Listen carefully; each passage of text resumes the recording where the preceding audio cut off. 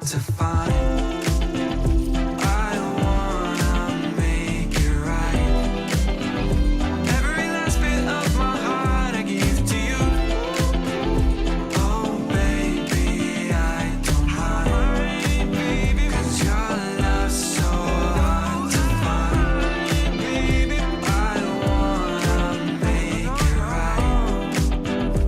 Every last bit of my heart I give to you. I give to you.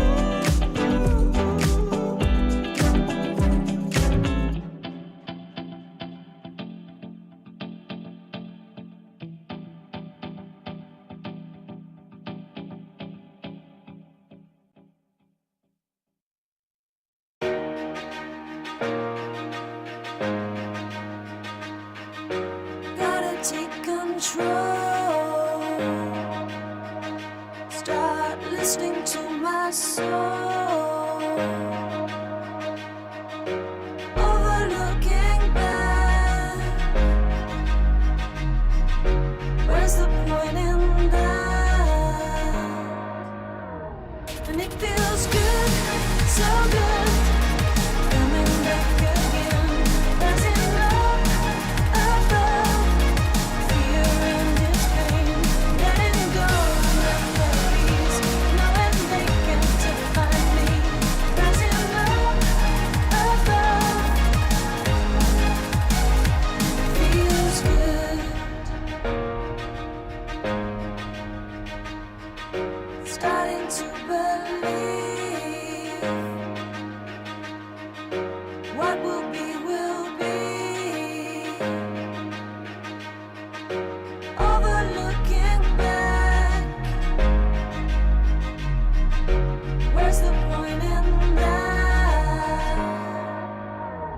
And it feels good, so good.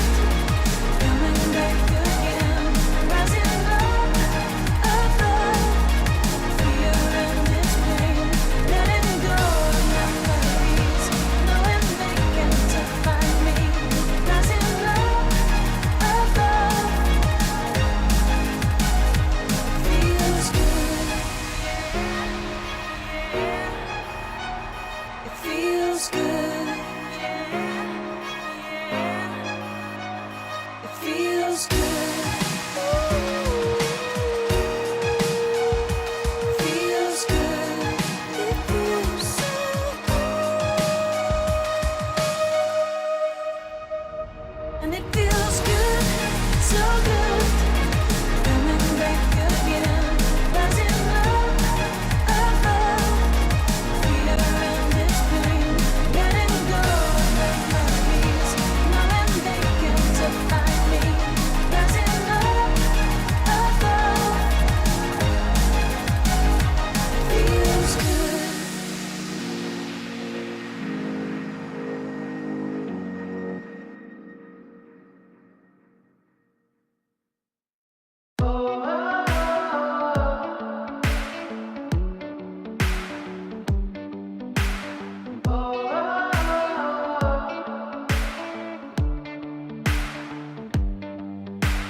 They've been trying for too long, but they could never stop me. They could never stop me.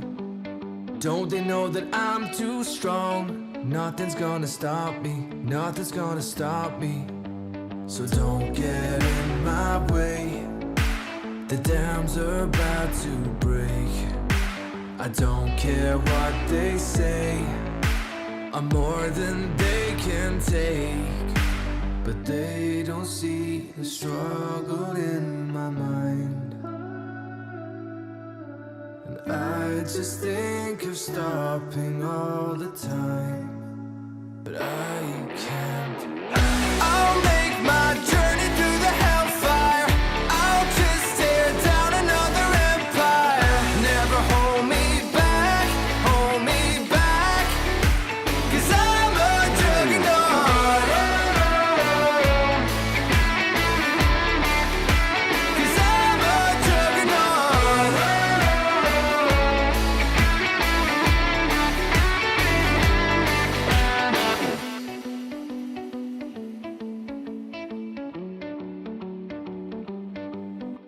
Determination on my side. Nothing's gonna stop me. Nothing's gonna stop me. They're telling me to run and hide, but they could never stop me. They could never stop me. So don't get in my way. The dams are about to break. I don't care what they say. I'm more than they can take. But they don't see the struggle in my mind. And I just think of stopping all the time, but I can't. I'll make my journey through the hellfire. I'll just tear down another empire. Never hold me back, hold me back. 'Cause I'm a juggernaut.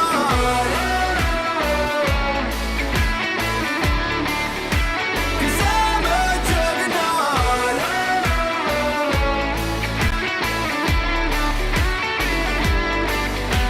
Whatever it takes, wherever it takes me, I'm never gonna stop, no, no. Whatever it takes, wherever it takes me, I'm never gonna stop, no, no. Whatever it takes, whatever it takes me, I'm never gonna stop, no, no. Whatever it takes, whatever it takes me, I'm never gonna stop, no, no. I'm never gonna stop, no, no. I'll make my journey through the hellfire.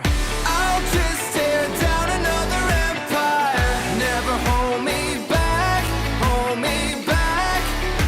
'Cause I'm a juggernaut. Whatever it takes, whatever it takes me, I'm never gonna stop, no, no. Whatever it takes, whatever it takes me. 'Cause I'm a juggernaut. I won't give you up. My heart's beating up. Give me your love. Just lose your mind, and you can have all my love when this is over. I'll trust you with my life when this is over. Need you here by my side when this is over. So stay with me. I won't give you up. Let me pull you closer. My heart's beating up, feel it taking over.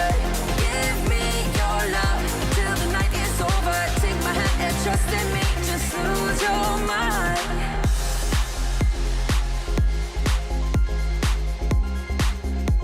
Just lose your mind.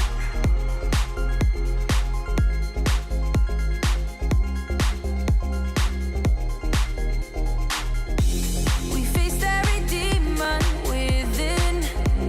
We fight every battle and win. Now we're much stronger than before. I won't give you up.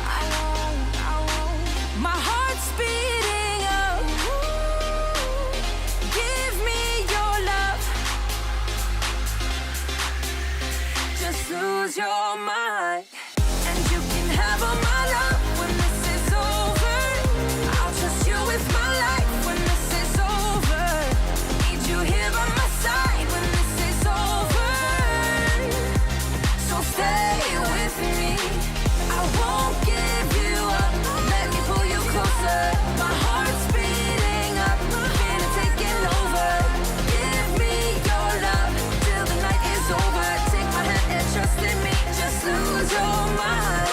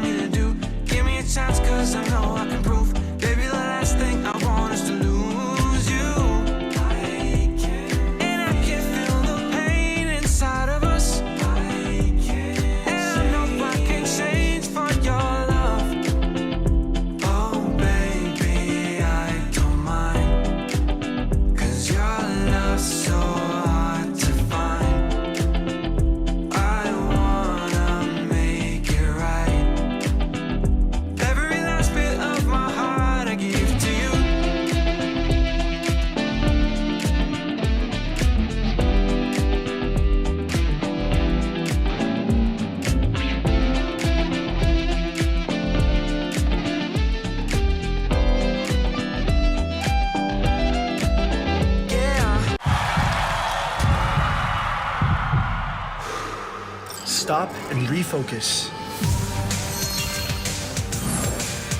Get a clearer perspective.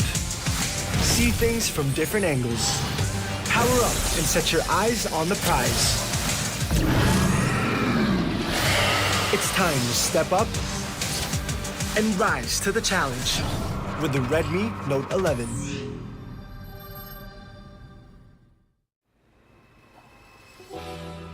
There are wild things, they are hiding, lying in plain sight, not just hunting in the night, no.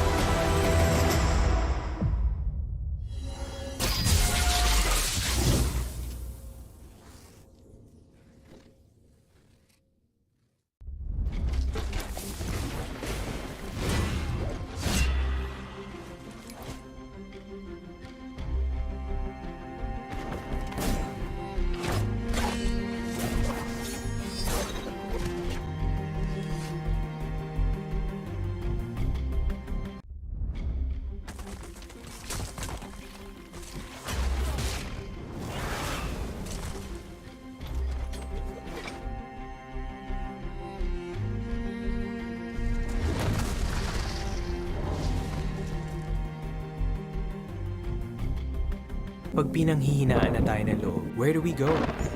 We go where our power lies. With Go Plus 99. 8 gigs for all sites, plus 8 gigs for our favorite apps. Let's own the future with Globe Prepaid.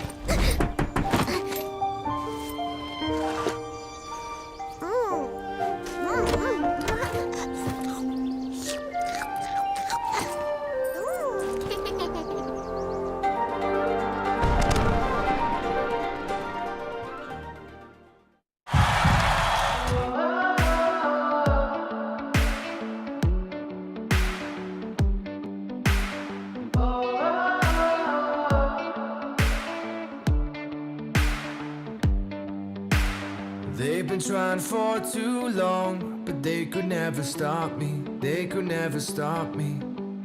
Don't they know that I'm too strong? Nothing's gonna stop me. Nothing's gonna stop me. So don't get in my way. The dams are about to break. I don't care what they say.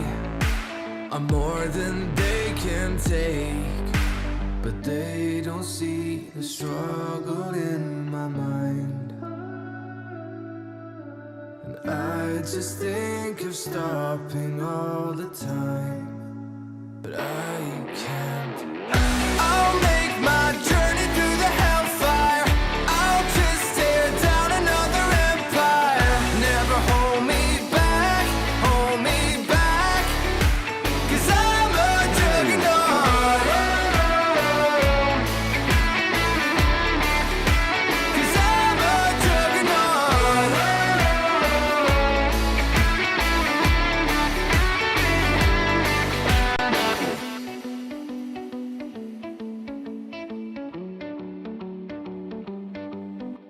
Determination on my side. Nothing's gonna stop me. Nothing's gonna stop me. They're telling me to run and hide, but they could never stop me. They could never stop me. So don't get in my way. The dams are about to break. I don't care what they say. I'm more than they can take. But they don't see the struggle in my mind. And I just think of stopping all the time, but I can't. I'll make my journey through the hellfire. I'll just tear down another empire.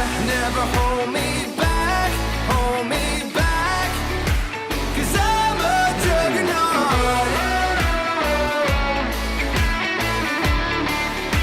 'Cause I'm a juggernaut.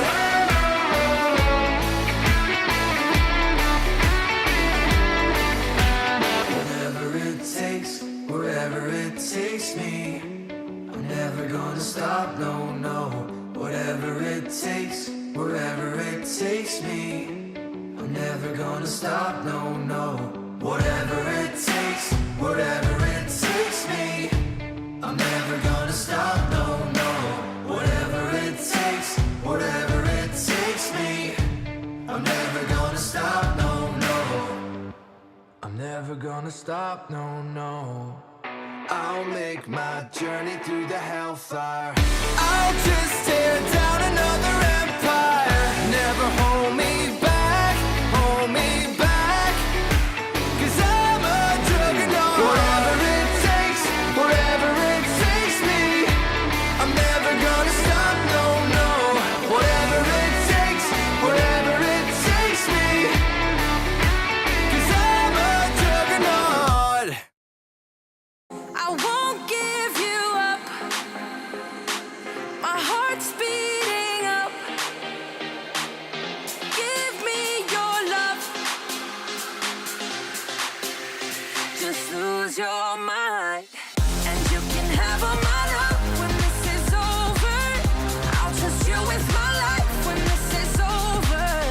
Need you here by my side when this is over. So stay with me. I won't give you up. Let me pull you close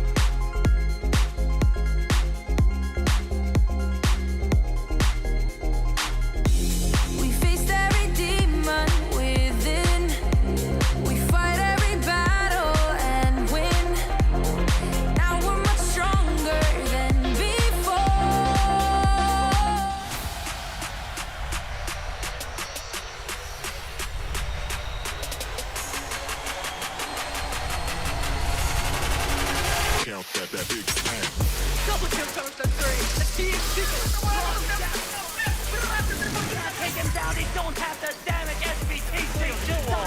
이거 또 guy.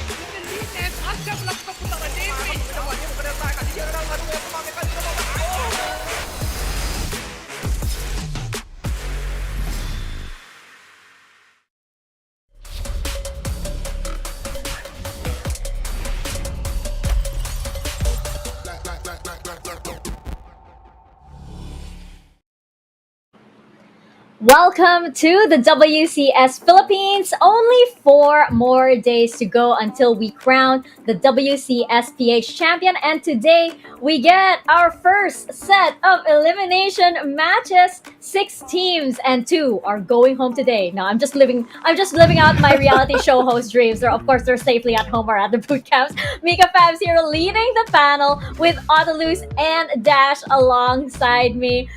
Oh my gosh, we're saying goodbye to 2 teams today, and I can't believe it. As we mentioned yesterday, these 6 teams are so powerful that it feels like the grand finals can go to any one of these 6 teams. So it's a little unbelievable that we have to say goodbye to 2, but of course, has to end sometime. It's the end of the road, and because we only have a few days left, it starts today. Oh my gosh! And as we jump into our series highlights, Dash, I want to ask you, of course, we had some very close matches yesterday, and I just wanted to get your thoughts on how you feel the matches went down, especially between this one, Underground, and Secret. This was the hottest match yesterday. That went out onto game 5, and that was so every time that I was watching every game, I was like on the edge of my seat, and I don't know what's gonna happen.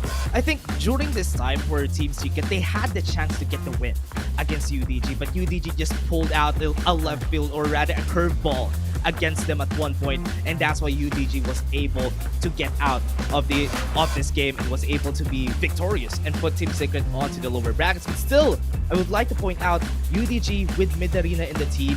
Yes, it was just right now that we have seen this team composition for UDG, but it's showing that this could be a strong team for UDG. It showed yesterday, and it could show a lot more during the next game.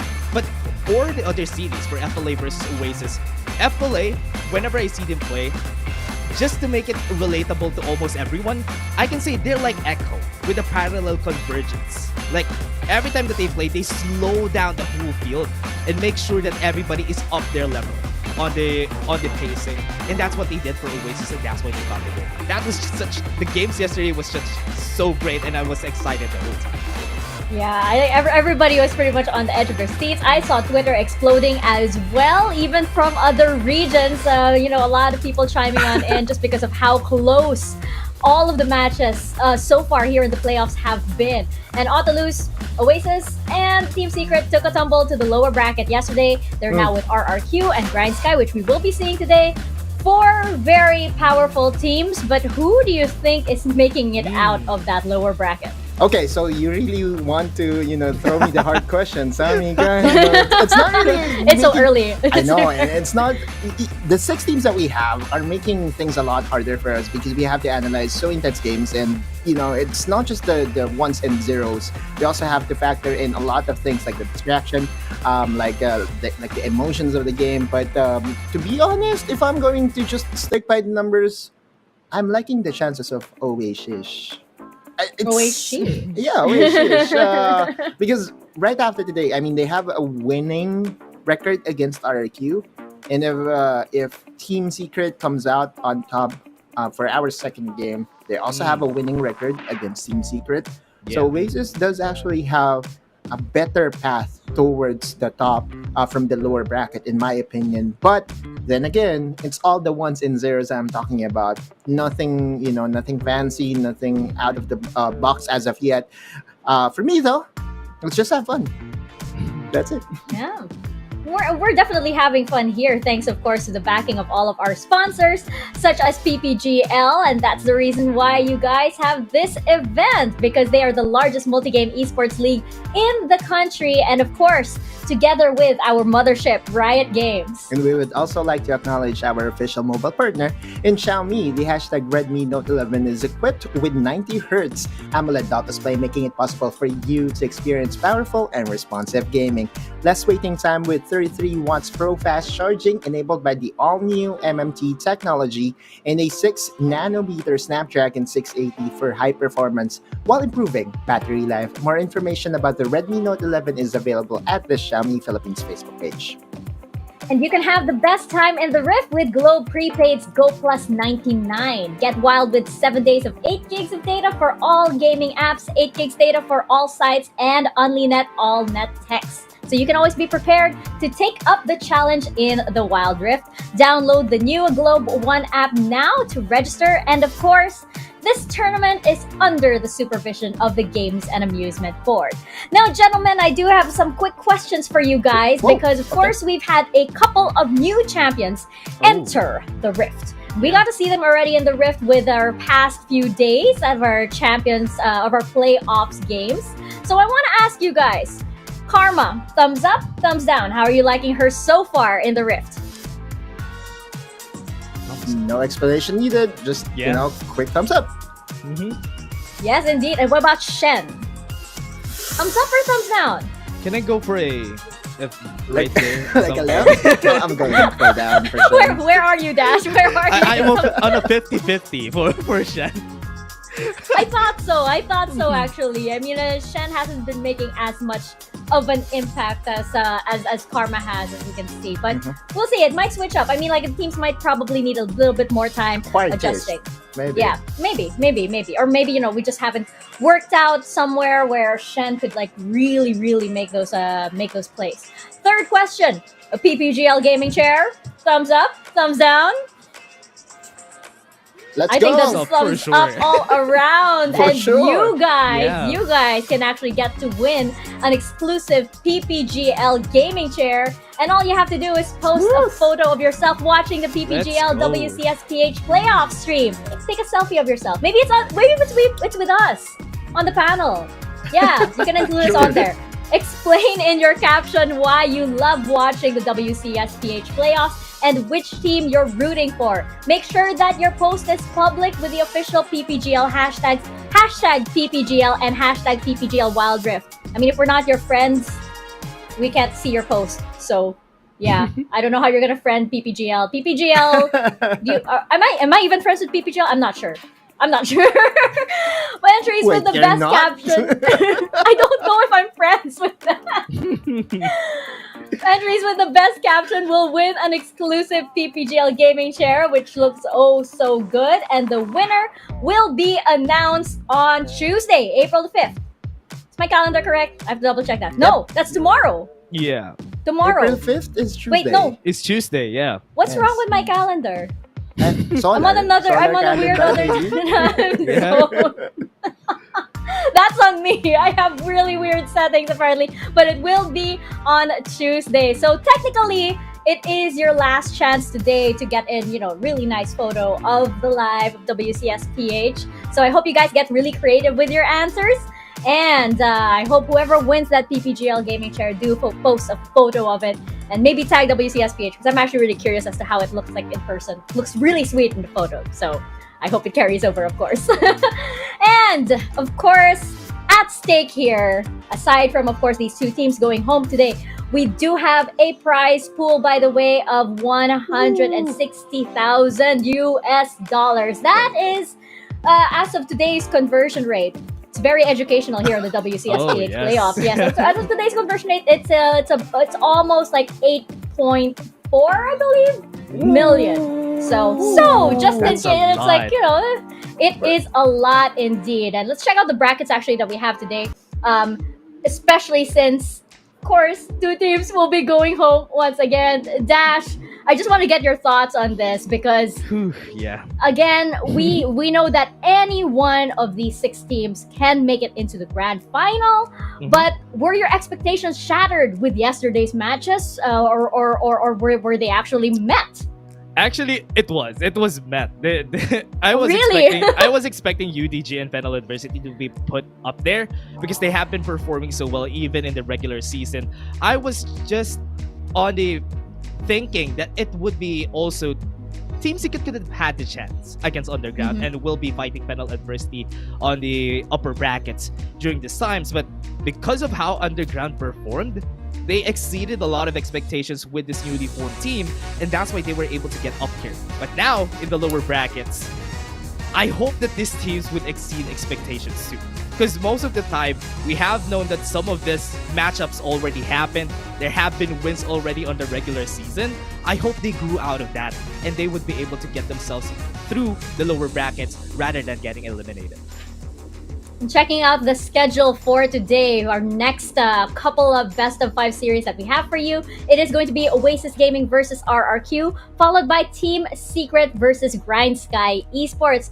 And now, Audalus, I know you guys that predicted Team Underground and Fennel Adversity are sitting really comfortably right now. There is this, I sort of call it a wild card though, for Team Secret to probably make it out of that lower bracket run. I know you're all in for Oasis at the moment, but what do you think of Team Secret's odds right now in that lower bracket run, that scenic route that they seem to like taking?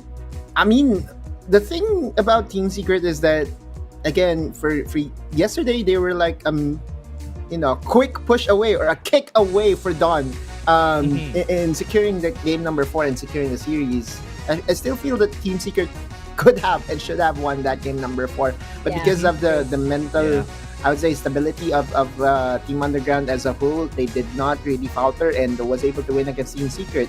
Now, for Team Secret, we know that their CEO is here in the Philippines, so it could be the time to bring out the CEO buffs, and they could really go for a Cinderella run here in the lower brackets. So I'm liking their chances, but there are so many check marks that has to be checked, especially against Oasis.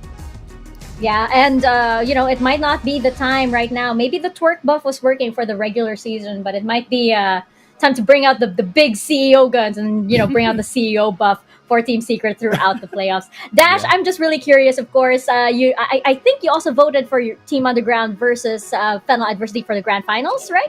Yeah, actually, yes. Is it? I mean, are you still sitting comfortably on there? Could I maybe sway you a bit? I don't think so. I mean, if it's gonna come down to UDG versus FLA, if FLA gets down to the lower bracket, yeah, you can swing me to the Team Secret Really? hype train. Yeah, because honestly, right now I can see that Team Secrets, they have this playstyle that they have pocket picks now. That you need to ban some of their champions. For example, like what Tatsuri has always been putting out, which is the Yasuo during the last games that we've seen him with. And getting a respect ban is really hard because you open a lot of other options, and FLA needs to answer that back. I hope that they would though, but Team Secret right now has been performing really well, almost putting UDG to the lower bracket. So that's why I'm kind of afraid that my predictions would not hold up until the end. Oh, yeah. Well, if you're scared, imagine how I feel. Yeah. But we'll see. I mean, Team Secret has done some pretty miraculous things in the past, and we'll just see, how much of that fire is ready to bring them all the way to the end. But of course, they have to get through Grindsky Esports first, and we do have our first series of the day before that, which will be Oasis Gaming versus RRQ. And this is just full of banger matches, I have to say. Like, the whole playoffs has been just incredible. And then, Dash, in terms of these two teams, in terms of their matchups in the regular season, these guys I believe are tied at 1-1. Yeah. And we got a glimpse of the Oasis of old when they went up against Grindsky during our first day. Yeah. But the LFA Magic did a bit of a stopper against FLA. Haha, FLA yesterday. I know. Yeah, they got a stopgap yesterday. I mean, Oasis has always won against FLA during the last time, so FLA was able to get themselves out there. They got the curse down. I mean, when you get hit by a curse once, then you know how to decurse or debuff it to take it off.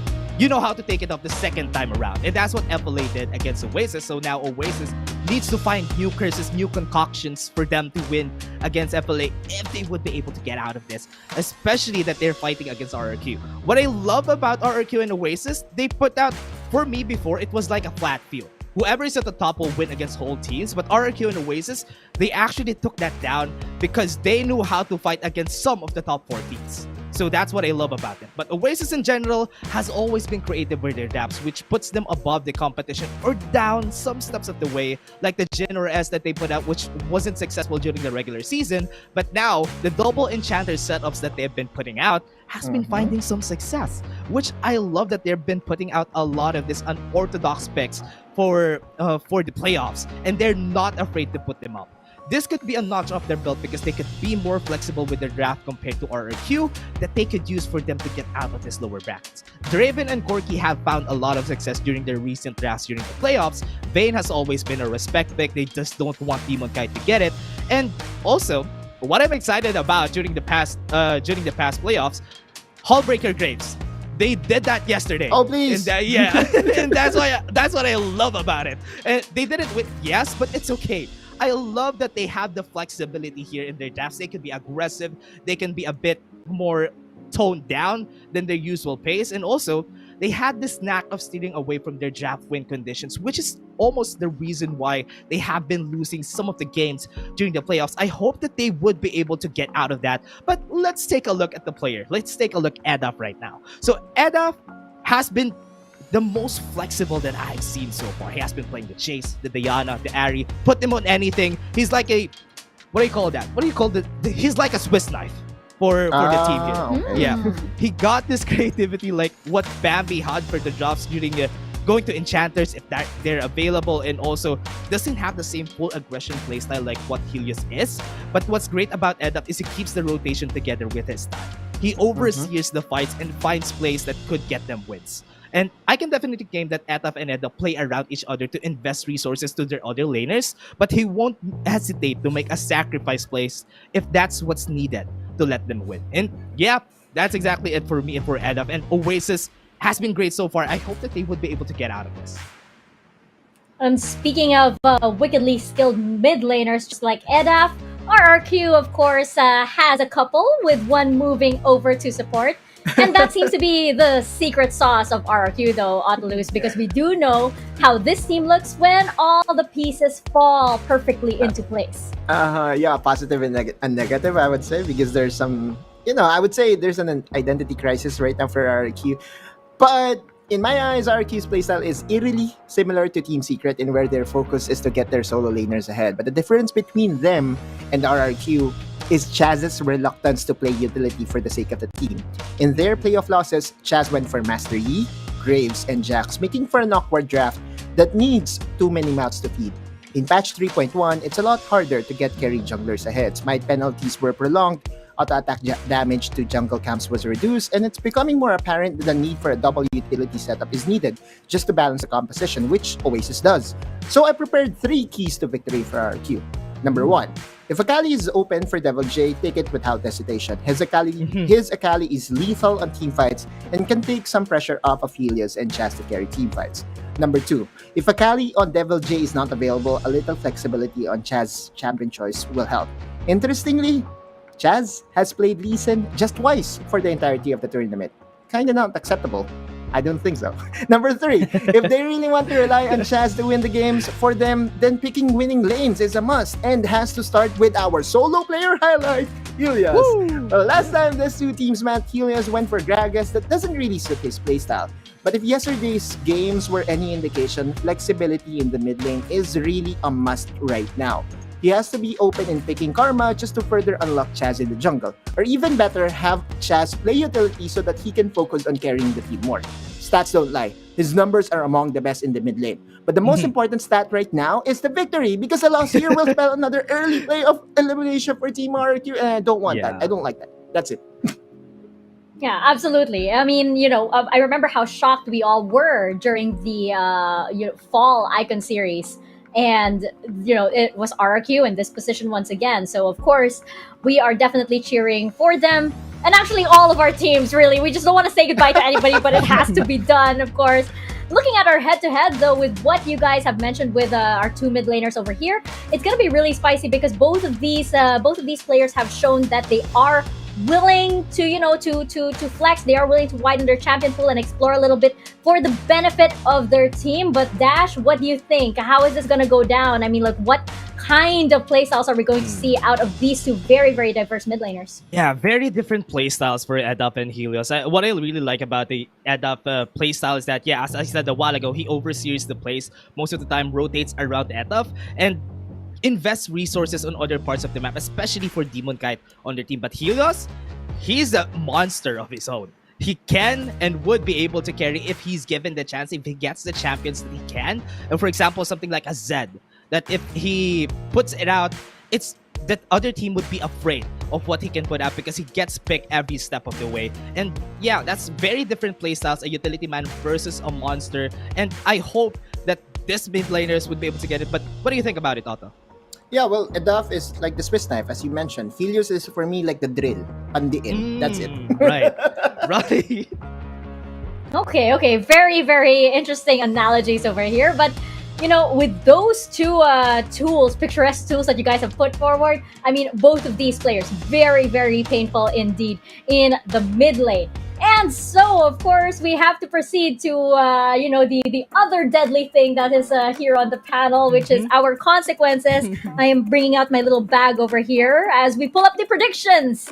The predictions for today. I think we're pretty, I think we're pretty unanimous here on the predictions. So, yeah. We just pull it up here. Dun-dun. What? Oh! Oh! Where are you? I'm surprised by that too. But okay, Are you going to stick by what the front?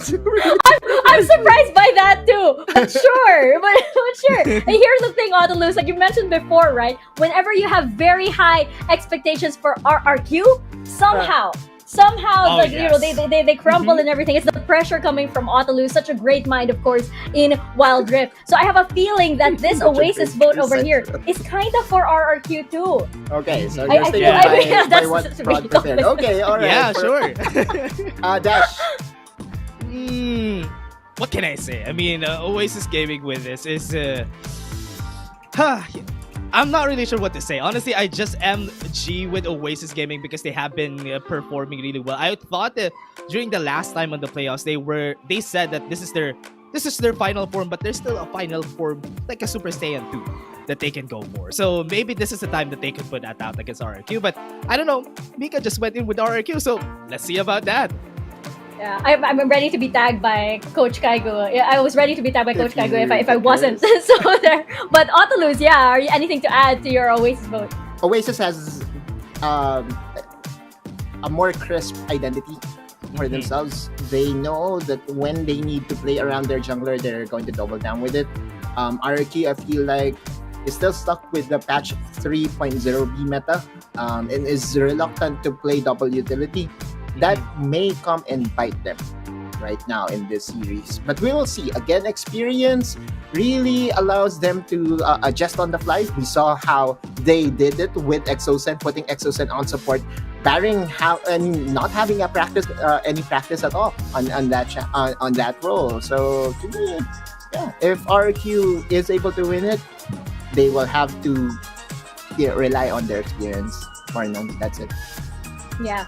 And with our experience here on the panel for our consequences, it's actually good that we don't all agree, because that leads to very exciting panel consequences over here. By the way, if you guys tuned in yesterday, the consequence was to buy coffee for the broadcast directors, which I did, by the way, with the thanks to that loss. Yeah, yes, pictures, I right? did. I did. Oh boy. Coffee for the casters. Oh boy. Should we? No. Not RRQ, should we, please. What is that? Oh boy. TikTok dance challenge. So many TikTok dance challenges na. Oh my god. At least we Okay, get to pick. At least we get to pick which one we want to do. So it can be one of the easy ones. It can be that set one that was playing throughout the regular season.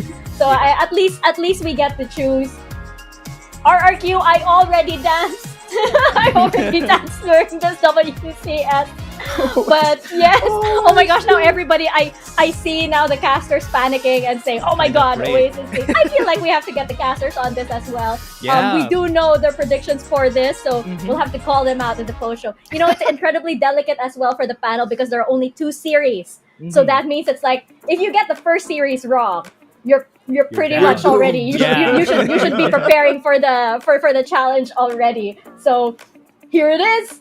Oasis Gaming versus RRQ and a TikTok dance challenge at hand. Even more importantly, though, one of these teams will be out of the tournament. I keep on saying going home, but of course they're safely in their boot camps. One of these teams will be out of the WCS, the first of our elimination matches. Casters, over to you guys.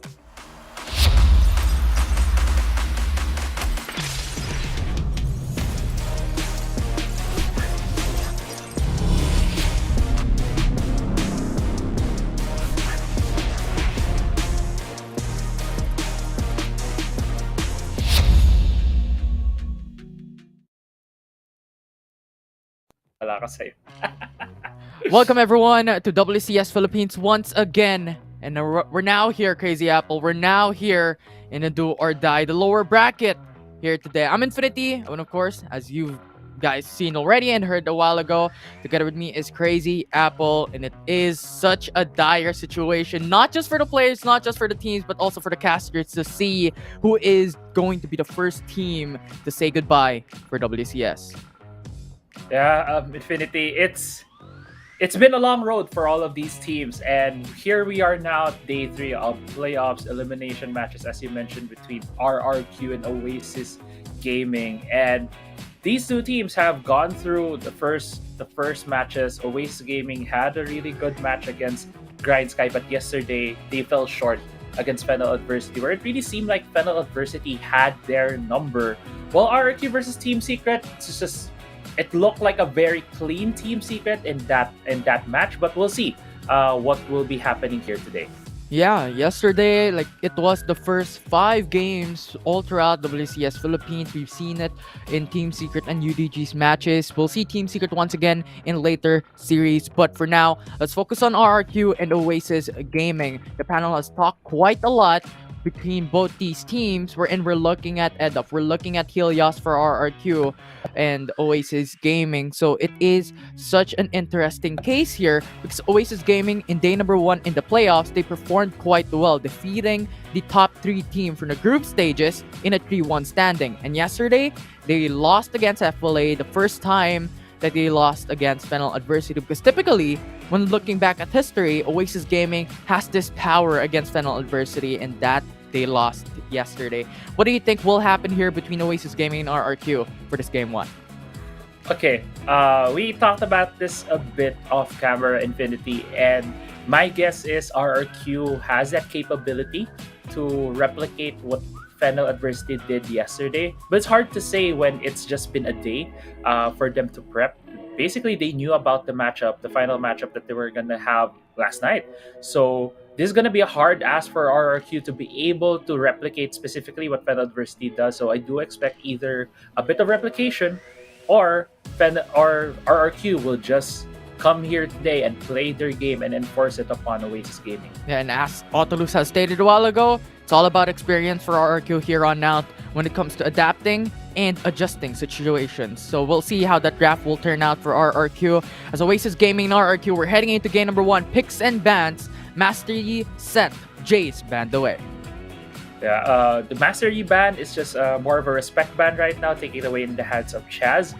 But it is a bit of an issue, as mentioned earlier by the panel, wherein Chaz, basically this team RRQ doesn't really pick a lot of supports. That is very much different for Oasis Gaming, where they are very much willing to pick 2 supports into their lineup, and that has allowed Etaf and Demon Kite to carry a lot of those games. So banning out the Master Yi is a bit, more of a respect, really, just to take out one strong pick that RRQ could utilize. Yeah, and after the Master Yi, the Set, and Jace, we now have Karma, we now have Camille. And yesterday, we've seen how Oasis Gaming has seen, or yesterday overall, we've seen Karma in the light of day, having a Karma, Lulu, and Olaf pick.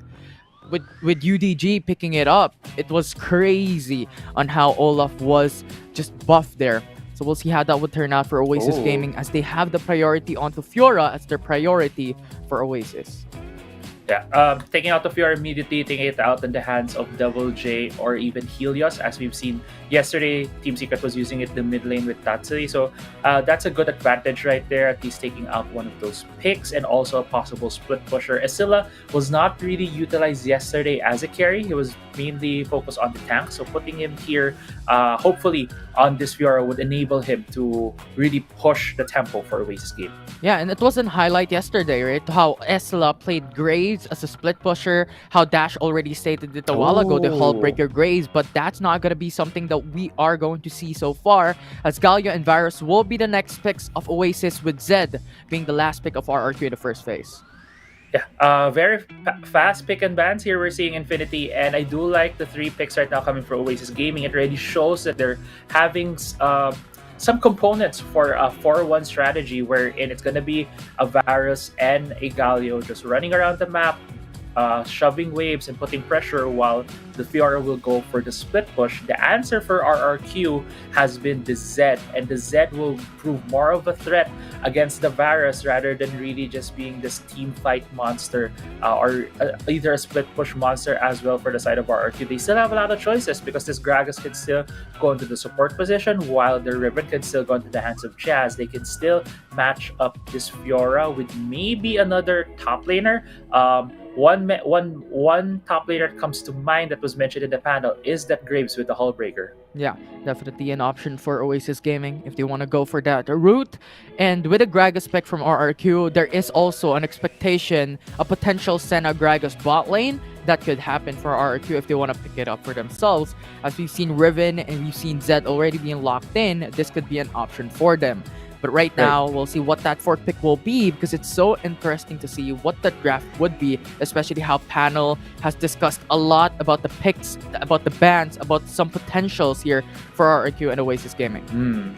Yeah, as you mentioned, Infinity, it's gonna be the Senna grab right there for RRQ. It synergizes well with what they have right now. Zed and Riven are scary if within the miss of Senna, because you won't really see where they're coming from or when they're gonna come in. You won't even see them if you just turn around the corner, and you're just gonna be shocked that there's another guy there. So right now, in terms of a team fight and in terms of a 4-1 strategy, if RRQ is looking to counter that, they do have the tools that could really surprise Oasis game.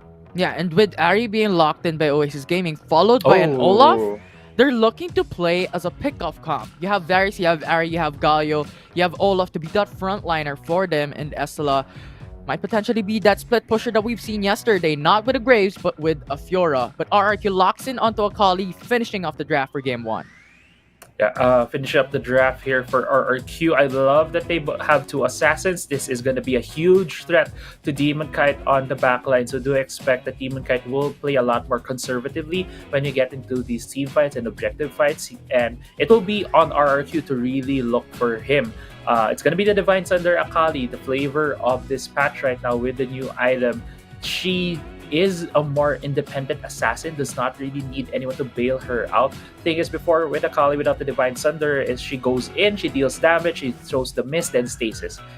Then she looks for a way out by either the team bailing her out by winning the fight, or she gets a flash away. Here with the Divine Thunder, she can delay when she uses the stasis and the flash, just because she can last longer in the back line. So it's going to be very tricky for Oasis Gaming right here, but I do love, as you mentioned, pick composition from them. They have the Ari, they have the Varus. One thing that I see that it's hard for a Senna Gragas, or rather the Senna composition, is you know where they are, even though you have a good idea where the Senna is because of where the invisibility is. If you can target the Charm and the Chains of Corruption correctly on either the Senna or anyone inside that miss, you can have an immediate pick up for Oasis. And here we go. Welcome into the Rift for game number 1 of a do or die match. Oasis Gaming versus RRQ. The team who loses this series will say goodbye in WCS. Yeah, and that's a tough statement right here. It's going to be a lot of pressure for both of these teams. Whoever loses this best of 5 will say goodbye to their hopes of becoming the champion of the WCS. But on the other hand, whoever wins here will still have that chance as we get into this game. Looking at where everyone's starting, it's just going to be the default setup, which is the usual we have been seeing here in the WCS. Sanagraga's lane, though, a bit of a strong lane, especially in level 1, but seems like it just has been more of nullified by the twin duo in the Dragon Lane, Demon Kite and Dragon. These two have shown to be such a strong Dragon Lane duo in the WCS and have been more of the bedrock for Oasis Gaming in their early game. Yeah, and looking at the state, you're just going in for the traditional laning phase, right? But the strength of Senna, when we're looking at the draft of RRQ, is that it's infinite scaling. So expectedly, you have that Black Cleaver and Divine Sunderer being picked up by Marky as his first 2 items to have that damage. Because looking at this state, or looking at their draft, they have Riven, yes, they have Zed, they have Akali, but those champions need some time to be able to scale. And shoutouts to some community members there for Wild Rift Philippines, is that we're seeing RRQ to have this trump card, to have this traditional Devil J Akali with the Divine Sunderer that we keep on seeing. So that could be expected for RRQ if they want to go for that route as someone who is more tanky of an assassin here. But Demon Kite is very low, forces out the barrier, Dragon is rooted. But RRQ will not secure the kill as Oasis Gaming will fall back under the turret. A great punish right there from Exos, and seeing the opportunity to hit that double body slam, was able to throw a lot of that harass on the duo of Oasis Gaming. They're able to take control of the wave right now. Looking at the wave state in the Dragon Lane, they're just holding on to it. They're not shoving it, so it's looking for more of a freeze, trying to maybe get as much resources as they get before they let it go, while Oasis will have less experience when they get back there. So a slight level lead, but a tussle here in the top side doesn't seem like it will result in a kill for any of these teams. But going back right now, 2.5 minutes into this game, Infinity, we are about to reach a 4-minute mark, which is going to be the first couple of objectives. No first bloods yet, so no team yet clearly lead. So looking at the items as well, no Luden's Echo for Edduff. It's going to be the Round of Ages first, so more of a defensive setup as we get into the first fight in either the Rift Herald or the Ocean Drake. Yeah, and Edduff is here to respond, and Ari is also roaming, and they're looking for that cove here in the jungle. So if RRQ missteps, could be a potential to punish for Oasis. But they're really playing safe. They know that there are a lot of stakes on the line here, and we've discussed about the objectives. The Ocean Drake and the Rift Herald will be those first objectives to show up here in the Rift. Do you have any expectation on which team will prioritize which objective for this game 1? Is it going to be the Rift Herald for Oasis, or is it going to be the Ocean Drake for either of these teams?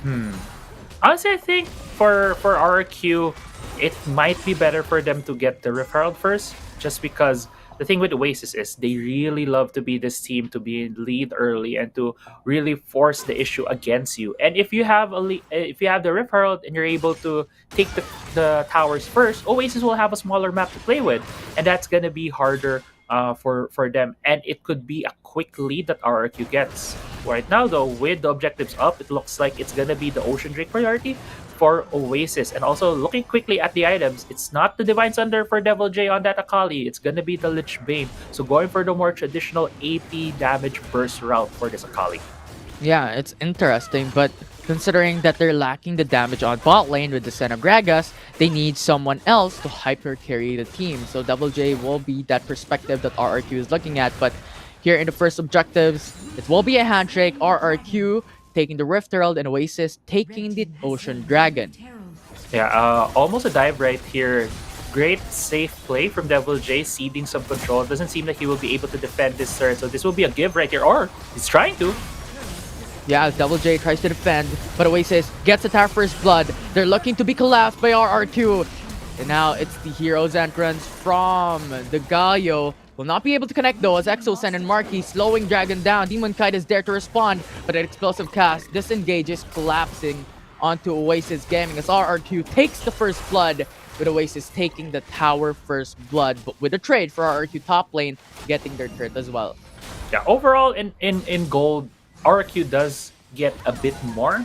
Because of that, yes, the first turret goal did go to the side of Oasis, but because of the first blood kill, along with the turret at the top side, it is a net positive for RRQ. Now both teams have opposite sides of the map in terms of pressure that they can enforce. But looking as well in lane assignment wise, they have put their 2 assassins on the side lane. So looking for RRQ right now to do this 1-3-1 strategy to just really pick up the items for Marky on the Senna, picking up the stats, the stacks, I mean, and seeing if there could be some duels on the side lane. So, with that in mind, if we're looking at the side lanes in terms of the duels and the fights, we have to look at where the junglers are going. And just for once, Etaf, this guy has the Phage, has a Gargoyle Stone Plate. It's not the usual enchant that we see on Olaf. Usually, we do see the Righteous Glory as this enchant that lets them get into the fights more and then slows down the enemies that are beside him. But looks like he's going for more tanky stats. Essentially, everyone actually on Oasis is looking towards a bit more tankiness with the Rod of Ages as well on Edaf on that Ari. So expect these fights. Oh no, another all-in though from Devil J. Yeah, Double J is looking for that solo kill as he gets the kill onto Esela, but RRQ is now here to respond as they get the trade. As Oasis Gaming will lose 2 members, 2 for null for RRQ. Yeah, that's quick kill right there from the side of RRQ, and this is not a spot that Oasis Gaming loves to be in for themselves. This seems like the game from yesterday with Fatal Adversity, where Oasis Gaming was not being able to make a lot of good plays early on, not being able to convert on any aggressive plays in the opening minutes, and they're just stagnating to this point, while RRQ looking for those openings, getting 2 quick kills, 3-0 now in kills with a 2.5k gold lead for RRQ. Yeah, and those 2k gold lead has been a really dangerous spot for Oasis Gaming because it can balloon to more and more, especially with a lot of scaling champions and Akali and Zed for RRQ. Oasis Gaming needs to look for something, needs to look for a blow up, a catalyst for them to make it back in equalizing the gold standing. Right. Yeah, exactly. And another death mark here from Helios. Yeah, will not push through though, as Oasis Gaming is now on the jungle of the enemy team, as RRQ is looking for the retreat, is looking for the chase, as Senna is down, Marky is dead, as Jazz will get the trade and is looking for another, as Dragon is 1 HP, and Ilias is there to respond as RRQ gets the 2-4-1, 3-4-1, but Esla is now jumping once again. That's a quadra for RRQ.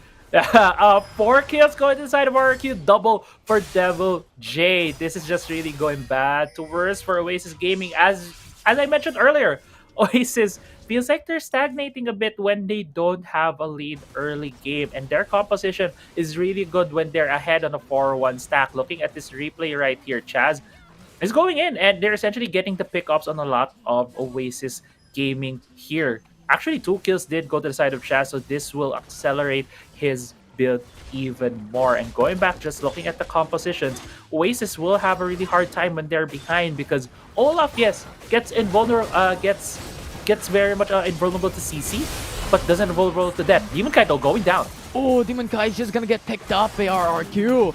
He can't even walk away from that fight. And now it's Olaf forcing out the Ragnarok to go back away as RRQ gets the Infernal Drake. So their first dragon in this matchup as Esela, he doesn't know there are 3 man looking to kill him. Explosive cast. No. Goes for the knockback. Esela uses the flash to go back. But he is going to meet against Riven as there we go. The grand challenge is there, hoping to survive a bit more. Hoping for that HP, hoping for that sustainability, but Exo-Sen is here, Marky is here. He has seen the light of day, but not for long, as he will go to the ground. Just a bit of a delayed Slowly. fight, but Esela will fall. That was a very slow kill right there from Esela, and just because of the lane assignments that RRQ decided right there, Chaz, instead of keep chasing, tried to get the kill, went to the mid lane to defend so that Oasis won't be able to do any funny business in the mid lane, denying them that standing gold, that standing structure. So that's why it's a bit of a slow burn between Exos and Marky and Isilla getting the kill on the Fiora. But again, this is still not a good position for Oasis Gaming because Yes, they have the Fiora that can split push, but when we saw there, she was a bit too overextended, stayed too long in the lane, and was just picked off by RRQ. Now, Ace Gaming needs to look for a way to get back into this, and they do have a couple of champions that can enable them to start off some picks. They have the Ari, they have the Varus. They can start off with the Chains of Corruption or even the Charm and take one member out from RRQ. But with the rotations that RRQ has been doing this game so far, seems like they are very aware of when Oasis can get to them and has been answering appropriately, either by backing away, respecting the position of where Oasis could be, or just having a lot more teammates with them, reinforcing them as they go for the defense. And mid lane, Herald has been spawned. RQ is Over here to Shadow, defend. explosive cast. Splits Oasis Gaming. But look, the RRQ, they also split as Healers gets picked up by Oasis Gaming. And there we go, the second kill for Oasis as they got the kill that they were looking for, but it is still not enough as RRQ still have that 4K gold lead.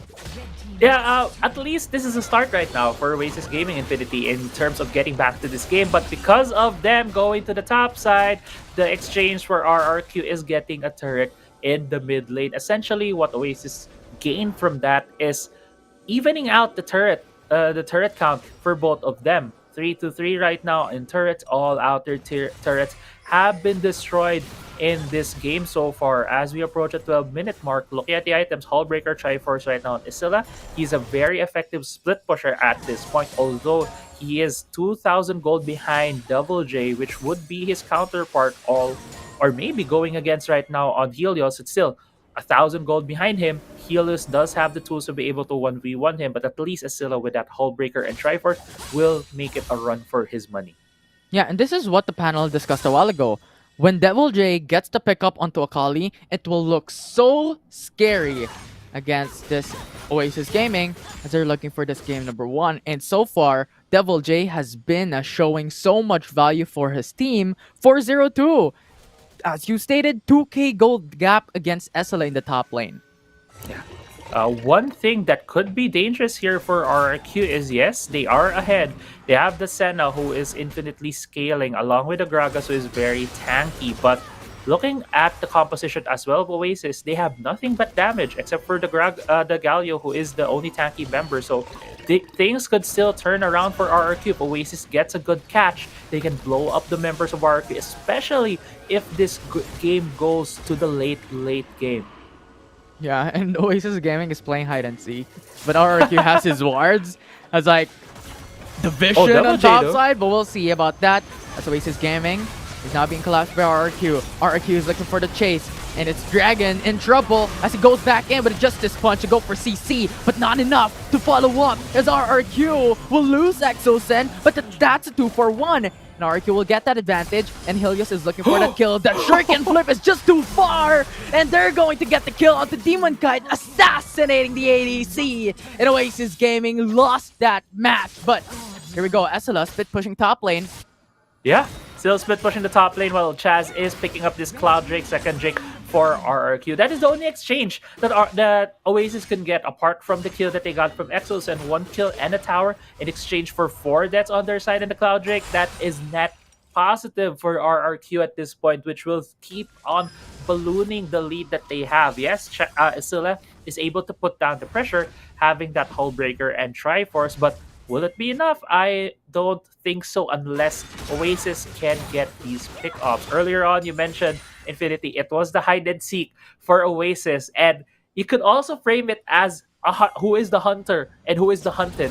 And apparently Oasis trying to be the hunter, but they were actually the hunted. They were the prey in that fight. And RRQ, with this gold lead, can put more pressure against Oasis, maybe putting down some deep wards like what Chaz and Devil J are doing right now, bullying out Dragon from Oasis's own jungle. So looking to where the wards will be put by RRQ. It's a lot of deep wards into the blue buff side jungle. Do expect RRQ to pressure the Baron, while Oasis will try and look to contest and maybe get picked off by RRQ. Look at Devil J's position. He's ready to engage. And RRQ has the vision on where Helios is. But here we go. It's a 1v1. Esala receiving a lot of that damage from that mark. Down to half HP, but that Hullbreaker is just a clutch to save his life for more resistance. But for now, they're not going for an all-in. Just bit of a split push. A bit of a clear wave. As Baron Nashor is alive, it's such a scary objective. If a team takes this, turrets will fall. Yeah, so far Helios is the answer. Oh, Devil J though might be seeing 3 people here. Yeah, it's a 5-point strike coming through, but the taunt is just the clutch. Devil J falls even if he uses the barrier. And now RRQ will lose the champion, will lose the player that has the most gold. And Dragon will come through for that Justice Punch. Will not connect for that CC. A Serpent will come up, but the charm is just something that you need to fear against Oasis Gaming. But RRQ will kill Etoff, and Etoff is very low as well. Stacy's entrance will buy some time, but Chaz is looking for the delayed fight. They're looking for the retreat. They're going away, but it's the body slam for ExoSam, but a double root from RRQ as Dragon is so low, SL is so low, the flash body slam will secure the kill. That fight was so long, Infinity, but with the sustain from RRQ, ExoSam and Marky just keep on getting health back along with Chaz. Even if it was a 3v4, they still were able to take the fight, take the win there. And the Baron right now at half HP, Oasis won't have any way to contest this without the smite. Baron will be secured by RRQ. Yeah, and Oasis Gaming doesn't have any junglers. RRQ has killed him. And so far, Baron will definitely be something that RRQ will utilize as a split push potential. Get the lane prio, get the minion waves, get the turrets burning down against Oasis Gaming.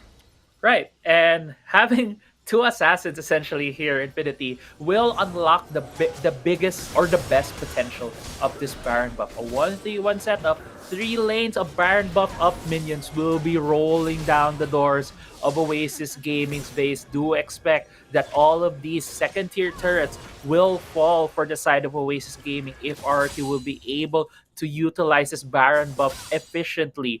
Right now, though, looking at the 1-3-1 setup, Zed and Akali are on the side lanes, while the mid lane second-tier turret has already fallen for RRQ. Oasis Gaming needs to look for a pick-off to be able to stop the onslaught that is RRQ.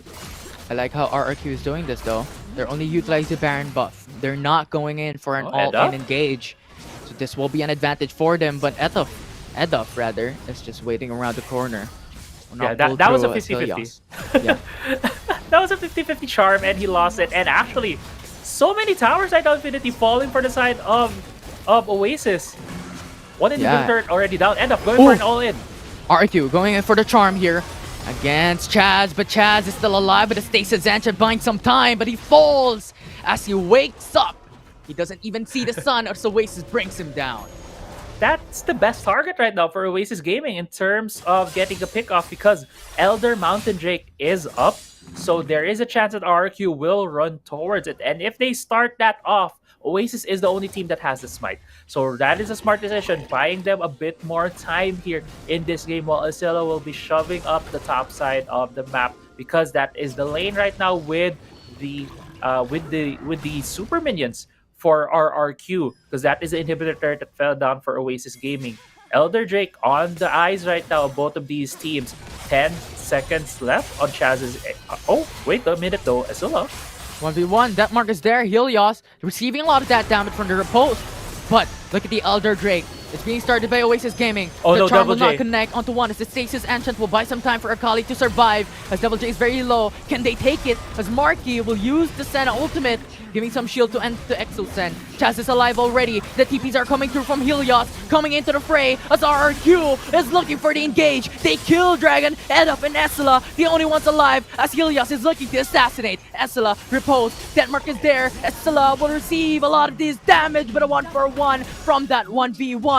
But Eduf here on top of the hill. It's ExoSen and Chaz looking for that fight, looking to get that kill. It's the prey and the predator, but Eduf will be the prey as RRQ will get the ace. The RRQ gets the ace. 3 members still up. They can take down these inhibitor turrets and possibly end the game. Looking at where they're going right now, RRQ all in the bot lane. They will end this, Infinity. It's a game-ending push. RRQ is looking for the Nexus. 10 seconds for Demon Kite and Etoff to be alive. But RRQ is waiting no longer as they take the advantage in the series. Yeah, RRQ gets first blood in the first series of the day. This is still a best of 5, but a 1-0 lead right now for RRQ against Oasis. And that was just, again, more of a methodical game coming from RRQ, punishing the mistakes from Oasis. And Oasis has shown this tendency from yesterday that if they can't get an early game lead, if they can't find any early game plays, they will just they will not be able to look for some of them when it comes to the mid game, and they just fell behind more and more until RRQ was able to turn the tables around them. There were moments that I thought they could have gone to the side of Oasis Gaming, especially our Devil J on this Akali was super aggressive with the Lich Bane with the full AP build. Yes, he was getting these solo kills, but the later the game went, the more exposed he was because he wasn't building any durability. But it didn't matter. With the lead that RQ had, they were just able to get that game won by the Elder Drake. Yeah, and what the panel discussed a while ago, right, is if RRQ goes and chooses a winning lane for themselves, they have a higher chance of winning. And we've seen how Helios is playing for himself, and Devil J just winning the top lane by a huge margin. And Akala is just so scary on this player. Right. If we get to see the highlight on the Elder Drake fight, I just want to point out something, and that is the positioning of Oasis Gaming, because they were the first team on the pit earlier on in that fight. And I was wondering, why was Etop so deep into the jungle of RRQ? He is the Smite. He's the jungler. He's the Olaf. He has the Smite. He should be the guy sticking near the objective. But before we get into the... Oh, actually, here. Let's see the fight right here. Look at where Etop is. He's the one chasing down Marky, and he got a bit too bloodthirsty, really looking for the kill on Marky. But that was worth it because most of his members were on the right side of that fight. If you're the jungler, you should be the one sticking towards the objective to make sure that you have the chance to either secure it or steal it away from the enemy jungler. But that wasn't what happened. The priority from Oasis in that last fight was getting the kills, which I do understand. If you do get the kills, you have positional advantage. But unfortunately for them, that fight went the other way around, didn't go to their side, and that literally cost them game 1. The assassin, the predator of RRQ is the Glow Prepaid player of the game with the Akali from Devil J. Devil J, Glow Prepaid player of the game on the Akali. And yeah, you mentioned winning lanes.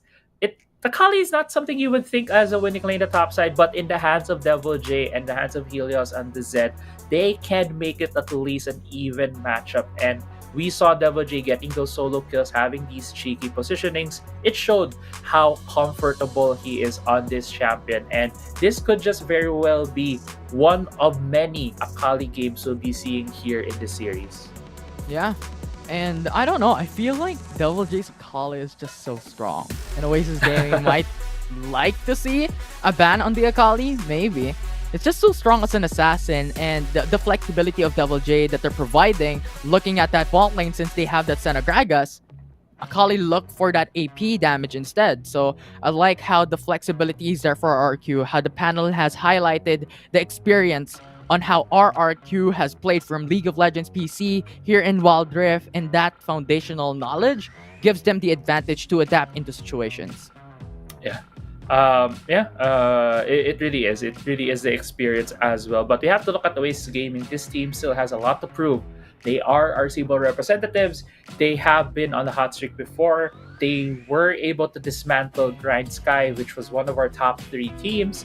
And I still have high hopes that this team can think of something up in game 2, change things up a bit, go back to the double supports that they have been using if the karma is left open, or bait it out, try to get a bit some more strategies that they have used before against RRQ. Double utility, we'll see about that. Can Oasis Gaming equalize this series with a 1-for-1? But for now, it's RRQ who took game 1 for the win. I'm Infinity and this is Crazy Apple with me. We're gonna take a short break, so don't go away.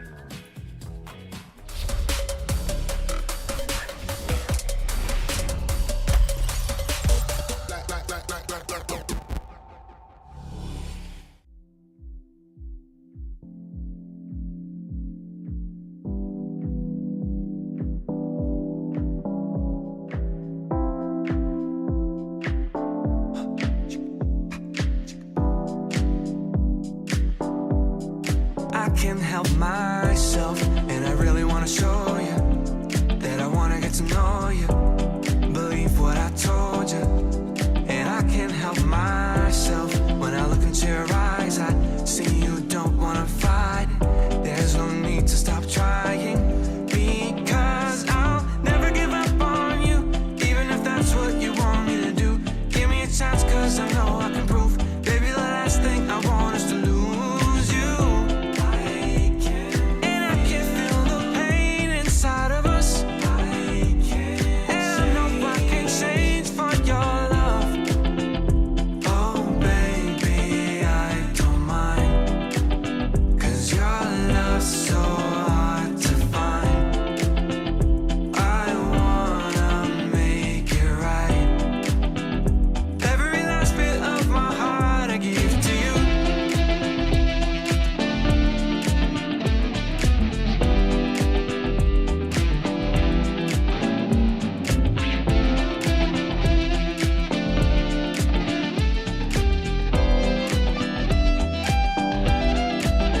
Yeah, we can call it a second chance for love, and I know I need every single moment with you, cause I finally found the one that makes me feel at home. And so I'll never give up on you, even if that's what you want me to do. Give me a chance, cause I know I can prove. Baby, the last thing I want is to lose you. And I can feel the pain inside of us. And I know I can change for our love. Oh baby, I don't mind, cause your love's so hard to find. I wanna make it right. Every last bit of my heart I give to you. And I'm sorry that I had to leave you waiting. You deserve more than I ever gave you. You can fall into my arms. Yeah, I promise I can change for your love. Oh baby, I don't mind, cause your love's so hard to find. I wanna make it right. Every last bit of my heart I give to you. Oh baby, I don't mind, cause your love's so hard to find.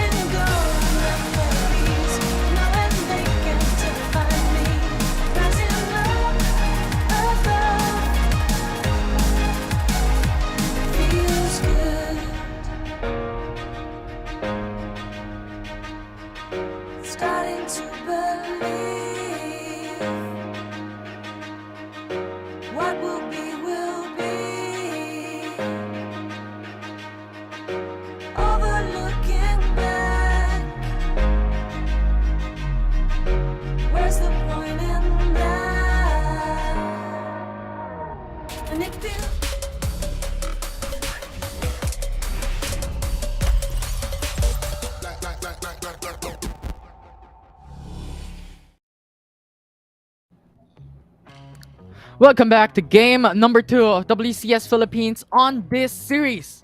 The lower bracket between RRQ and Oasis, with RRQ taking game 1.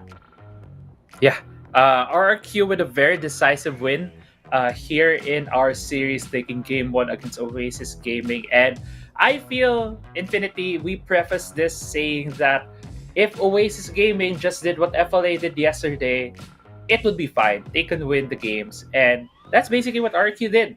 They didn't let Oasis Gaming get anything early on, and when the fights happened, it was RQ taking the advantages. Although I am still looking for that Oasis Gaming who's a bit more aggressive, going for these level 3, level 4 dives in the bot lane, because I think that is where Oasis Gaming could get their openings against RQ, but it still remains to be seen here. Yeah, and you know what I want to see? Crazy Apple? I want to see What? that Draven, man. That Draven is just a very dominant, strong force in the early game. That Oasis Gaming took the win against Final Adversity on one game yesterday in the series. So we'll see. I'm really, really excited. I feel like Demon Kite is just hiding that card. If ever there's an opportunity, here we go. The Draven is out. I mean, to be honest with you, Infinity, that game 3 was a bit of, I would say, a bit of a fiesta, to be honest, in terms of Yeah, it's chaos. the Draven. Yeah, the Draven was given 3 quick kills in 3 minutes into the game, and it was Arise in the bot lane instead of Danny. So it was just wild seeing that game again when it was repeated. Yeah, and we're now jumping into the draft for game number 2. And earlier, we talked about a whole lot about Devil J Sakali. And Oasis Gaming is looking to ban it away. They don't want to fight against these assassin champions, because we've seen a while ago, Demon Kite has not seen a great day because he was just getting killed out from the left side, out from the right side, and they just want to remove that from this game number 2. And we're speeding all throughout the bans here with RRQ banning away Karma, Lulu, and Camille. And Oasis Gaming will finish their bans with Fiora. This is a very different pick and bans compared to the group stages, compared to the last 2 days. I was just about to say, Seth, Darius, Jace, Lee Sin, Gragas, Galio are Senna. open.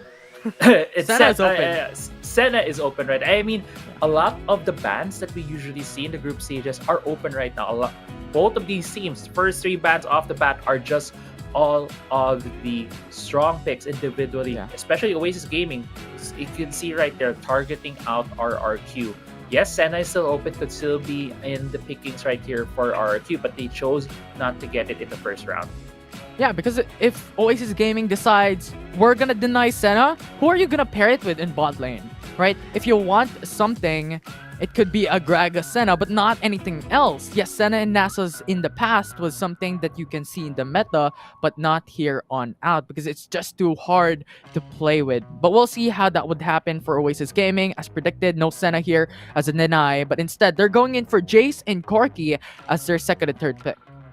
Yeah, and right now, Oasis Gaming, I love the 3 opening picks. Very flexible on their side. Seth can go into Esila or Dragon's hands. Jace can go into Edaf, Esila, or Etaf's hands. And this Corki can go into Etaf or Demon. It's just so much flexibility now. They're not really showing what their cards are yet for RRQ. And you were mentioning earlier, Infinity, Senna could be on the cards.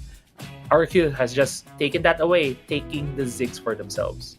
Yeah, and Ziggs is just a champion of Marky that has the most picks. So you know that Marky from RRQ has a lot of this knowledge on this specific champion to play with. And Gragas is something that is flexible. It can be flexed into the jungle, it can be flexed into the support.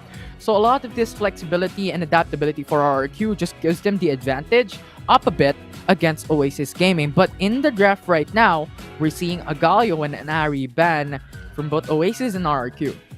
Yeah, Oasis just really targeting a lot of the champions that they think RRQ will use. It's not necessarily any strong picks. It's not even denying some of the more classic picks we're seeing. Rakan is still on the table. There's still a lot of champions that are open for Oasis here, especially for the twin duo. Can still be the set being flexed to the top side, and we could still see maybe the Rakan, maybe the Zaya, maybe even the Draven, as you mentioned. Oasis picking up when it's their turn to pick. Although I don't think Draven is fitting for this specific draft of Oasis anymore, because they have Corki already, they have Jace already, but still, Jace can go jungle, but having the Draven again for Oasis Gaming will put their draft at a very squishy state. So I don't think that will be ideal for them, but RRQ now going in for the Darius, a potential top lane for RRQ. Yeah, and they have left a flex in the mid lane for RRQ right now. They want to have priority on Helios's pick. There's still a lot of champions that he can go for, although Riven can still be flex to the mid lane as has been used before by RRQ. With the Kha'Zix pick from Oasis, we now know that it's not going to be the jungle Jace here, Infinity. It's going to be solo lane, most probably in the hands of either Asilla or Edda, but we will figure that out once we see the last pick here from Oasis. There's a lot of options, right? They can go for Garen, they can go for Shen. It could be a set support here for Oasis Gaming. We've seen it before, but an Alistar instead. They need something in the front lines, and Alistar is definitely a cow that can get all the aggro against RRQ. Yeah, it's definitely a very tanky town. Yeah, I was thinking about that and I was looking at RRQ's draft. Yasuo is the pick. It's gonna be in Helios's hands, and has a lot of ways to get the last breath off. Has the upper hand from the Darius, has the explosive cast, even has the knock up from both the Ziggs and the Riven. So a lot of ways for them to really prop up this Yasuo. And right now in the mid lane, they saw the matchup.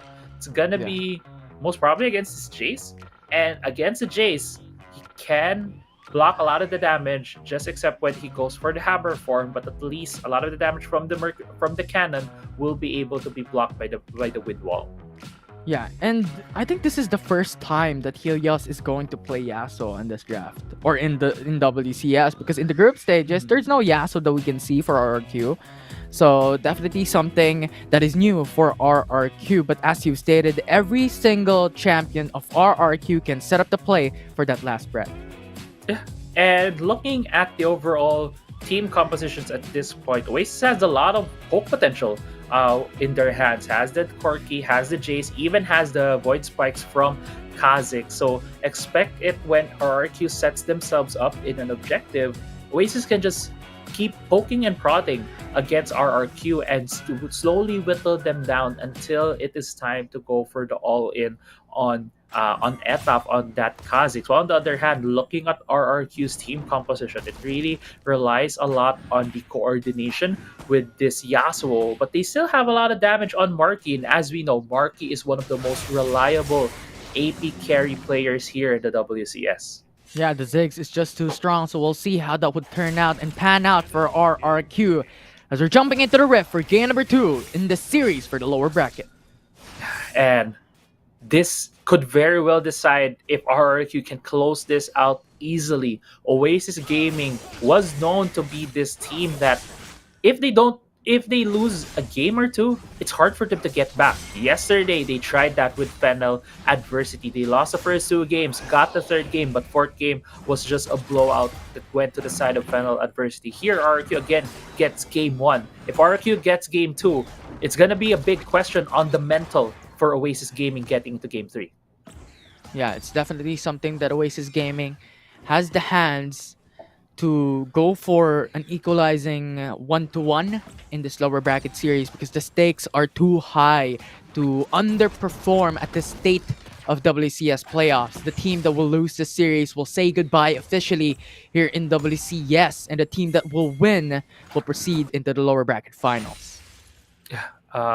Scuttles are up. Chaz and Helios looking for Etaf. Okay, Etaf just was able to leap away, but a bit of a fight here in the mid lane. Don't think it will amount to any kills at this point, seeing as it's still very early into the game. Both junglers just doing a bit of a handshake right here in terms of the Scuttle Crab. It's going to be a trade 1-for-1, 1 for Chaz, 1 for Etaf. At the same time, looking at their levels and the jungle clears, Etaf was able to get more gold and a bit more XP, was able to hit that level 4 earlier than Chaz on that Riven. So it's just been a bit of a disparity in the jungle here. Yeah, but I'm really afraid of what it's gonna happen for RRQ, because Yasuo never carries early. He has to scale a bit. He needs 1 to 3 core items to be able to get that power spike. And if RRQ is able to reach that point without getting a lot of these casualties that Oasis Gaming can do, because we know Oasis Gaming to be that aggressive team, they could definitely do a big thing up against Oasis and take this game too. But if Oasis takes the early and takes that mid game, it's looking quite dire for RRQ. So these are some of the things that we need to consider and look at for this game. Yeah. One thing that we usually see with teams that would have a Kha'Zix, would have a composition that would relish the early game is wave control in terms of trying to really push a huge wave towards the tower and having a bit of a level disparity between a dual lane or even the top lane. And we have not seen Oasis do that. That's why have not been able to capitalize on this Kha'Zix pick on Etap, where if Marky or Exocen were a bit low, the side lane, they could have very well gotten that early game. And that is the early game I am looking for from Oasis Gaming. They still have not done that. We are at 3.5 minutes, and as the game goes later and later, feels like there might be a mistake that Oasis that will commit that the RQ could just take advantage of, and that's a scary thought in this game too. Yeah. Right now, 19 seconds before the Rift Herald and Infernal Drake spawns. And Infernal Drake is such a huge priority right now, especially with Oasis Gaming in the RRQ. Looking at a lot of these power scaling champions in the mid game, late game, it's looking quite an interesting situation here. Which team is going for the handshake, or which team is going to contest this Infernal Drake or the Rift Herald? Well, it is an Infernal Drake. It's going to be super important for both of these teams to grab it, and it is going to be a huge point of contention right here. The Scuttle Crab, I believe, has been secured by Oasis, so they have a bit of vision right now in the river as both teams preparing themselves to get this objective. We have to look at the positioning of each champion. Demon Kite is far away from the team here if the fight will start out, because he's in the mid lane. He also is in the flanking position. He won't be able to deal a lot of damage as this Drake is now at about half health. Yeah, and no team wants to continue the Drake. Just goes in for the reset, because there's a lot of potential to take and go to a collapse in the Dragon Pit. The package is now forced, so expired already, and RRQ will lose the chance to go for the Infernal Drake. And now it's set, going for the showstopper, kills on Chaz, followed up by Exosen, being dead by Oasis Gaming, taking the kill. And it's now Devil Jado saving RRQ's life, going in for the Decimate. A lot of these HP coming through, and SL will just get burned to the ground as Marky will finish him down with a bomb. Yeah, but first blood and the dragon goes to the side of Oasis Gaming. I feel there was a bit of a weird call right there from RRQ. Last breath was used on Dragon, on the Alistar. It's not the ideal target, but it was a target that they had after the package was burned. Great positioning right there in terms of the fight for Oasis Gaming. I was scared for Demon Kite because he was in the mid lane, but he had the package, was able to use it in the middle of the river to put a line in the river, not being let through for RRQ. And great call actually from RRQ. They didn't pursue the fight further. They backed away as soon as they saw Oasis in the back foot. They got a bit more exit kills out of it. RQ though, Exosen might be getting a bit overextended. From a knock-up though for Dragon, followed up by the CC from that set. The Rift Herald will go to the side of RRQ as a 1-for-1 objective will be traded, and as of yet, both teams are looking dominant and fashionably well as 2-for-2 kill standing. Only 300 gold lead for Oasis with the Infernal Drake in their pocket. But right now, Oasis collapsing under the tier 1 third mid lane as they take the kill on the support of RRQ. Yeah, that was a quick kill right there. Tower at 358 HP. Almost on Marky! Oh, Marky almost falling right there. Tower really almost about to fall, but no mana and Demon Kite. He must back away right here. While RRQ has two members on the top side with Shelly, they will be getting the first turret of the game, and that's why Oasis Gaming really wanted to try and contest that mid lane turret. Wanted to get it at 358 HP. They were able to get the kill on Exosen, as Exosen, I believe, was trying to defend. His explosive cast was about to come up. If it was back up maybe a second or two earlier, he could have used it on the wave for the defense, but alas, he was killed, giving one more kill gold to the side of Oasis Gaming. And right now, after that Rift Herald fight, it's 1,000 gold in the lead for Oasis Gaming. A very small gold lead, but a gold lead nonetheless. Yeah, but remember, we have a Yasuo for RRQ and 4 champions that can set up the play for Helios. As the panel has talked about, when it comes to RRQ, we're looking at Helios to carry the team, Devil G to be there to also do the same role, to do the same job, to be that scary player that Oasis Gaming has to play against. But as of yet, as you've stated, it's Oasis having the advantage in this game number 2 in the early game, but only a minute gold lead with 400 gold. Minute one, but oh, wait a minute. There could be a fight in the Dragon lane right here, Infinity. If they get the turret, this could change things up. The last breath already forced onto Dragon, but that's the support here, RRQ. Too tanky. It's the Alistar. We talked about Alistar being that cow that can take all the aggro, can take all the damage, but not gonna be enough as Chaz will be there to provide damage for RRQ. Yeah, he was very tanky. That fight went so long before we were able to kill him. But look at the poke from Oasis Gaming. As we mentioned earlier, they do have a lot of poke on their team, and they could go for that retreating fight, dealing more damage to the members of RRQ, which forced them now to back, but RRQ was still able to successfully defend another turret. 2 outer turrets right now for RRQ are very low, but as we approach the in about 15 seconds, Mountain Drake's about to come up, the next point of contention for both of these teams, and with these 2 towers still up for RRQ, that is still a defensible position that they can fall back on if ever this Mountain Drake fight will go sour for them. Yeah, and Oasis Gaming is setting up the play. It's Helios in the middle of the fight. It's Oasis Gaming, the 4-man roam looking to kill him as Helios cannot move, cannot go away, cannot retreat as he gets slain by Oasis Gaming. And that's Oasis Gaming we're waiting for. The Oasis Gaming that's very aggressive, but Devil J! Apprehend by Devil J! Gets the hook on the Demon Kite. No, you can't run away. Come here, boy! As RRQ will put him to the ground. Yeah, great pull right there. No AD carry right now for the side of Oasis Gaming, while Helios is still down for the side of RRQ. It's going to be a 4v4 on this Mountain Drake. Both teams still looking to contest here. Yeah, and Sexosan, it's Tesla coming through. The Showstopper is there, going to have access into the backside. They get the kill onto head up now. It's 3 for Null as RRQ will decimate Oasis Gaming, and Demon Kite will be the only one left. And RRQ will secure the advantage.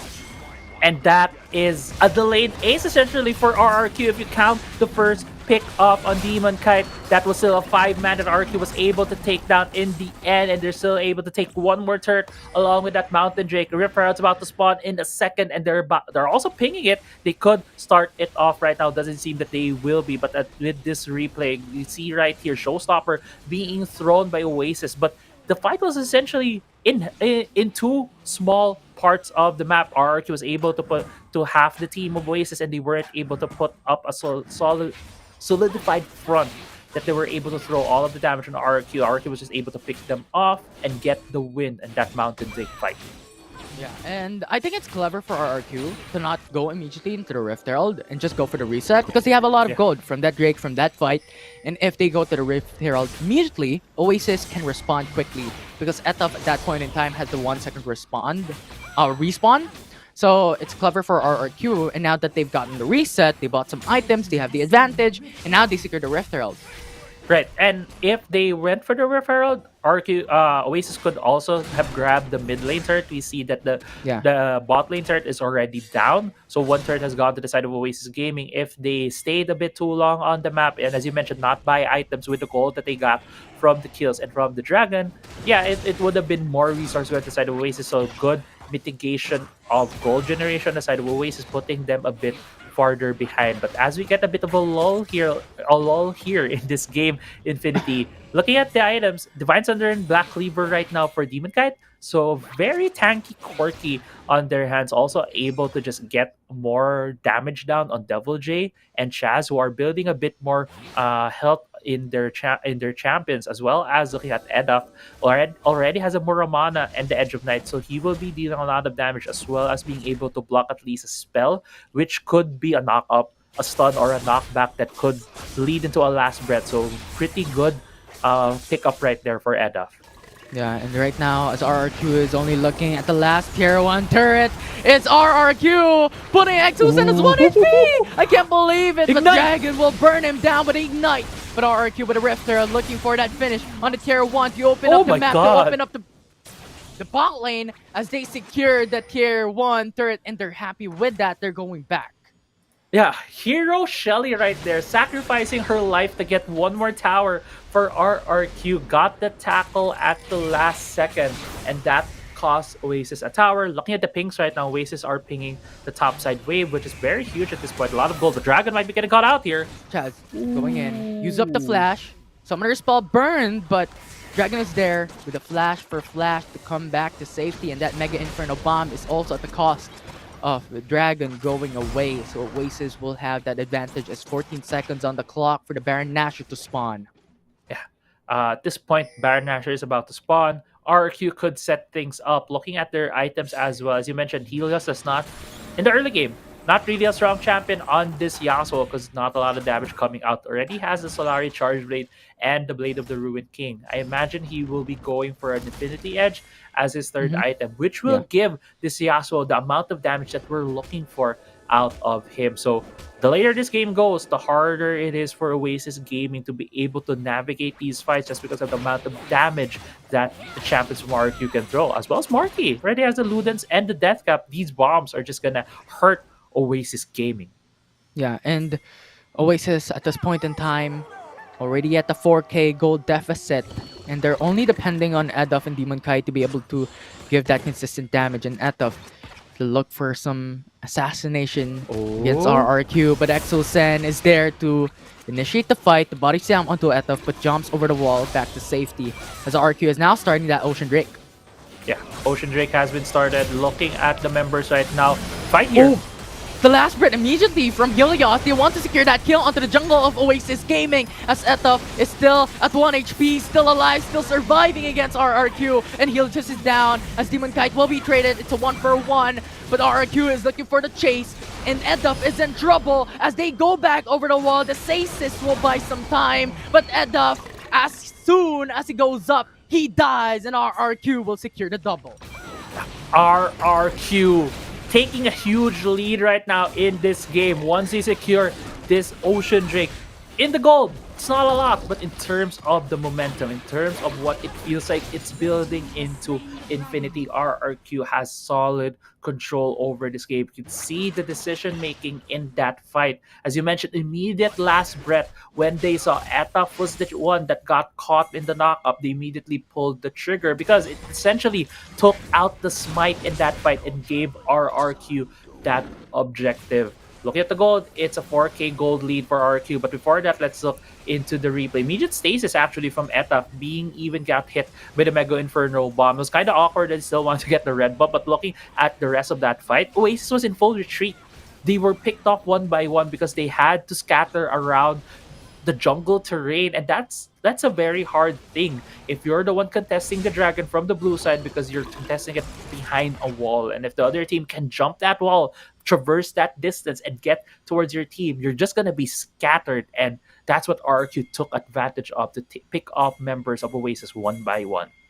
Yeah, and that will in turn give them a lot of disadvantage. The dragons are there already, building onto the IE as you stated for that Yasuo. If he gets that Infinity Edge, it's a power spike rather secured for Helios. So we're waiting for that opportunity, or rather RRQ is waiting for that opportunity to be able to get that item and just wreak havoc in the rift. But as of yet, Oasis is playing very safe. They don't want to give any more kills to RRQ than they already have. As it is already 4-kill lead for RRQ. It's looking quite scary. Because if some team loses, the Baron Nashor is open. Yeah, this is a lot of tension right here, but just want to go in, but Dragon stopping that fight though.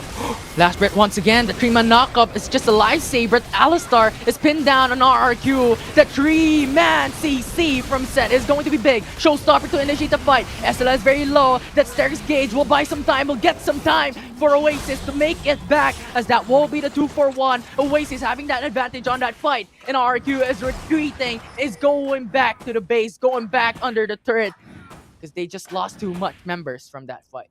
Yeah, they lost 2 members, lost a lot of ultimates, lost a lot of summoners as well. Flashes have been burned for a lot of members from RRQ. While Flashes, Demon Kite, Edof, Scylla still have there. So in terms of summoners burned and ultimates, everything, almost everything was burned aside of RRQ. And I just want to say that fight did not go into the favor of RRQ for one reason: the explosive cast. Explosive cast did not hit Demon Kite in such a way that it would put them put him in a position near RRQ. Instead, it put Isilla right in front of 3 members of RRQ. Because of that, it was the free setup for Isilla, was able to get the face breaker, was able to set himself up for a good showstopper, being able to deal a lot of damage on RRQ members. And that was just a very unfortunate cast for Exosen. But all is not lost. That was only 2 kills that went to the side of Oasis, with Baron up here 18 minutes into the game. Cloud Drake is our elder here as we get into the very late game stages. We could still see that there's a lot of ways for Oasis to get back into this, while RRQ is really looking for these picks. But as seeing that there are a lot of members right now of Oasis not in the mid lane, RRQ barreling down this mid lane. They're about to take the turn. Yeah, take the top lane, Oasis. We're gonna take the mid lane.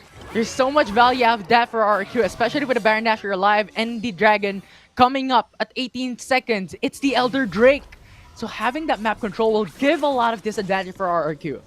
Yeah, exactly. But at the same time, RRQ though didn't really leave a lot of wards in the red buff side jungle of Oasis, so they won't be able to spot out Oasis as they come in. They do have that one lone ward that I believe either just expired or was just cleared away. So both teams coming into this objective essentially blind, not knowing where anyone is, and that's why you can see how safe Oasis's positioning is. They're not crossing the river, but I feel like Edaf might be getting caught out here. Exos and in the tri-bush. Ooh, an immediate body slam with last breath. RRQ secures Edaf, the jungler that Oasis needs to take the dragon. They lost it, and now it's RRQ going to collapse against Oasis. Esla in the back lines going to take the kill or look for the kill, but will not be able to do so as Oasis will get the 1-for-2, 1-for-3. As Mark is coming back. will lose Double J, will lose Helios, and will lose Exosan. Yeah, and that fight could have gone so sour for Oasis. That was a great pick right there from Exos, and he was inside a pixel brush and he wasn't spotted. But what turned the fight around was the package from Demon Kite, putting it in the middle of the fight, burning down the members of RRQ. They can't just easily cross that package because they'll be slowed down and deal a lot of damage towards themselves. One day step on that fiery inferno, and it was a 2-for-3 exchange in the end. No team yet has gotten these big objectives. We're about to approach the 20-minute mark here, Infinity. We're getting into the late game stages of this game. It could just be a very explosive finish that we're gonna see here, Infinity, because both teams packing a lot of damage, packing a lot of punches, and one mistake actually from RRQ, if Isilla gets a great engage and puts Marky down along with Etaf, if they get him very low, pops the stasis early, it could just be enough of damage to mitigate away from Oasis, while Demon Kite can just slowly take down Devil Jade, Shaz, and Helios. It just could be the formula right now that Oasis is looking for, and that's why they're playing a lot more conservatively, not really poking their heads too far into the river, while RRQ right now clearing some vision, setting themselves up for this Elder take. Yeah, and I like how you mentioned about Esla. Going to be a player, a champion that will be the dependence of Oasis Gaming to start this fight along with Dragon. But RRQ is now starting the Elder Drake, and Oasis Gaming has the information but no vision on the Dragon Pit. Now has 2 wards on that pit. They heard me that Devil J is now flashing in, going through, getting the upper hand, but the stasis ancient immediately, and a double man knockup for RRQ that sets up Helios for the last breath. And that will put Eduf's HP into 1 bar, and he will get slain. Exila is already down, and RRQ is winning this fight, but Chaz is gone, so RRQ will lose their jungler, but that's a 3-4-1, and Devil J is looking for more as Demon Kite is retreating, and the RRQ is looking for the chase, and Devil J with an Action Guillotine will secure their 4th kill. Yeah, and this just could be game right now for RRQ. They still have 4 members up. Etaf, the only one here to defend. It's an end-gaming push, or the game-ending push rather, as RRQ is looking for the finish. That's going to be the ace already, and Oasis, the respawn timer is too long, and RRQ will secure game 2 of the series.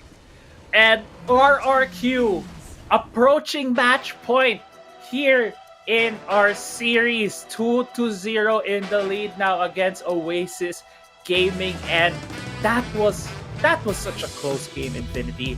It is a 2-0, but game 2 has shown this Oasis Gaming still has a lot left in the tank. Unfortunately, that last fight we were highlighting Isilla needed to be there to facilitate, to throw the backline damage. He had a showstopper, has a facebreaker, has a lot of AoE damage that he can able to throw at the start of a fight. Who wasn't there at the start of the fight? It was Isilla. They weren't able to have that backline access, and I think what was more unfortunate there was the headbutt from Dragon. He put Devil J right in front of Demon Kite, and what did Demon Kite immediately do? Back away, just because there was a Darius that could apprehend him, stun lock him along with the members of RRQ with the last breath and everything else. And that was just a series of unfortunate events in that last fight. And it's now going to be a lot of pressure on Oasis Gaming as we get to Game 3. Yeah.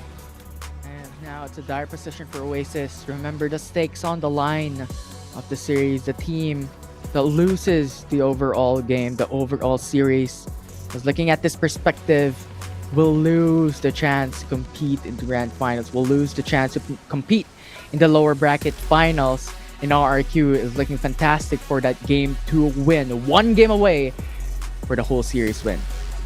Yeah, and I actually want to see that fight again, that last fight here in this replay, just to double check if it was actually the headbutt from Dragon or maybe a flash from Devil J positioning himself in the middle of the fight. Because, okay, going back here into that 19-minute fight, just that package really saved Oasis right there because they were picked off immediately by Exosen, but great package really forcing RQ in an awkward position. So that was still a good trade. Yeah, Dragon headbutting Devil J into the team.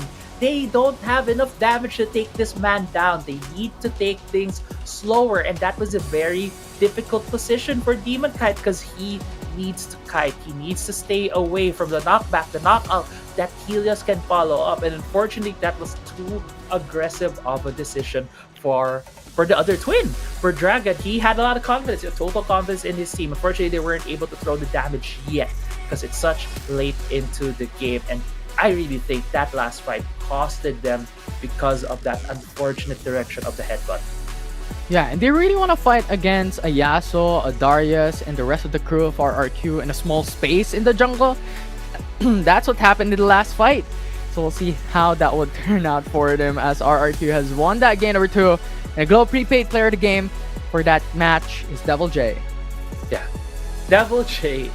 Yeah, I mean, who else would be our Globe prepaid player of the game than the guy who was pushed into the position to get that fight for their team? Having that Darius is still one of his more comfort champions that we have seen, and is a very great pick against the likes of Oasis Gaming because Isilla also loves to play this champion. So it's also a double take away for them. 6.5 KDA with about 752 DPM. It's not a lot, but the job that he was able to do there was be the tanky champion that want to facilitate the fights for Chaz and for Helios. Yeah. It was once again Devil J's game to win. It's RRQ having that dependence, and we stated just a while ago, right, how Helios will never carry early because of a Yasuo pick. So they're waiting just for the power spike and to put on the gap in between that power spike of the Yasuo from the early game is Devil J providing a lot for his team and taking those early kills. Yeah. Now I'm trying to think for what Oasis Gaming can do for game 3 because they are now on the ropes again. This is the same position that they had yesterday against Fennel Adversity, 2-0. They might just bring out the Draven for this one or any of the pocket picks left for Demon Kite. But still, I love that we saw a lot more aggressiveness from Oasis in the earlier parts of the game. It wasn't in the first 4 minutes, but later on in the objective fights. And that's what we're looking for from Oasis because this team, when they're ahead and aggressive, they make a lot of good plays. But when they're on the back foot and playing from behind and still playing aggressive, it sometimes feels a bit too forced. So right now, I'm really looking forward to an adjustment from Oasis Gaming. Be more aggressive, get those early leads come game 3. So we're looking at Demon Kite, and we're looking to be aggressive for Oasis Gaming to make it back on this series against RRQ. Because right now, it's RRQ on match point. I'm Infinity, and this is Crazy Apple. We're going to take a short break, but don't go away. The series is not over.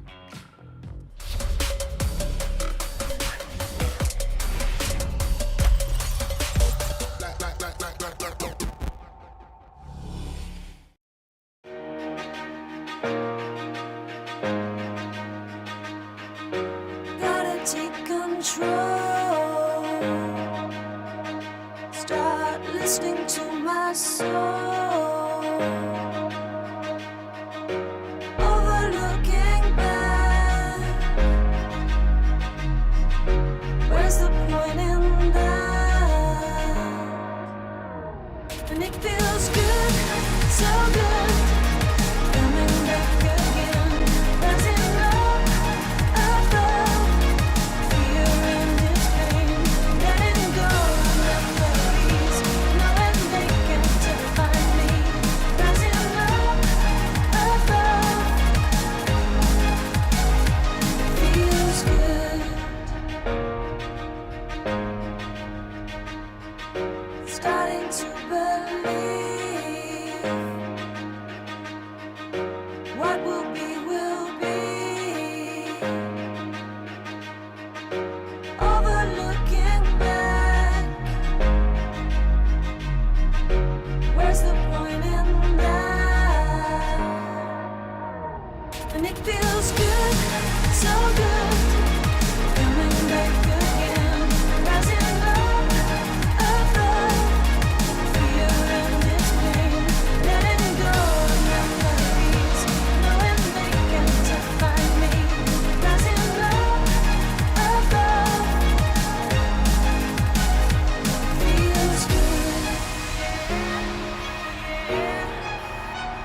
It feels good. It feels good. It feels good. It feels so good.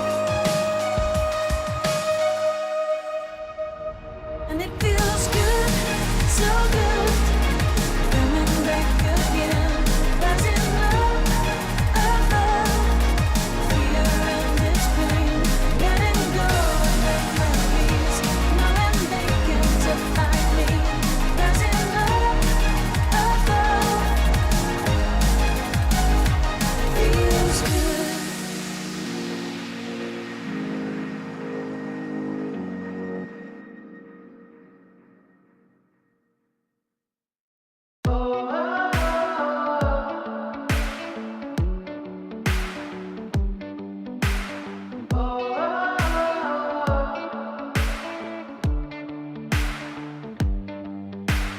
They've been trying for too long, but they could never stop me. They could never stop me.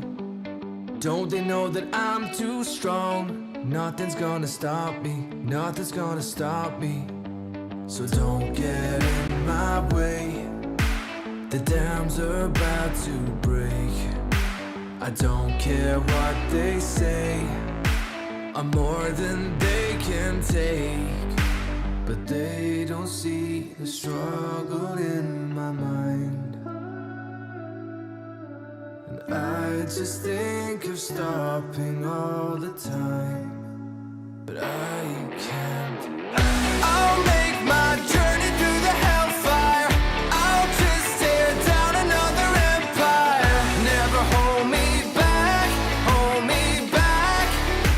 'Cause I'm a juggernaut. 'Cause I'm a juggernaut.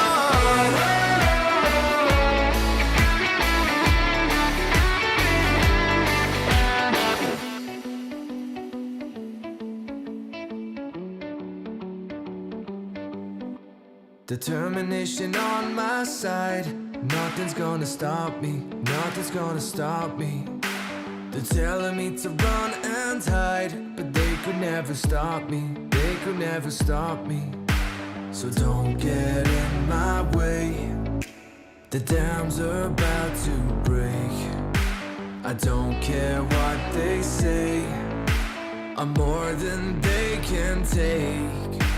But they don't see the struggle in my mind. And I just think of stopping all the time. But I can't. I'll make my journey through the hellfire. I'll just tear down another empire. Never hold me back, hold me back. 'Cause I'm a juggernaut.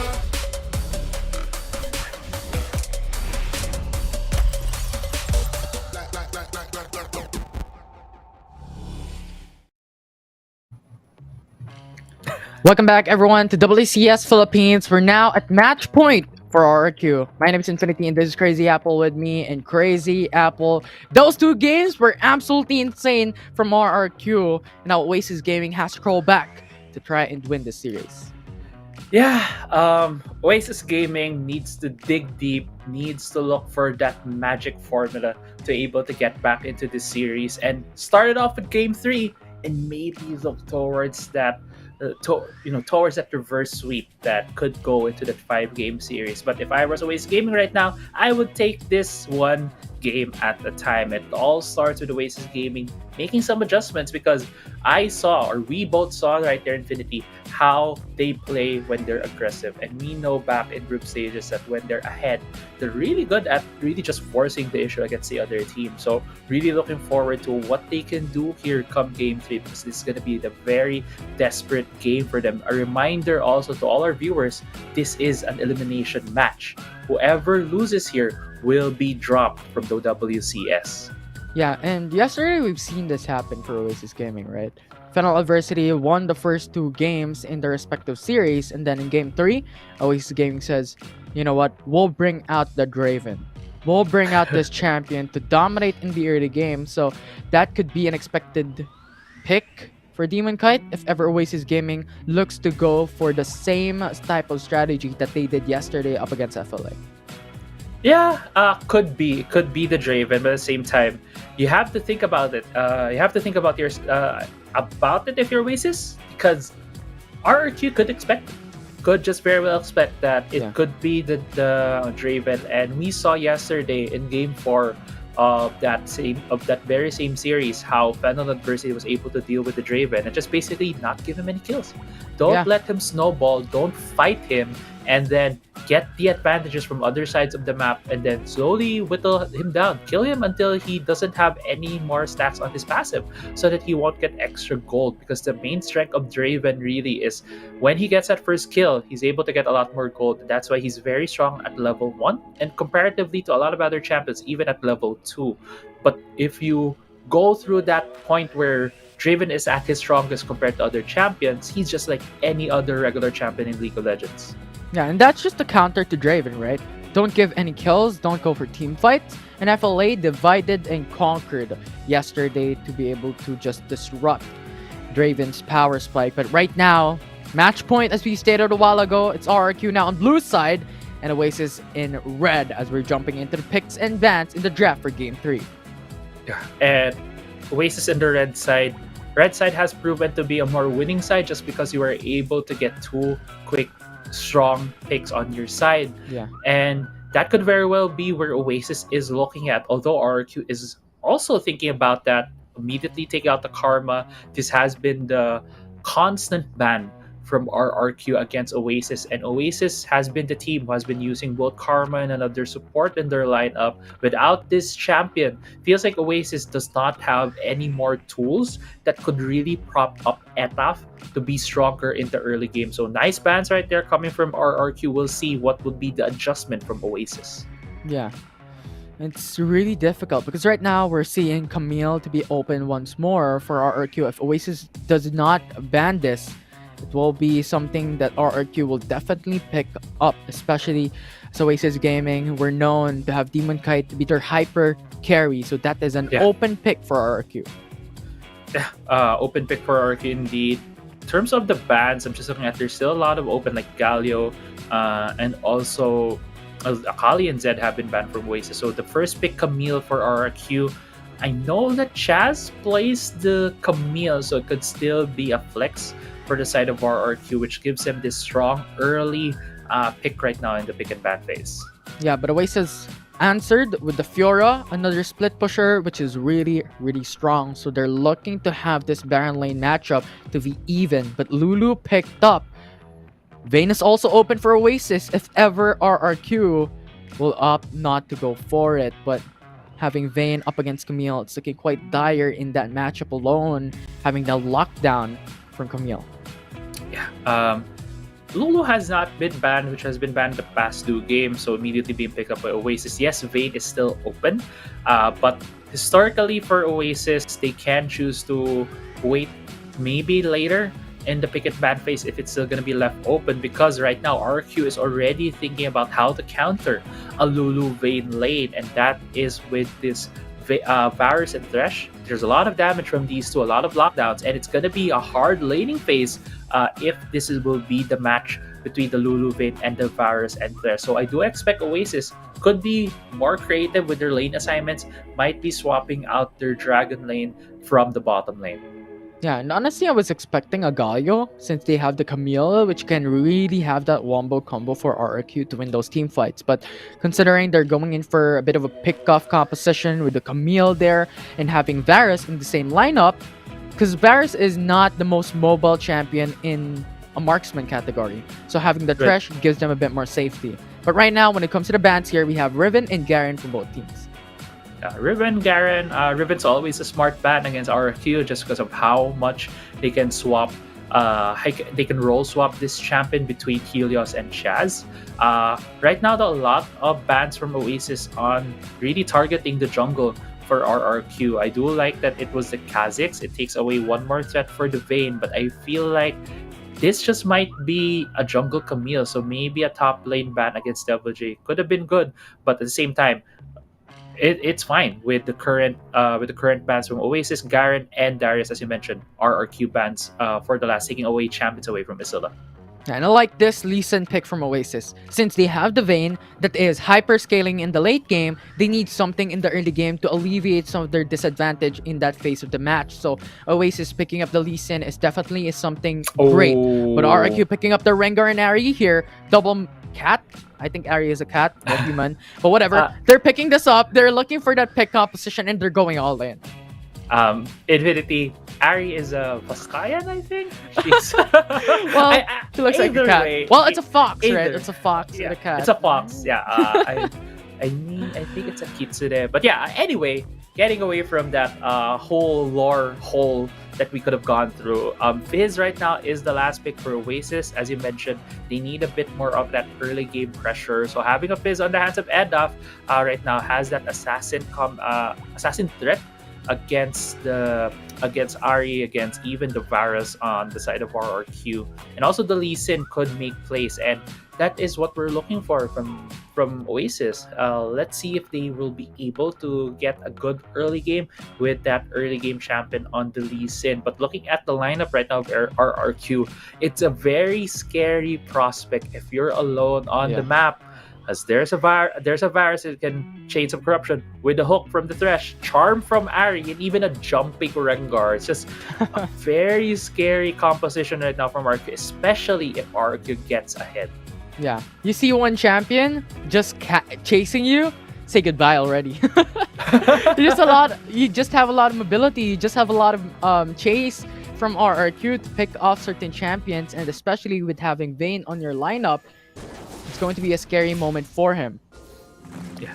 Almost the ward take. Oh, actually, it is actually a ward take for RQ right there. Being a bit creative right now with the starts. Not the usual default. It's just everyone running to a certain part of the map, but actually taking 15 gold advantage actually for the mid lane. While do see here just a bit of a harassment happening on the side of the bot side. But overall, very quiet start. No quick kill. So getting into this game 3 here, Infinity, this is match point for RRQ. Yeah, and we need to look at Chaz later on, because if he doesn't stack his passive in 10 minutes, he's gonna have a hard time. That play blinks Dragon at low HP, but a first blood for Demon Kite. This is exactly the early game that Oasis wants. Yeah, this is the start to the Vayne that they are looking for. An immediate gold infusion of the first blood gold going to Demon Kite, even being left alone right now by Dragon. Dragon needed to recall even though getting the honey fruit, but this gives the first couple of experience points to Demon Kite. But you already see Chaz roaming around here. If he gets into that brush, there could be a dive against Demon Kite here. No vision for Oasis, but now they have, as Chaz is there to rotate. They're calculating the timers here, Crazy Apple. They're doing like a quick calculation, quick maths, as you may say here for Oasis. But see, look at where Oasis is. There's 2 members Yeah. right on the river. Two-man room for Oasis, and RRQ has to play safe. They're at the numbers disadvantage if they go all in, and that's a clever move from RRQ. They have to go back. Yeah, a bit of a safe play as well. The answer from Oasis was when they saw that Chaz was running into the jungle of Oasis to get a possible gank on Demon Kite. Immediately, Etaf passed into mid lane, helped with the shove with Edaf right there, and then went into to get the Scuttle Crab. It's gonna be the double Scuttle for RRQ. We're gonna see a bit of a duel here at the top side. Yeah, but Baron Almost. Laner's just doing Baron Laner's things. Exactly. Baron Laners doing Baron Laner things. But yeah, going back, looking at the map, 2 Scuttle Crabs have been secured by Etaf. Etaf could also go for a steal right here on the Raptors, but doesn't seem like he wants to go for a gank. He's already level 5. He has the Dragon's Rage. Spotted Yeah. on the ward though. He is spotted. Exosan and Marky has this information. They're playing very safe under the turret. But if Oasis jumps through, it's Edov just jumping in as they take the kill. RRQ gets their mid laner. But it's now Etov showing himself. The kick is there. The nice Dragon Rage kick! goes for the 2-man knock-up with Pixie there as well. Polymorphed onto Exocent. Kills on Marky. Chaz is there to respond. The root is onto the jungle. And Oasis loses their jungler as Chaz is there to respond. But in the trade, it's a 1-for-1. 2-for-1. And now Devil J with a flash going in for the lockdown with a Hextech ultimatum. Barrier. But the wild growth will give more sustainability in the play. Is that going to be enough as Demon Kite will secure the kill? Demon Kite is very low. Devil J is chasing as that sweep will secure the kill. And Dragon is very low. That shield will not sustain you as Lulu will be shut down by RRQ.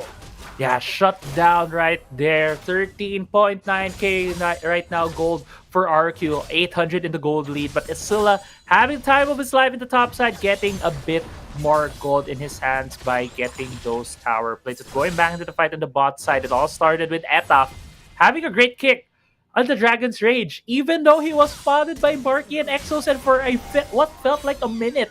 And still, they were able to get a couple of kills on the bot side. Demon Kite right now, 3-1-1 on this Vayne, already has the Blade of the Ruin King. They are looking at this Cloud Drake at the moment since Vayne is really strong and to be able to burn this objective a lot faster than usual. So do see here Oasis already securing the Cloud Drake for themselves. Infinity, this is more of an action-packed early game than we saw early in this series. It's not the early lead that we are asking for from Oasis, but this is the action that we're looking for from them. Etaf looking for a gank right now against Helios' Ari. Helios is going to face track. That is a wrong move. As Etov is just too quick, too mobile. But Helios with a Spirit Rush saves himself, saves his life. And I like how you mentioned about Demon Kite just a while back. Because even if the kill standing is even, 4-4, it was Demon Kite who got the majority of the kills. It was 3 kills onto the ADC of Oasis. So they really bother in considering the 4-4 wherein your hyper-scaling champion got the majority of the kills in the early game. Right. That's exactly it. And I love how you pointed it out. It is a hyper-scaling Vayne. And if she gets to that point where she gets all of her items, it's so hard for RRQ because she can just chase you down along with this Lulu on the hands of Oasis Gaming. So it's going to be a hard ask right now from RRQ to take on fights, head-on team fights. What they'll be looking for are things like this, the pick. That took ultimatum from Medov. The flash is there. Flash and Ignite is burned, but RRQ will still secure the kill into the bot lane looking for another turret. Yeah, and great play right there from RRQ. As I was about to mention, those are the things they're looking for. Without Hextech ultimatum, Demon Kite fancying this fight. Here comes the squad, but Camille's just too quick, too mobile to go back away.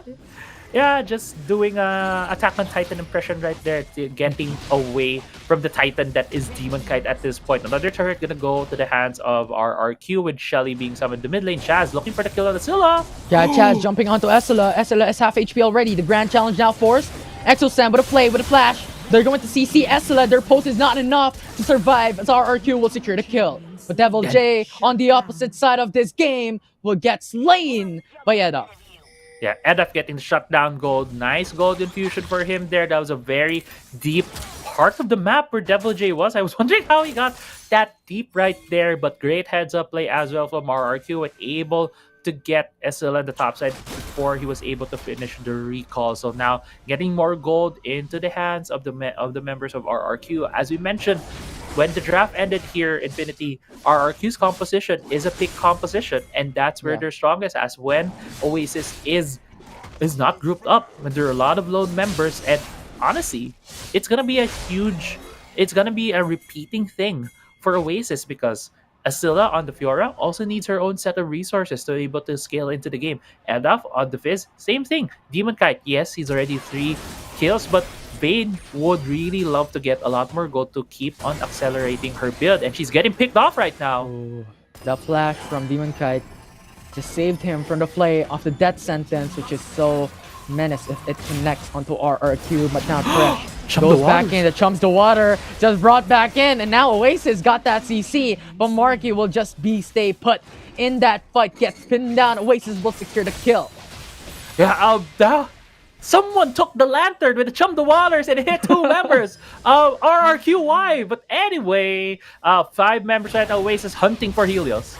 Yeah. That charm will buy some time, but Oasis, 4-man roam, will not continue as the Spirit Rush has already been forced to more mobility, but a flash also available for Helios, too hard to burst down as Oasis will just opt to back away. Yeah, right now backing away, trying to get some more items as we approach the 2 objectives, refreshing across the map. 20 seconds for the Herald, 20 seconds as well for this Mountain Drake. These 2 timers are just about the same time because earlier on we saw that handshake at the 4-minute mark. RRQ though setting themselves right now in near this Dragon Pit, looking for that pick, and that is where they're strongest at. Dragon, very flirty here. Exec ultimatum onto Dragon, and Dragon is very low. That piercing arrow with a burn will ignite him down, and that Lulu will just get slain by Exosen. Now Oasis will lose their support, will lose the opportunity for that sustainability in those team fights, and RRQ will have that numbers advantage. Yeah, they will have that numbers advantage. Double Looking J for the recalling. chase. Ethos is in trouble as a lot of damage is being secured by Helios onto the jungler of Oasis. They start this Dragon, and Oasis has this information, but the charm will be reposed. Clutch from Esla. Yeah, clutch repulse right there, blocking the charm. But because, as you mentioned, numbers is an advantage for Oasis Gaming. Dragon fell down. That's why RK was able to cleanly secure that Mountain Drake. Oasis still not being able to get back on the map, just going for the recall, getting some HP back. That's why, again, Rift Herald will most likely be secured right here by RQ, but Oasis looking to contest. Yeah, but the ultimate of Exosen is there to delay any contest if ever Oasis decides to go in for the Rift Herald, but instead they go back as RRQ will take the Rift Herald uncontested in that fight. Yeah, okay. Right now, those were the second set of objectives, and usually we see games turn around on those parts of the match. But right now, it's still pretty much even. Only 1,000 gold lead for the side of RRQ, and that is the 3rd turret that they were able to take away from Oasis Gaming. If Oasis will be able to take one more turret down, it's just gonna be pretty much even. Right now, Demon Kite being very aggressive here. Helios, whoa! What a dodge on that charm, but still, a lot of members right now from RQ running towards Demon Kite because Oasis is just so aggressive here in the bot lane. Yeah, Spirit Rush has been used already though for Helios, so he has to play a bit more safely as the Flash is also on cooldown for the mid laner of RRQ. And now we're looking at a fight here as Chaz is looking for the chase. Demon Kite uses the flash to go back with a barrier also forced as Marky just has too much damage now. Yeah, that was a lot of damage as well as the Chains of Corruption being burned, but it forced the flash and the barrier, as you mentioned, from Demon Kite. So that is something that RQ can capitalize on when these fights happen, when they see Demon Kite again on the map. And you could really see Oasis really wanted to try something, especially Demon Kite and Dragon. They were forcing themselves far forward so that RQ would go for a pick and then they would try to answer back. They're looking for these skill checks right now against RQ, and RQ is not giving those skill checks to Oasis because they know if they lose another fight, Oasis can just snowball this game into their favor. And I think that's smart right now from RQ. Play towards your advantage, your veterancy, your experience. And right now, Exosen going for the fight. The flash, the flay, the ultimate is there. Double J with a Hextech ultimatum onto Demon Kite. Demon Kite can't go back, but a Wild Growth will buy that HP the Demon Kite needs to have that safety. Now Exosen is pinned. That flay will knock them back but Oasis will collapse. They get the kill onto Helios, they get the kill onto Exosen, and now the they're looking for sauce. more. But Fizz is stuck in between Devil J and Marky in between as they secure the 2-4-2 trade. But Esla is very low as RRQ will get that advantage in that fight as a 2-4-3 secured. Yeah, 2-4-3. It felt like it was going to the way of Oasis Gaming that fight, but RQ was able to salvage that fight for themselves, getting another kill into their pockets in terms of the kill count. And right now, RQ Oasis backing away so far, waiting for the next set of objectives. And I want to go back to my point earlier, Infinity right now with how RQ has been playing this series so far is really banking on a lot more on their discipline and experience against Oasis Gaming, and that has been the formula that Fennel University used yesterday. They're not letting Oasis get these huge fights. Whenever RQ sees a way out, they will go for that. Dragon though might be getting caught out here by Exoset, although he was spotted by that ward placement, I believe, with the 20 seconds on the next Dragon. RRQ is in a prime position to be able to take this, while Oasis will need to look for a way to get into the pit. Unfortunately though, I feel like in terms of the backs right now, in terms of the timings, Oasis is a bit off. Still on the top side. It's about to run into the river, into the bot lane as this Ocean Drake's about to come up. Rift has been spawned in the mid lane for RQ, so that is something that Oasis needs to go to. Doesn't look like they will be able to challenge this Infinity. RQ already taking the Drake. Yeah, it's too fast, too quick for Chaz. I mean, he has already stacked his passive. 3 kills, 3 assists.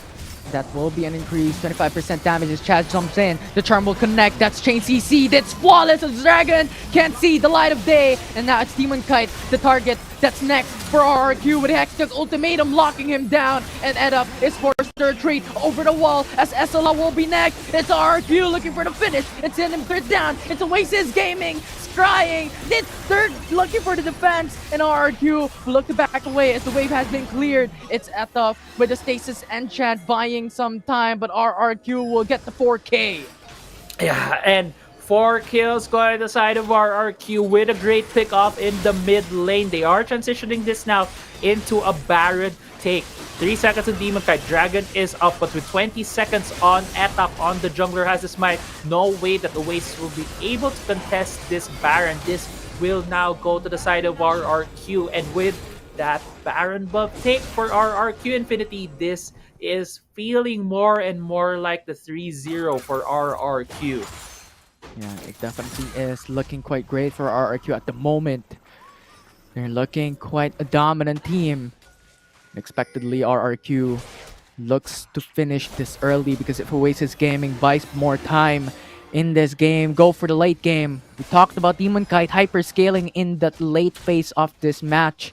And right now, he has the BRK, the Wits End, and the Solari Charge Blade as well. The last hope for Oasis Gaming. Now Etop goes in for the Dragon Rage, but Marquis takes his engine immediately. By some time, the Lantern might just save him, but no! It's Dragon putting him down, but Helios coming right through. It's a Charm going in for the double. As Etop is down, Demon Kite is down, Dragon is dead. As Etop and Esla, the only one left to defend. And RRQ is looking for the mid lane. It's a 2-4-2. It's Fizz going for the Stasis Enchant, but once again, it's Chaz and Devil J looking to kill him. The flash for Devil J is looking to chase Esla, as Esla is in trouble. He is looking for death as RRQ will swipe Oasis, will sweep them down, and RRQ conquers this series, and Oasis will be the first team to be eliminated in WCS. The King of Kings stamping their authority here in this series with a 3-0 sweep against Oasis Gaming. And look at the faces of these guys. So happy to get this series win right here. A clean sweep 3-0. And that is just a statement game right there for RRQ. They have shown us the whole group stages that they are also a very flexible team. They can play pick compositions, they can play team fighting compositions, they can play behind Marquis, they can play behind Helios, they can play behind Devil J. They have a lot of players that can carry the games, and that was what they showed here. That last fight, Helios getting the charm, forcing Oasis in an awkward position wherein Oasis forced that desperate play to try and get back to the game. RRQ moves to the next part of the lower bracket. It was depth. there was criticisms onto RRQ from day one of the playoffs, but this is it. It's the king of the kings. It's RRQ bringing it back. They're creeping their way back in the lower bracket finals. And RRQ has shown dominance today in the series. Yeah, and honestly, Oasis Gaming had the early game lead, as we see here in these highlights. They did the thing that I asked for, an early game dive against the enemy bot lane to really prop Demon Kite ahead. Yes, in the end, this was a fair exchange for both of them. Chaz was able to get a couple of kills. Devil J came in and also got kills of his own, but that set the pace. Obviously, for Oasis Gaming, Demon Kite was the player that they had a lot of their hopes on. Demon Kite was ahead with 3 kills. He could have basically carried the game on his shoulders, but what did RQ do? They did not let him, and this was the fight that really broke the camel's back for Oasis. Slowly and surely, RQ was getting a bit of that lead, but with the pick off here, look at how deep into enemy territory RQ was to really look for that fight for Oasis, because they knew at that time they had the numbers advantage, they have the item advantage, they can take down RRQ. And I believe the flash and the barrier right then was when they burnt it against Demon Kite, when they knew that there's no summoners on the Vayne, there's less protection. All of their picks, all of the jumps that they can just throw on that marksman champion, they were just able to layer it down and take the game. And my friend, look at Devil J. This man, this guy, this player, this champion is on a whole another different level today. Those Hextech ultimatums, those lockdowns, those CCs enabled RRQ to win this game. Because we talked about how Demon Kite was able to get those early kills, but Devil J shown the dominance, shown their potential, their power to conquer. And it was Devil J, it was Camille who was the Globe Prepaid player of the game, the MVP from that Game 3. Do you remember who was our Game 1 Globe Prepaid player of the game? It was Devil J all along, man. It was Devil J. Oh, 1, 2, 3. Game 1, 2, 3. He is literally the player of the series here. All 3 wins. He is our MVP. Yeah. And Matt, I agree. Devil J has shown that anything you give him, he can play those champions. He can do a lot of things to help prop up RRQ to wins. Yeah, and Autolus a while ago in the panel said RRQ needs to choose a winning lane. And Devil J, Baron lane, from Macaulay from game number 1 to Darius in game number 2 to Camille in game number 3, won every single time. Yeah, exactly. And Devil J, this guy really stepped up this series. As I was saying earlier, RQ has a lot of players to carry. Marky can do that, Helios can do that, Chaz can do that, but Devil J really has stepped up this series, and he has played a lot of different champions. He even played the AP Akali when we thought he was gonna go for Divine Sunder. He went back to the roots of that champion, and just insane. I'm so excited to see who will be RRQ facing, because RRQ seems like this is still not, I feel like this is not their final form yet. They're still getting there with how their performances have been. And I'm just so excited to see what will be the next step that RRQ takes when they're going to this lower bracket run.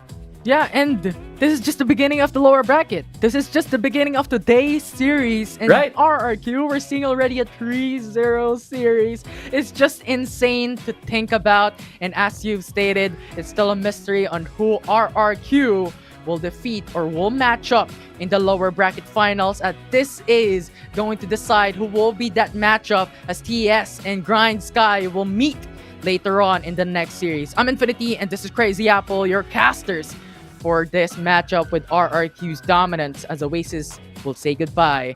But don't go away, today's not over. When we come back, it's a panel discussing what happened in that series and analyzing what will happen next with TS and GS.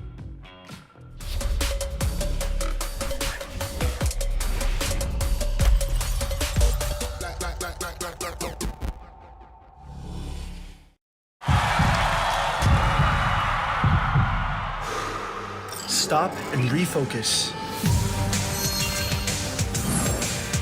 Get a clearer perspective. See things from different angles. Power up and set your eyes on the prize. It's time to step up and rise to the challenge with the Redmi Note 11.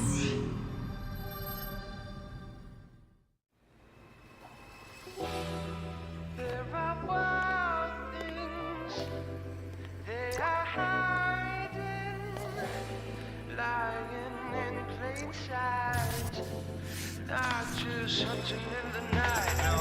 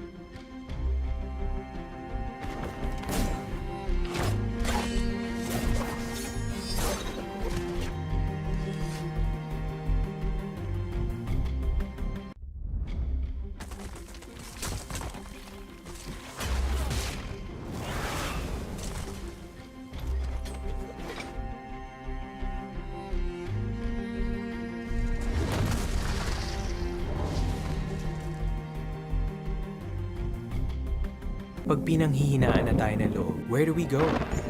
We go where our power lies. With Go Plus 99. 8 gigs for all sites, plus 8 gigs for our favorite apps. Let's own the future with Globe Prepaid.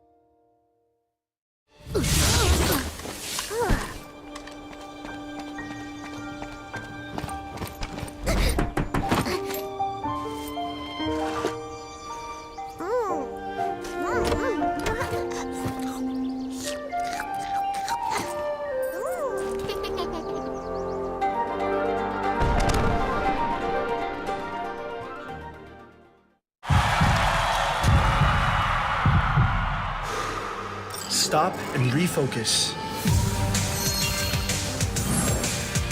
Get a clearer perspective. See things from different angles. Power up.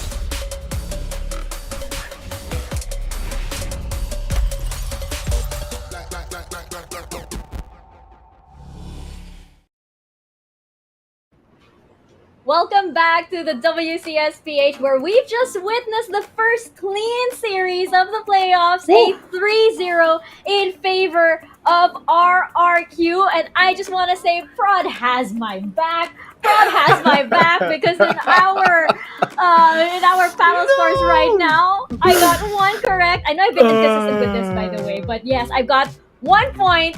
Thanks to that RRQ. I'm not gonna say what happened behind the scenes, but let's just leave it at like Prod has my back. I think it's the coffee. That I treated them to. But let's jump into the series highlights because Autolus, my goodness, RRQ, what did they have for breakfast today? Because they are on point. Standard English breakfast, I would say. I don't know. we intercontinental breakfast, something like that. Wow. But RQ really just Saucy. had the number of Oasis, at least for the whole series. On game number 1, I thought it was acceptable that RQ would actually get the win because then again, I listed down 3 win conditions that I have for RQ. And number 1 amongst the 3 win conditions is Devil J being put on Akali. Akali was left open. RQ picked the Akali. No questions there. They got the win in a dominating fashion. On game number 2, though, Devil J appeared to be the second devil or third devil already. You know, the devil has rankings right now, and it does feel that this Devil J right now is like, you know, the higher rank or the higher demon, because Devil J was catching Demon Kite out of nowhere on second game, and you could see here in this clash alone that the finishing touches was actually on that basketball dunk of that Darius. Now on game number 3, still Devil J, my God, my man, on this Camille. Again, targeting the right people with the Hextech Ultimatum. And not only that, Escilla, all throughout the series, I feel that Devil J had his numbers except for game number 2. Overall, ROQ, very well played.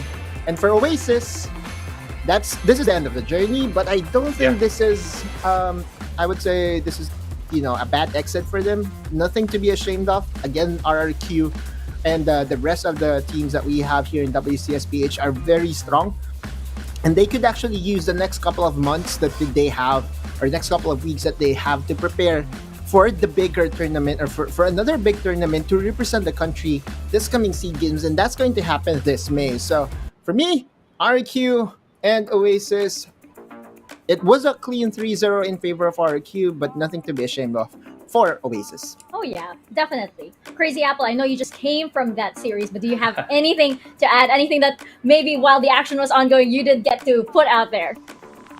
Honestly, I for one, just want to echo as well Autolus's points right there in terms of there's nothing to be ashamed of for Oasis Gaming. They fought till the bitter end. You could really see them trying to look for that magic formula, really trying to turn the game around. Game 3, they had a great start with Demon Kite. Again, we saw Demon Kite on that vein, and it just so happened that there was just an unfortunate fight in the jungle where Exocet was able to catch them out, and that really turned the tides around again for RRQ. And this is, as Autolus mentioned, the best 6 teams we have.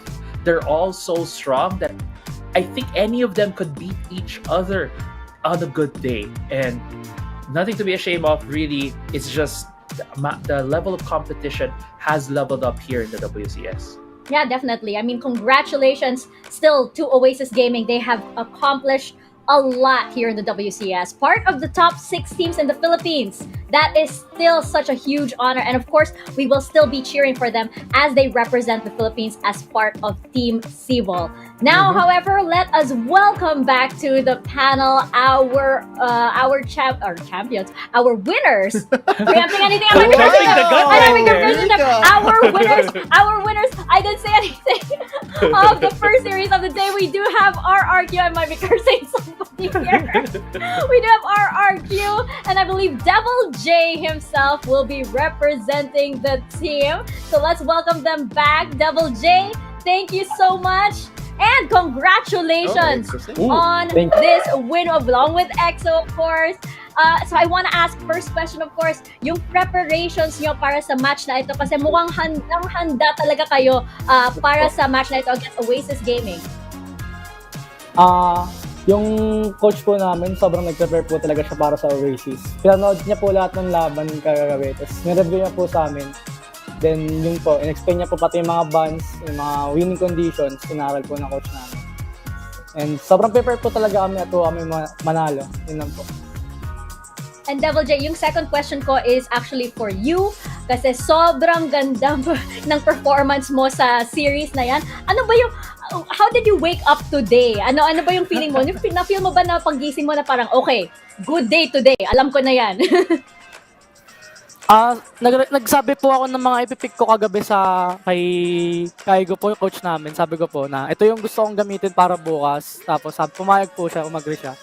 Tapos kasi yun po yung napupusuan ko talaga. Tapos yun po, pinagbigyan niya po ako. So siguro ganun din.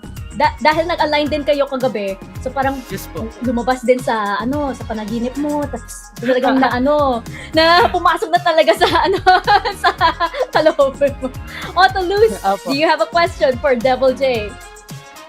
Devil J, okay, sige, looking forward. Kasi alam naman natin na ang makakatapat niyo next week will be the winner of our next matchup, TS versus Grindsky.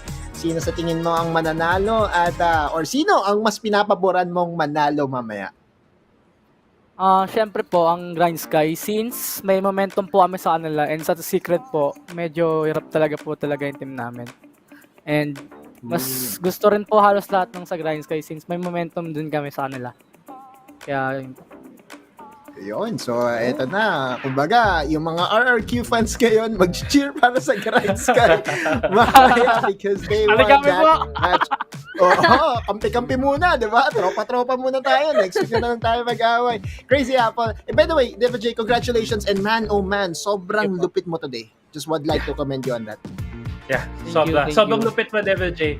Actually, may relation doon yung magiging tanong ko sa'yo. But first off, I want to congratulate your team's win today. And also, grabe ka, 3 beses ka nag-MVP ngayong series na to. Kumbaga, MVP of the series ka.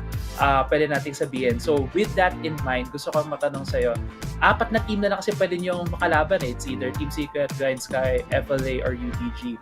Sa mga top laner doon, sa mga team na yun, sino yung sa tingin mo hindi mo mahirapan pero pinaka-excited ka na makalaban? Siguro po si Don, sobrang consistent niya po maglaro tapos ang galing din mag-laning po nun. Parang hirap patayin sa lane talaga. Parang ang playstyle niya po is hindi kami parehas pero malaking tulong po para sa team nila yung playstyle niya. Right. Oh, si Don. Yeah, as alam ko din kay Otto Luz yung mga ginather niya sa data. Don is like our first all-pro team, right? For top laners. And that would be a matchup that I also would love to see, Devil J. So hoping to see you guys match up against Team Underground soon in the playoffs.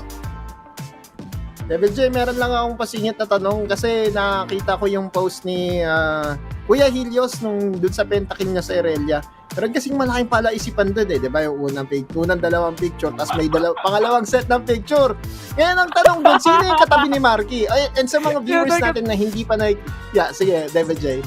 Sagutin mo muna, pare. Tatawa na siya. Si Marky. Sila po yun, Renzel. Sis. Oh, double agent? Joke lang. Pero yes, sila pala yun, yung katabi ni Marky. Okay, nasagot na, Tito Mika. And para sa mga viewers natin, kung hindi nyo alam kung ano yung tinutukoy ko, I think I shared that video. Yun yung pentakill niya on the Irelia. Pakihanap na lang. Ayan guys, I think nasa page ni Otto Luz, Ottocast, di Kaso ba? kailangan kalkal pa kasi ang dami ng patong. ang dami na. Devil J, I do have another question for you. Nung nag-cut kasi sa player cam, syempre, sa victory moment nyo, ang dami nangyayari sa moment na yan. So, nakita natin na si Marky nagbababay, tapos si Helios mo nasa ilalim ng something. Pwede mo ma-explain kung ano yung nangyayari dun sa moment na yan? Parang yung babay po ata yun, yung babay na talaga. Tapos yung, di ko po alam dito kay Sean kung ano yung trip niyan eh. Bakit po may dalang panyo? Oh my God! Oh my God! May Titan! Jump scare! Sino yun? Si Elios po yun. Ayan tuloy. Okay, I think self-explanatory na yan kung ano yung nangyayari given na yung nakita lang natin just now. Double J, do you have any shout-outs that you'd like to give? And of course, messages of gratitude para sa lahat ng mga supporters ng RRQ. Ang shoutout po kay Boss Nano, Boss AP, Boss Ricky po. And shoutout sa mga fans po ng RRQ na patuloy na sumusuporta po sa amin. And shoutout din po sa family ko na sumusuporta po sa akin, yung mga relatives ko po. Tapos, shoutout din po sa girlfriend ko, Mansar. Happy Mansar, I love you! Wow! Ano? Maya ka na. May gusto ba mong shoutout? Pwede naman. May shoutout daw po kay Sean Miranda. Napaka-pogi niya daw po. Yun yung pinasulat niya sa akin. Okay na. Okay na Pinapogi daw daw. po siya sa lahat. Face reveal daw po. Reveal. Thank Nahiya you na po very siya. much, Double Sige J. po. Ay, nahiya na. O sige, wag na. Thank you very much, Double J. And congratulations to you and the rest of RRQ. Good luck on the rest of your matches. Thank you po, thank you. We had a surprise attack by a Titan during that interview. Let's go. But of Yeah, course, once again, we just want to congratulate, of course, Oasis Gaming. And yes, August, go ahead.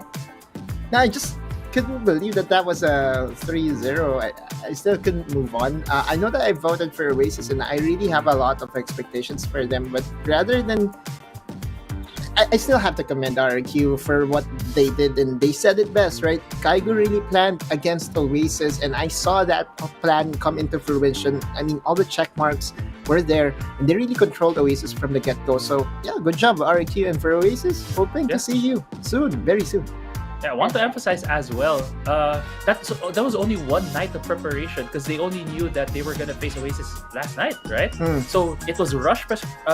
You might have a list already, but at the same time, you have to review and list down and then disseminate it to your team, and that just shows as well the dedication and basically really the effort that the coaching staff has put. And yeah, really kudos to them, to Kaigo and the coaching staff of RRQ. Yeah, I hope he gets a good night's rest tonight, because for sure he didn't get that last night while putting in the work for this match. So hopefully you guys deserve it. Congratulations again to RRQ, and congratulations of course to Oasis Gaming. We will still be cheering for you guys as you represent the Philippines for Team Cebol. And again, like Otlus mentioned, that is coming up as well. So it's non-stop for Wildcard action all around, and I think this is all the way until June-ish for a big event coming up as well. Or July. Stay tuned for that. Or July. I'm not too sure. But of course, we are not done just yet with our series for the day. Next up is Team Secret and Grindsky Esports. Now, on one side, we have the team that we have dubbed as the most improved team of the season, exceeding everybody's expectations.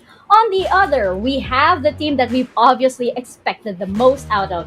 And Otolus, it's been a little 50-50 for Team Secret throughout the season, but it is now time for them to unleash everything they've got for this elimination match.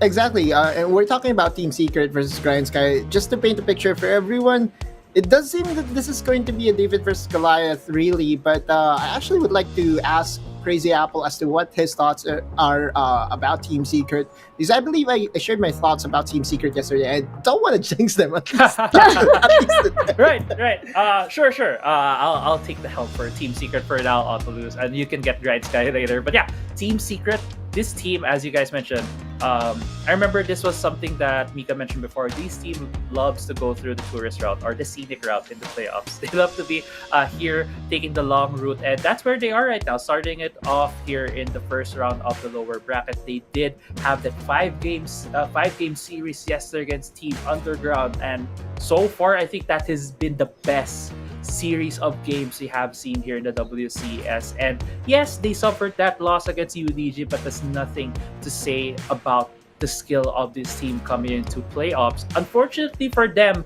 the team that they're gonna go against is Grindsky, which you guys have mentioned is the most improved team, but it seems to be their kryptonite in the group stages. They're coming in this series, and you could maybe think of Team Secret as maybe a bit of an underdog just because of the record, but at the same time, this team is still pretty strong, coming in very hot from yesterday's series. And I want to highlight in terms of our solo player highlight, it's gonna be Tatsuri in that mid lane matchup. And Tatsuri, this guy, he plays a lot of assassins. He's been playing that Zed and the Fizz. And yesterday, that game 5 where he put the Zed against the Katarina, against Midorina from UDG, it felt like he was playing against a mirror of himself. But at the same time, Tatsuri, when he gets ahead, this guy can really prop up the team to win.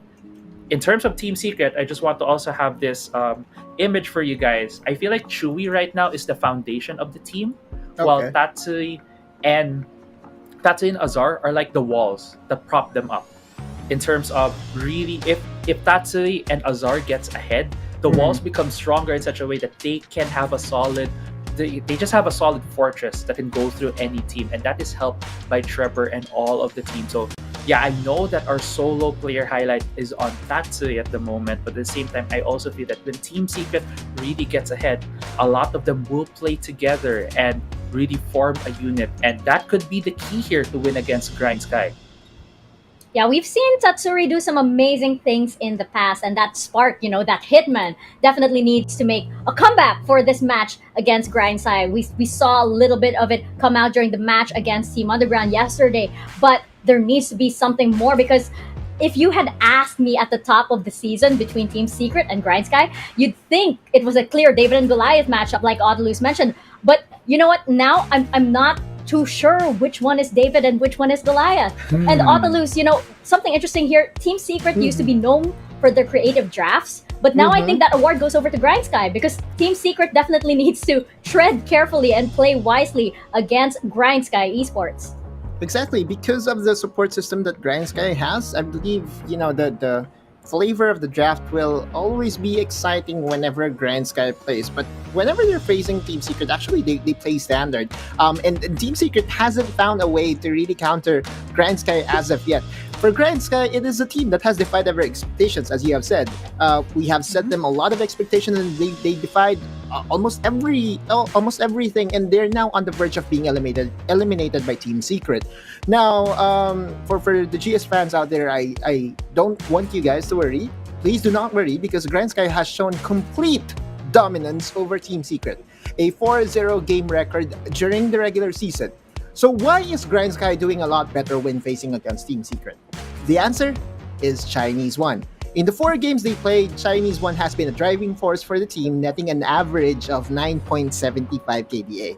He is consistently out-jungling Trebor, which makes things hard for Team Secret to stabilize and make plays for them. But to say that Trebor will go down without a fight is easier said than done. This playoffs, Tatsuri has made Yasuo pick an option that not only unlocks his aggressive ways, but also creates a synergy with Trebor in more ways than one. Now that brings us to the solo player highlight for Grindsky. It is Bambi. Bambi against Tatsuri, he has played the Jace, the Fiora, the Arya. We saw multiple solo kills for this guy already.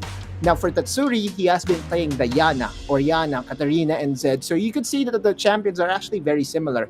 Barangay Grindsky will really bank on Bambi and his mid and jungle synergy to do the unthinkable. And that unthinkable is to eliminate Team Secret.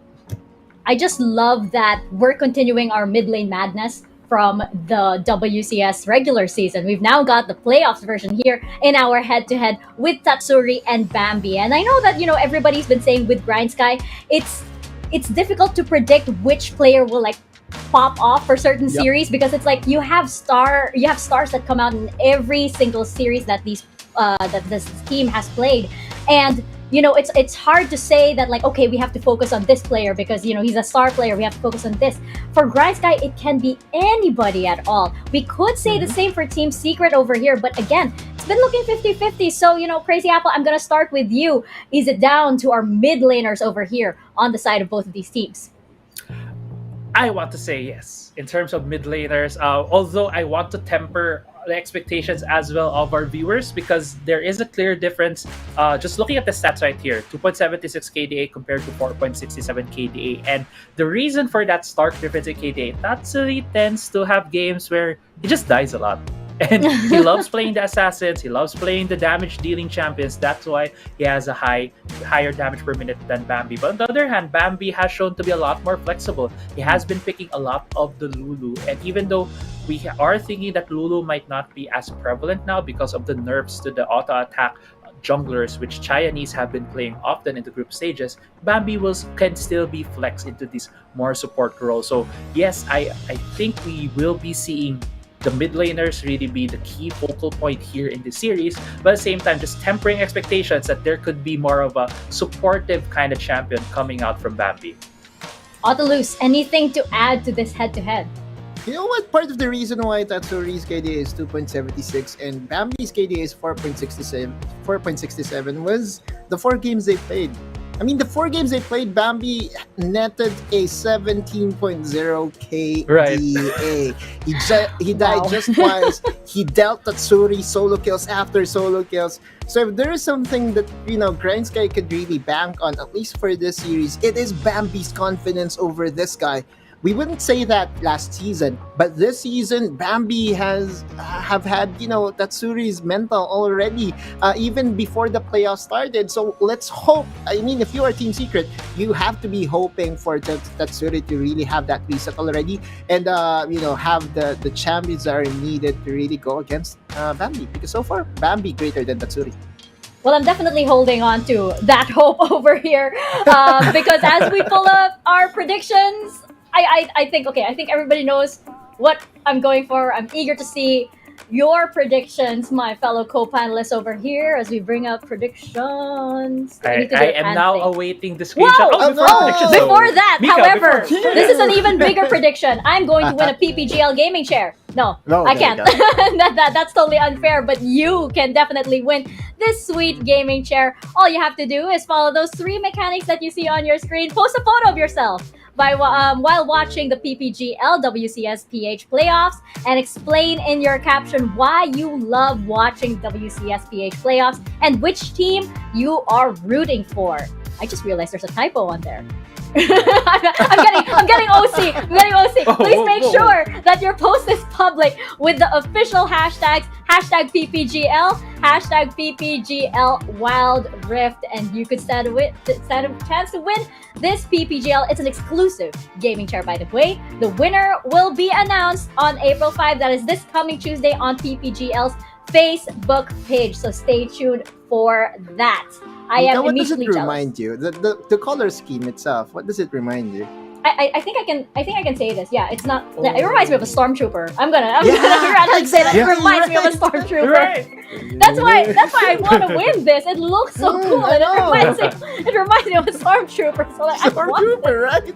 Let's definitely Empire vibes over there. And I think now we have our predictions over here. That Mika is gonna win that PPGL. Why are we sprinkling salt? I don't know. It seems to work. But yes, we have Autolus for Grindsky Esports, myself for Team Secret, and Crazy Apple for Team Secret as well. Let's go with Apple first as to explaining why he's going for Team Secret here. Do I really have to go first? Yes, okay. you do. Fine. Okay. Ace for Apple. I'll do it. I Ace know also for if people saw the talent predictions, I said UDG and Grindsky would be the top in the WCS, but I was just so amazed with yesterday's series between Team Secret and UDG, how closely matched those teams were, and I have no doubts Grindsky will come in this series today with a very great performance, but the recency bias, you could say, in me wants to root for Team Secret today. So I am predicting Team Secret for this series. And Autolus on the side of Grindsky, representative. That look though, We only have 2 possible outcomes here, Mika. It's either I go double dead because I, miss out my prediction twice, or I commit, a saving vote and put Apple on the spot, Apple and Dash, to be the only performer, to be the only TikToker, at least for today. And I'm liking my chances with Grindsky Esports. Again, the numbers don't lie. I do understand that there is a relatively difference in when it comes to patches, but Grindsky Esports, if there's one thing that I know, is that they do not take Team Secret lightly, and the confidence will really just be helping them more ways than none. So yeah, Grindsky all the way, let's go. and I'm just like, I've learned my lesson all throughout this past year of Wild Rift. I'm just like not voting against Team Secret anymore.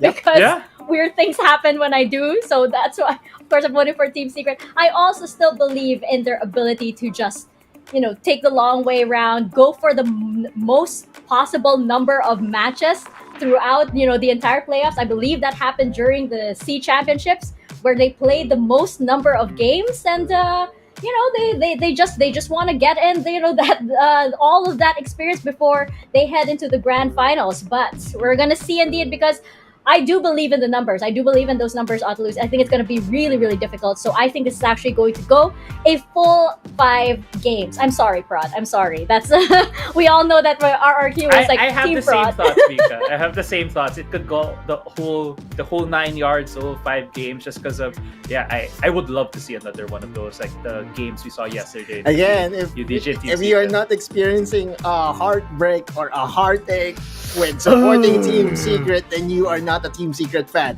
And the best way to put your cardiac arrest is to have a full 5 games. It's part of the experience, right? It's part of the experience. All throughout all throughout even the C Icon series, we experienced like the emotional roller coaster with this team. So I'm prepared for another.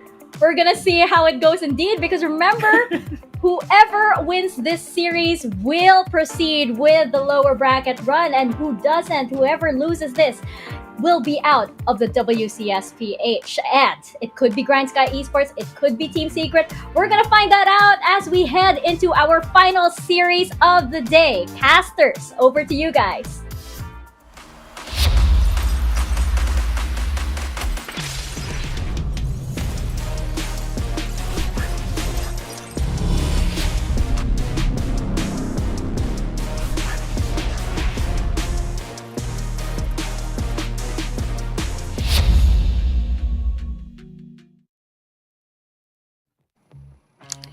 Welcome back, everyone, to WCS Philippines for the series that we are waiting for between Team Secret and Grindsky Esports. But unfortunately, another team will say goodbye at the conclusion of this series. I'm Infinity, and this is Dash with me to cast this series. And looking back prior, I don't know what's going to happen here, because Team Secret has been showing the signs of life that we were hoping for here in the playoffs, and they have evolved quite a bit, and Grindsky has failed in day number 1. So I don't know what's gonna happen here, but what I can promise to the viewers, this is going to be a banger of a series. Yeah, I mean, Team Secret, because of the recency bias that we all have for the performance that they have been doing during the past days, they fought with UDG until game 5. It looked like yesterday they could have won against UDG, so that is just so much to intake right now. But against GS, UDG, I mean, TS has always lost against Grindsky. So now, how would Team Secret, this new and improved playoffs version of Team Secret, would be able to fight against Grindsky? Because Grindsky has always been putting up these drafts that Team Secret hasn't been able to find the answer for so far. Yeah, and I'm really, really, really scared to jump into game number 1. I don't know who's gonna take the advantage. I don't know who's gonna win it. But right now, every single team, every single player should not underperform. They have to be at their very best, as we are jumping into the picks and bans between Grindsky on the blue side and TS on the red. But an interesting fact, Dash, that Tatsuri has the most champions picked in WCS. And yesterday, we've seen Elise in mid lane. That's his 20th champion. All over WCS. That's a lot.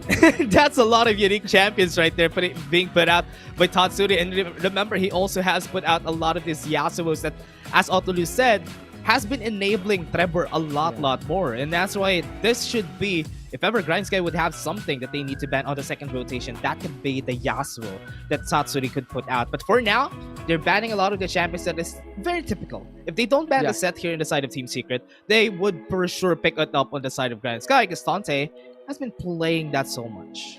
Yeah, and I like these bans from Grindsky because we talked about the Yasuo, right? And all of these champions from GS that they've banned away are the setup for the Yasuo. The Gragas, the Ziggs, and Gaio banned away already. So I like this ban so far. But right now, we're speeding on to the picks here with set prioritized by GS and Jace and Jax to follow up as an answer by TS. Yeah, Jason Jax, that's a lot of damage already on the side of Team Secret. They're set for life with this composition already, but because Grindsky was able to see that the Lulu is still up, there's still a potential karma if they want a double enchanter setup on the side of Grindsky because it hasn't been banned yet, but they picked the safer route, the safer option. They went in for the Darius for Tante, and they have the set just for them to flex it out, if ever. So now Team Secret has lost a lot of priority tampers that could help them with a CC, but they still have rocks with the trash. Yeah, and we all know Rocks and Thresh, it's synonymous to each other. When Rocks plays this champion, it's just absolutely insane. But jumping into the second phase bans, TS first starts with the Lucian ban as Grindsky still has a missing bot lane. In the mid lane, their hyper carries are still a mystery here for GS. Yeah, they're still going for the bans until, for Chewy, because Chewy has a lot of AP champions on his belt, so they're giving him less and less options. Banning the Ziggs would be smart here for Grindsky so that Chewy would not have that option, and also he will be forced to use a Morgana if ever in the side of Team Secret. But remember, Team Secret just needs options for them to get more CC. So even without the Ziggs, it would be okay. Because right now, the Zed has been the priority of Grindsky because they don't want that sort of getting that option. So potentially, that's what could be put out here still.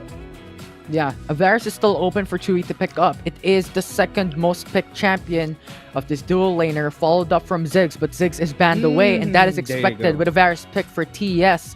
Now, Grindsky, what will be those hyper carries?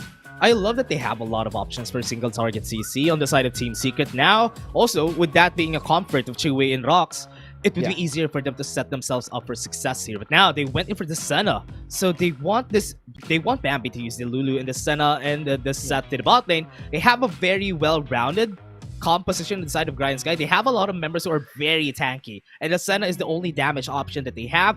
That could potentially put them on a very weird position, maybe on the losing side in the late game, but still, if ever they would be able to get the early game, it would be good. But remember, Team Secret does have Tatsuri on the fizz, and he has been wreaking havoc with this champion.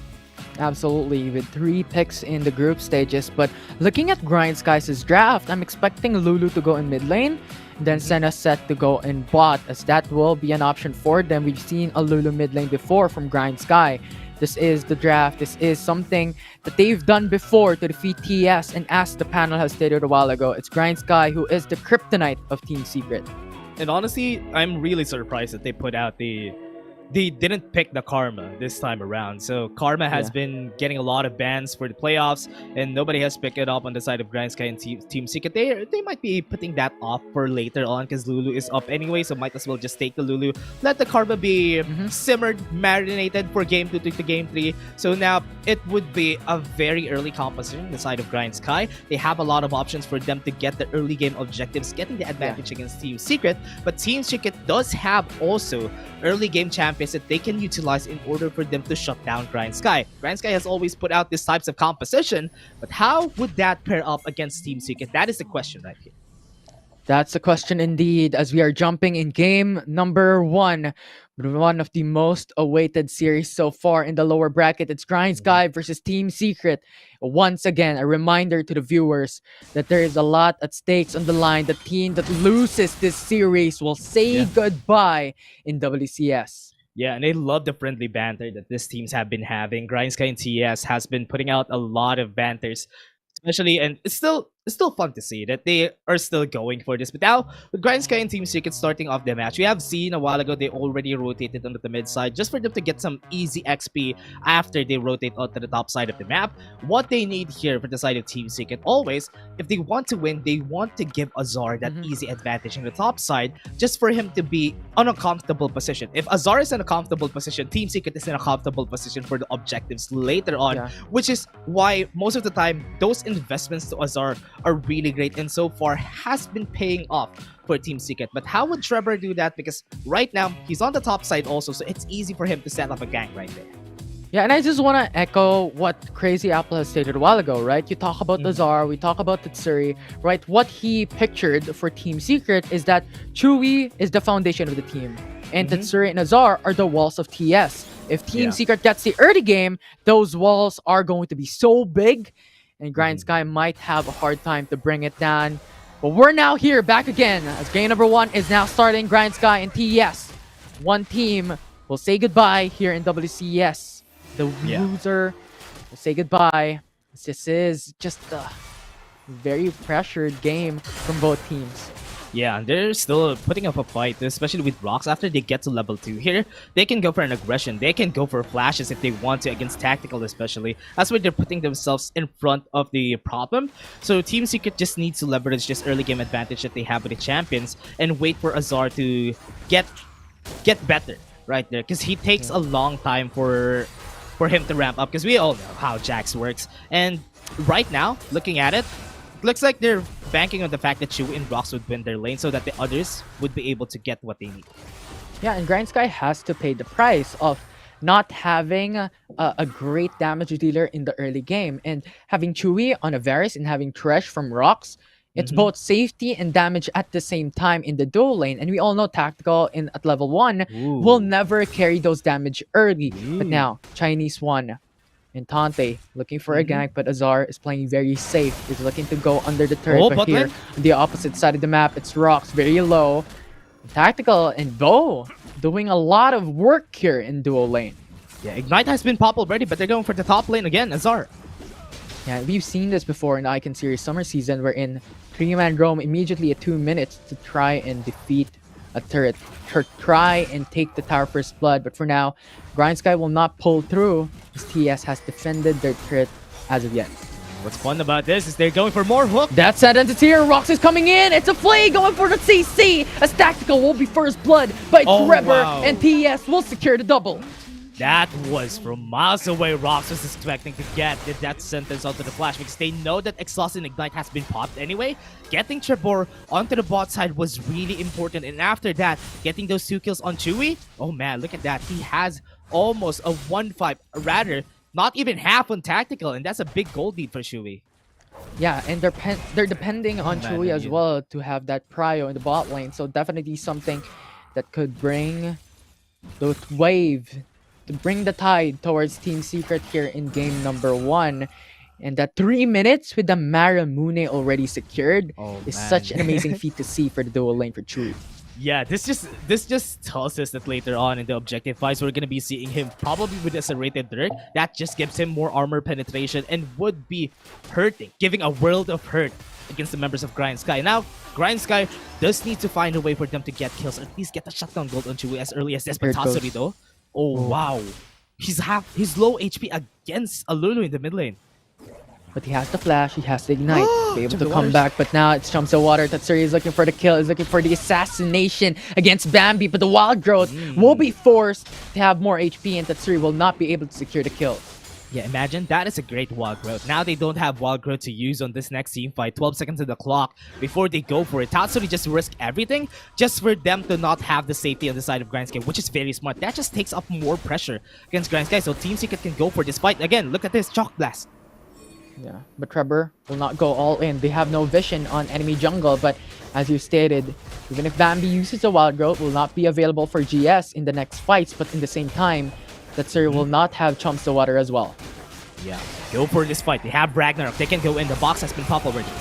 Ragnarok is there. They're jumping in, but TS will secure the Rift Herald, and now TS is collapsing against Grindsky. Asante will use the flash to go back away. The Decimate will not be enough to sustain, and the double for Trevor. They secure it, and TS will decimate GS. Oh man, 4 people are down, and as we said a while ago, Infi the wild growth was very detrimental in that early stages of the fight because you're not going to be expecting any damage from Bambi. Without that, they don't have the safety. Look at this. They went in and Bambi, it was a 5-man fight. It was a bit too late for the other members. That's why when they went for the fight, it was a 4v5. Yes, they were able to get a great face breaker, but it was not enough. They didn't have enough damage. They didn't have the safety, and losing the 3 juggernauts was enough for them to it's like the script. After they lost the 3 juggernauts, they're gonna lose the fight anyway. And this is the cost of having a Senna bot lane with no hyper carries mid lane. It is a Lulu that is for Bambi, so this is going to take a long time. That sentence already for Olaf. The Ragnarok will be forced to deny the CC, and Tatsuri is jumping over the wall, trying to look for the engage. And Chinese 1 is very low. They're forced to retreat, and TS gets 2 out of 2 objectives. Oh no, wild growth though, another. And TS is looking to go and kill Bambi, as Bambi cannot even retreat, cannot even walk, as TS locks him down. Yeah, remember, they got the Rip Herald during that fight, and they're already setting up onto the mid lane stages of the mid lane right now. Look at this. They were able to get the Rip Herald bonk on the bot lane. They might be able to get the second tier turret. This is going to be big for Team Secret. So coming in, Tactical is there. Not able to catch onto the bot lane, but here on top side of the map, it's TS looking to get that kill. And once more, it's Chewy getting it through, and so far, Dash, it's a perfect game for TS. Oh wow, nobody's losing their lives on the side of Team Secret. They're just getting every advantage every step of the way. Second tier turret in the bot lane. That is a very big win, to be honest, because you don't have pressure anymore in the bottom lane of the map. You won't be able to push yourselves onto the bottom side, and on the objective later on after the next 4 minutes, getting onto the Cloud Drake would be very hard for the members of Grindsky because they don't have any natural pressure at that point in the map. Right now, Grindsky is struggling on what they want to do. They do have a lot of CC, yes, but without any damage potential, they can't even get any kills on the side of Team Secret. That has been their underlying problem, and Senna takes a long time for her to get their damage up. Yeah, and when was the last time that we've seen a team at 6 minutes into the matchup have 7k gold lead? It's a 1k gold per minute here for Team Secret in this game number 1. Looking fantastic to start the playoffs in the lower brackets for TS. That damage on the Tactical, that was half HP already, and now they're taking all the towers here, Infinity. They have 4 towers already down on the side of Grindsky. They can't even secure any kills right there on their side. Yes, they have the Lulu, but the top side, they're gonna go for a fight. Yeah, and they're looking for the engage. It's a 3-man run from Team Secret, and it's Olaf leading the charge here for Grindsky, but once he steps, he's dead, and TS gets the double for Azar. Another death sentence from Rox. This man, as you said a while ago, when you see a trash being hovered, that's Rox. That's Rox right there, and he was able to get a lot of death sentence, more fight in the mid lane. Ooh, the death sentence with a piercing arrow puts Bo's HP in a dangerous spot. The damage of Chewy is insane. I thought that was it. I thought Rox is gonna commit and they try to take, but because they don't have any damage yet right now, I mean, they do have a lot of damage on Chewy, but after the piercing arrow, they need to wait for 4 more seconds before Chewy could put out another. So that's why they played it safe on the side of Team Secret. Right now, it's all coming down to how Team Secret would play the map around Grindsky. Grindsky has been always forced to react because the objectives has been always on the hands of Team Secret so far, and it's really hard to put yourselves out there when you have a 9k down against Team Secret. Look at this. I think Tatsuri wants to go for a fight here, and he's already in. The Chum the Waters is already up on cooldown. Chinese 1 doesn't know that there are 4-man here for TS, while 3-man here looking to support. As Olaf, Wild Growth, gives him a bit more HP, will not secure the kill for TS, but that Root will just save him. And now Bo is coming right through into the fight with a showstopper, but the Flay with a death sentence, with the CC lock. The set says goodbye. Oh no, they're being desperate here. You're smelling it, and now bot lane again.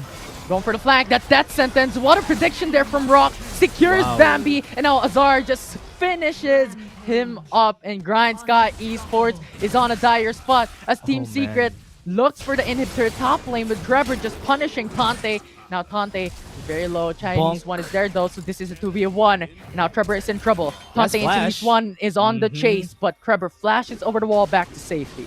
Yeah, he got the flash, and Trevor was very safe. Now, as we were saying a while ago, so far Infinity, this has been a perfect game for Team Secret. This is why we had the recency bias a while ago that Team Secret right now is in top 4. And they have been showing it. Even against their Kryptonite, they know the answer. They know how to counter them out. And now, Grindsky can't even get any kills on their side. Team Secret getting all the objectives, getting all the repels, has 5 towers on their ends, and now almost all of their members already has 2 items. Now Grindsky can't even do anything because they only have 1 item. They have they're down 12k, and so far with their team composition, they could have gotten the early game, and if you don't get the early game, you're just gonna lose every step of the way against Team Secret. And a while ago, before this series even starts, we were talking about how the series will go, how this game will go. A lot of criticisms on the TS in the beginning of the group stages, but now they have evolved in the playoffs. They're on a different level. They're on a different space. They're on a different pedestal up against Grindsky. He's spamming the piercing arrow. They want to go fight against Chinese. For the flank. Will not be able to do so. Bambi now in danger with Azar coming into their front lines, leading the charge, and TS will be able to just push GS back away. And now Bo is in danger. He's pinned. He's dead. As Bo will no longer even crawl back into safety as TS finishes him down. Yeah, now they're just running around. They can't even do anything right now against Team Secret because they have a lot of items. They have 14k gold lead, no towers even. They can't even farm safely towards their base because they can get dove by any members of Team Secret right now. I would like to commend, honestly, this Azar pick, this Jax. Remember, the only damage source that they have on the side of Team Secret, on the side of Grindsky, is pure basic attack. And when you have a Jax, that is where he shines. The Counter-Strike is just 100% more effective right now. Even though, yes, they have skills, but they do really work around what their basic attacks are. Their damage can't even come through to Azar. So Azar is like working like a pseudo tank against Grindsky right now. And so far, he has been pretty effective. We all know he's not good in the early game, but now because they got the early game lead, Team Secret is just snowballing the game. Yeah, definitely. Still a perfect game as of yet for Team Secret. And look at the safety that Azar knows. But now Chewy's won. Looking to go back, looking to go for the flag. They're going in for the flash, looking to kill Chewy. But here we go. It's Satsuri just saving himself as Olaf is dead. As Chewy gets the kill. And now TS has collapsed on top of the hill. Chinese one. Tactical is dead. Bo is very low as Bambi has been secured by Azar. And yes, it's not the perfect win, but Grindsky will lose all their members. TS will secure the ace, and TS will dominate Grindsky. 12 minutes and 15k gold lead. 10 seconds in the clock. They can get some inhibitor turrets right here. They are going to be able to, and that is exactly what they want to happen. They want this game to fast enough. Grindsky, if they don't get the early game, they're going to lose on a lot, and that they did. Team Secret just knew that and snowballed the early game for themselves. A well-rounded team like this is showing us how it's done, how to counter Grindsky, how to win against them. And so far, Team Secret just lost one member, but it's still okay. We can still call this a perfect, a 98% perfect game. So yeah, Team Secret still has it. Yeah, semi-perfect. Let's go with that. Semi-perfect? I've never heard of that word. What is that? 80% or something. Something close. Well, we'll see if Team Secret will still be able to have the semi-perfect win up against Grindsky Esports, because remember, it's tactical, it's Senna, infinite scaling in this matchup, but still, with a huge amount of deficits in the early game phase, it's looking quite dire for Grindsky. And you'd think, Dash, with this huge amount of deficit, with 15k gold disadvantage, do you think there is still a chance for GS to make it back? Yeah, I think this is it. Go for Ross. Gets CC locked. It's a 5-man pin down on Rox, and Rox just has to say goodbye. No teammates can save him from that fight. But now it's jumps the water from Tatsuri. Knock up onto Chinese one, but will not engage as this is a 2v5 if they go for an all-in. That is how they win. That is, when you're asking me the question, that is what I am thinking of. They need to go for pickups, get the shutdowns, and if you get it, but they're going for Tatsuri though. Oh, never mind. They can chase him. Yeah. But Grindsky doesn't know that TS just got the Baron Nashor for free. No vision, no contest. Easy for TS. But now it's Satsuri. Pinned. Quad growth for Chinese one. Gets the kill. So 2 kills for Grindsky in an overall fight. Side. But look at Azar. He's pushing the last inhibitor left for Grindsky to defend. This opens up all lane for Grindsky, for TS onto the Nexus. And Tante is looking to defend. But Azar is looking for the finish. The apprehend will CC lock him. But Tante is too squishy. And the Nexus will fall. And Team Secret will take the advantage in this series. Man, I like what we said, like even the panel said, every member of Team Secret is just putting themselves out there they can and will every time that they get the chance, they would find a way to find the weakness of the team that they're fighting. Even though that it's Grindsky, Team Secret still knows. This is the playoffs version. This is what everybody was waiting for Team Secret to do, for them to get the win against Grindsky, and that they did for game 1. The drafting was just so much right there. The Jax was just so effective because no magic damage on the hands of Grindsky. That's why it was easy enough for Azar to just be the pseudo tank of the team. Yeah, and it's Grindsky having to pay the price, having to pay the cost of securing Ascena, securing Lulu in the same manner, and Bo with the set having no damage in the early game, having this huge deficit already being started with Chewy getting majority of those kills. Hyperscaling in the early game, baby. Let's go. Yeah, that's what they want. They want Chewy on this. Like what they said, Chewy is really what they want to go for. Chewy getting the champions that he needs. He would just perform in the early game. Then later on, it would be the time for Azar, even for Tatsuri, to be finishing the game. And Trevor is also one of the people who just enables everyone. But even though here that he was playing the Jace, he still is the same Trevor that we're seeing. He's playing around everyone and investing a lot of resources onto them just for them to capitalize later on in the game. This game was just almost perfect. Because of that 3 kills that we've seen, that was semi-perfect as what Infinity said, but still, that was a great performance from Team Secret. Yeah, great performance. We have talked about the narrative of Grindsky being kryptonite of Team Secret, but right now, it looks like the opposite. Team Secret dominating that game number 1 flawlessly. It was the other way around, right? We've seen Team Secret struggle a lot against Grindsky, so this is a new sight even for us that Team Secret right now is on a 100% of their performance. Looking at the fights that we've seen so far, it was just their positioning, and Chewy was just really on a great roll. That every piercing arrow that he hits is almost half HP, and because they got the first 2 kills in the early game, it was enough for them to snowball that. And getting Chewy that Mana Mune at that first objective was enough for them to get the win. Yeah, this is very well deserved for Chewy getting the Glow Prepaid player of the game. That was 1.8 DPM, right? 1,807 DPM. That is just so much for the piercing arrows themselves, and a 14 KDA. This man performed so well this game that after he got the Mana Mune, it was over for Grindsky. Yeah, Mana Mune secured in 3 minutes, as far as I remember, and that Timo's Ghostblade followed through in a couple of minutes after. It's crazy how much items they got secured in the early game phase, and Chewy just brought in hell pouring down against Grindsky from that game 1. Yeah, when you have a lot of range, especially against Ascena in a set lane, if they can't get close, they won't be able to do anything. And that's exactly what they did. Chewy and Box just performed so well this game that every step of the way, they can get fights. Chain of Corruption, the single target CC, even with the Ragnarok from the Olaf, it wasn't enough. They can't even do anything. Every time the Chinese goes for the Ragnarok, he just gets taken off from the map every time. Yeah, and Team Secret, following from their 5 games best of 5 series yesterday from UDG, is performing, exceeding expectations. It's 2 predictions from the panel for TS and Grindsky for Autolus. We'll see if Grindsky can equalize the series.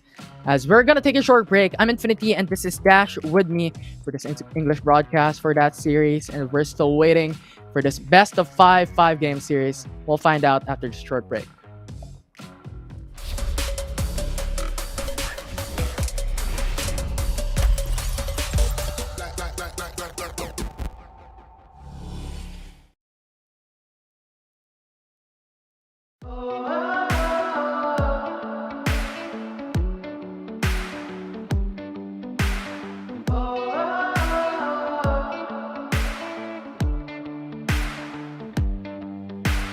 They've been trying for too long, but they could never stop me. They could never stop me. Don't they know that I'm too strong? Nothing's gonna stop me. Nothing's gonna stop me. So don't get in my way. The dams are about to break. I don't care what they say. I'm more than they can take. But they don't see the struggle in my mind. And I just think of stopping all the time. but I can't. I'll make my journey through the hellfire. I'll just tear down another empire. Never hold me back, hold me back. 'Cause I'm a juggernaut. 'Cause I'm a juggernaut.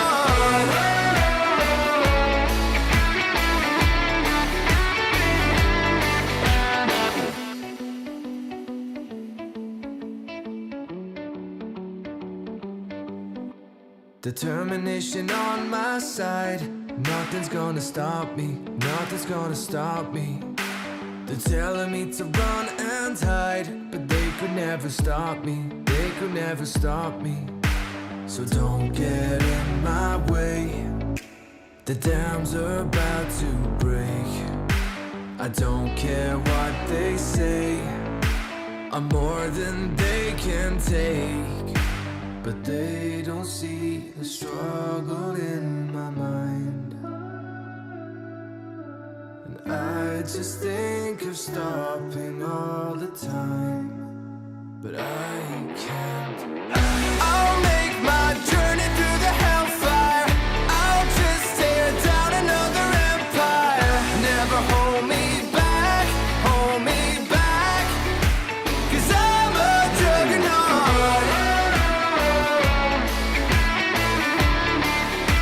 'Cause I'm a juggernaut.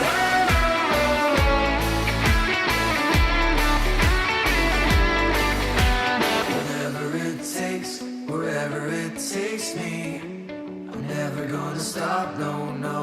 Whatever it takes, wherever it takes me, I'm never gonna stop, no, no. Whatever it takes, wherever it takes me, I'm never gonna stop, no, no. Whatever it takes, whatever it takes me, I'm never gonna stop, no, no. I'm never gonna stop, no, no. I'll make my journey through the hellfire. I'll just tear down another empire. Never hold me back, hold me back. 'Cause I'm a juggernaut. Whatever it takes, whatever it takes me, I'm never gonna stop, no, no. Whatever it takes, whatever it takes me. 'Cause I'm a juggernaut. I won't give you up.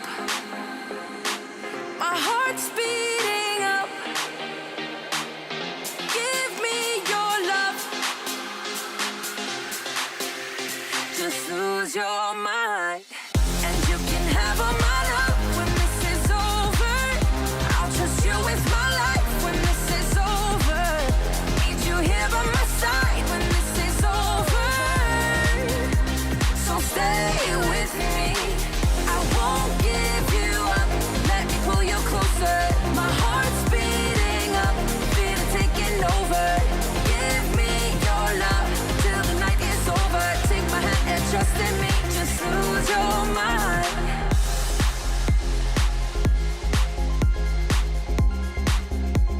Just lose your mind.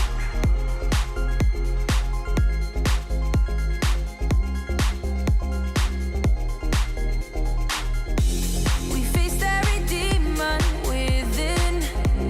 We fight every battle and win. Now we're much stronger than before. I won't give you up. I won't.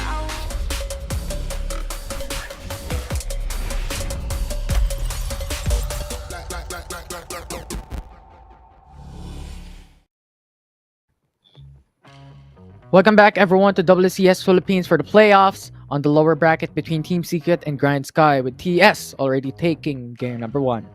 Yeah, that was a great series, to be honest, Infinity, and Team Secret just played it so well. I can't even fathom how much the pressure was put on the map, because that's a lot of towers down, a lot of objectives on the hands of Team Secret. Everything just, the stars just aligned for Team Secret during this this game. The drafting even was picture perfect for them. So Grindsky just lost every advantage that they could, but I hope they would be able to turn it back during game 2. They knew their mistakes. They just need to adapt around it. Yeah, have more damage. Have more damage for the draft of Grindsky Esports. And we have a lot of praises on the draft of Grindsky for the group stages, and we're looking for it right now for the playoffs with this huge changes from patch 3.1. We'll see if that can come into fruition. But right now, TS is looking sleek. TS is looking clean from that game 1, even yesterday up against UDG. Yeah, the time to be creative was during the regular season. Now is the best time for it. If they can do anything for them to win, the most creative that they can be, this is the time. Because somebody is gonna get sent off today, and the pressure is at an all-time high. So Grindsky and Team Secret just needs to put their best foot forward. But now, back to the drafting. Going for the Galio, they don't want the potential for Team Secret to go all in. That's why they just don't want to see the Galio ever stepping in the draft right now. But Team Secret, even with the set, they have performed really well because they know how to answer it. Yeah, and they're just banning away the topmost picks of Team Secret at this point in time, because Rox in the group stages has the most picks onto Agalio with 75% win rate from the group stages, and Chewy on Ziggs has 10 picks and 7 wins, so 70% win rate for Grindsky for Chewy on that Ziggs, or TS rather, onto Chewy on that Ziggs. So they're just respecting this topmost picked of Team Secret. But to follow that up, we have Garen, Kha'Zix, and Camille for TS, and Gragas for GS. Yeah, no, with this, the clean games that they had, I hope that Grindsky, will pick again the set and put it on Tante rather than giving it to Bo in the bottom side of the map. But because of this, they can go with the same script that they did a while ago. They can pick the Jace again, they can pick the Jax again, if ever Grindsky would be able to put out those champions, those bruises. Yeah, they're going with the same script. I mean, they didn't lose anyway. It was a perfect game, so why change anything? Yeah, your prediction is on point there, Dash. It's crazy. Jace and Jax first 2 picks, but instead of giving Thresh away, you have Thresh and Lucian. And we're asking for damage, they bring out the Lucian. Yeah, they got the early game damage now. With Tactical on this, there's a potential for Team Secret. Oh, they changed things up. Now they want the Chewy to go in for the locks for them to not get dove on by Bo and Tactical in the bot lane, because they know that if they pick probably a Varus in the bot lane, they are gonna get pressured by this bot lane setup that they're gonna do. So at least they have the safety right here. Team Secret, that's smart. They banned the Ahri. They don't want to give more options to ban. Yeah, and they just can't go for Varus, because if Thresh is not available for them, Varus is not gonna have the safest time. He doesn't have any mobility skills to go back into safety by himself. So that is not an option for Team Secret at the moment. But going into the second phase bans, we have an Ahri ban from TS, and Rakan countered or answered by GS. Yeah. Now they have the Orianna even. They're respecting a lot of the champions from Grindsky, because Bambi and Tactical could swap those champions altogether. The Ahri to the Lucian, or even the Orianna to the Lucian. They can swap it all together, and they just want themselves to have winning matchup. Now Grindsky, do they ban the Zed or do they ban the Fizz? That is gonna be the question here, because if ever, they banned nobody from what I said. So with this, there's an option for Tatsuri to go for those assassins.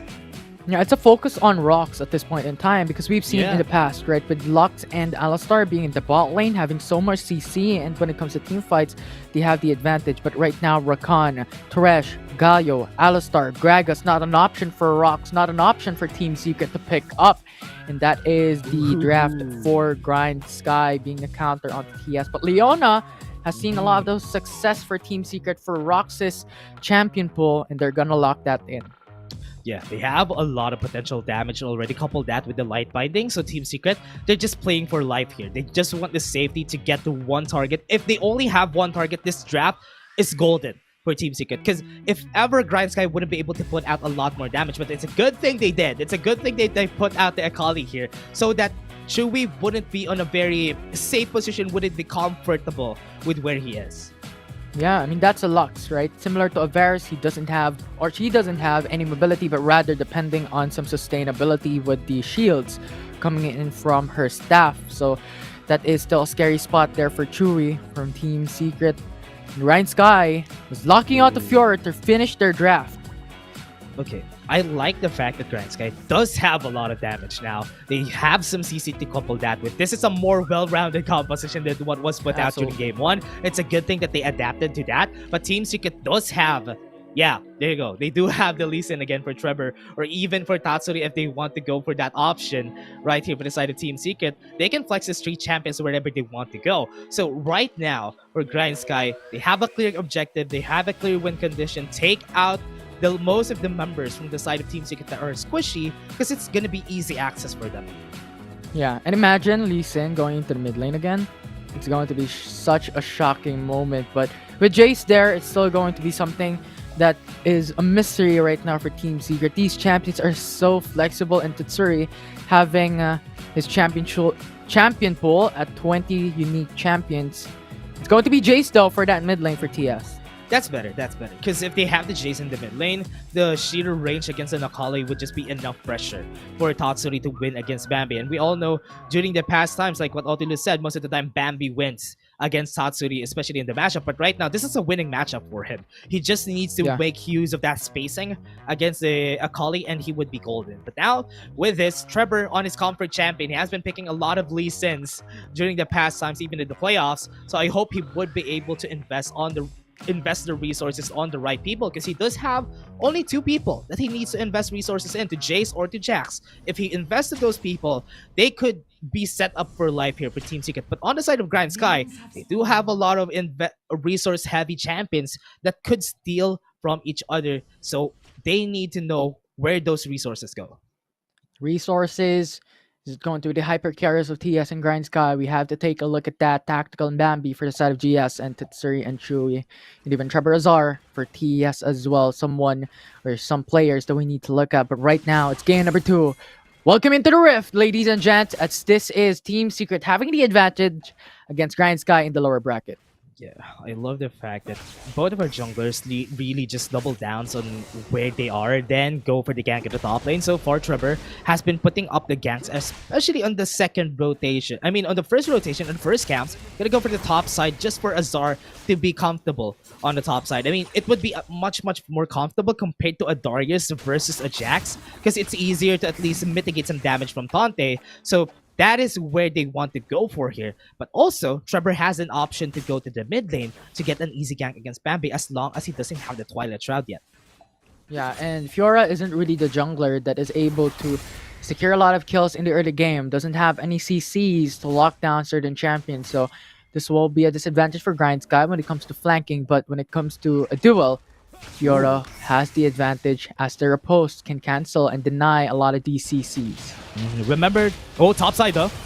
Yeah, Trevor coming through with a Sonic Wave, jumps in, but Tante used the flash and the barrier forced to save himself, and TS will not secure the first blood. Pops the Ignite, and now they can re-gank if they want to, but mid lane. 5-point strike onto Tatsuri. That Shroud will save Bambi's life. Will not be able to secure that kill, but Tatsuri is also low, so both of them just even level playing field in the mid lane. Remember, they don't have any CC on Chinese, so it won't be easy for Chinese to go for ganks. And look at the aggression from Trevor. He does want to get some vision against Chinese right now to delay him a lot of the farming that he can do. Because right now, it would be hard for Grindsky to get that priority on the jungle, because they don't have enough things to do with the CC just for them to secure the kill together with Chinese. But on the other side, Trevor could get that early game pretty easily. Yeah. So we'll see how Trevor will do this, because right now, no kills as of yet for any of these teams, and both teams are looking to play very safe. And look at Grindsky's ward.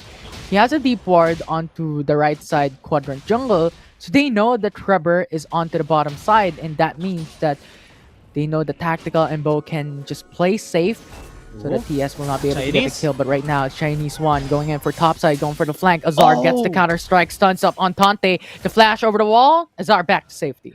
This is what we were saying. They don't have any CC as much. They only had the face breaker, they only had the showstopper, and also because they are both auto-attack champions, with the counter-strike, Azar was pretty much safe.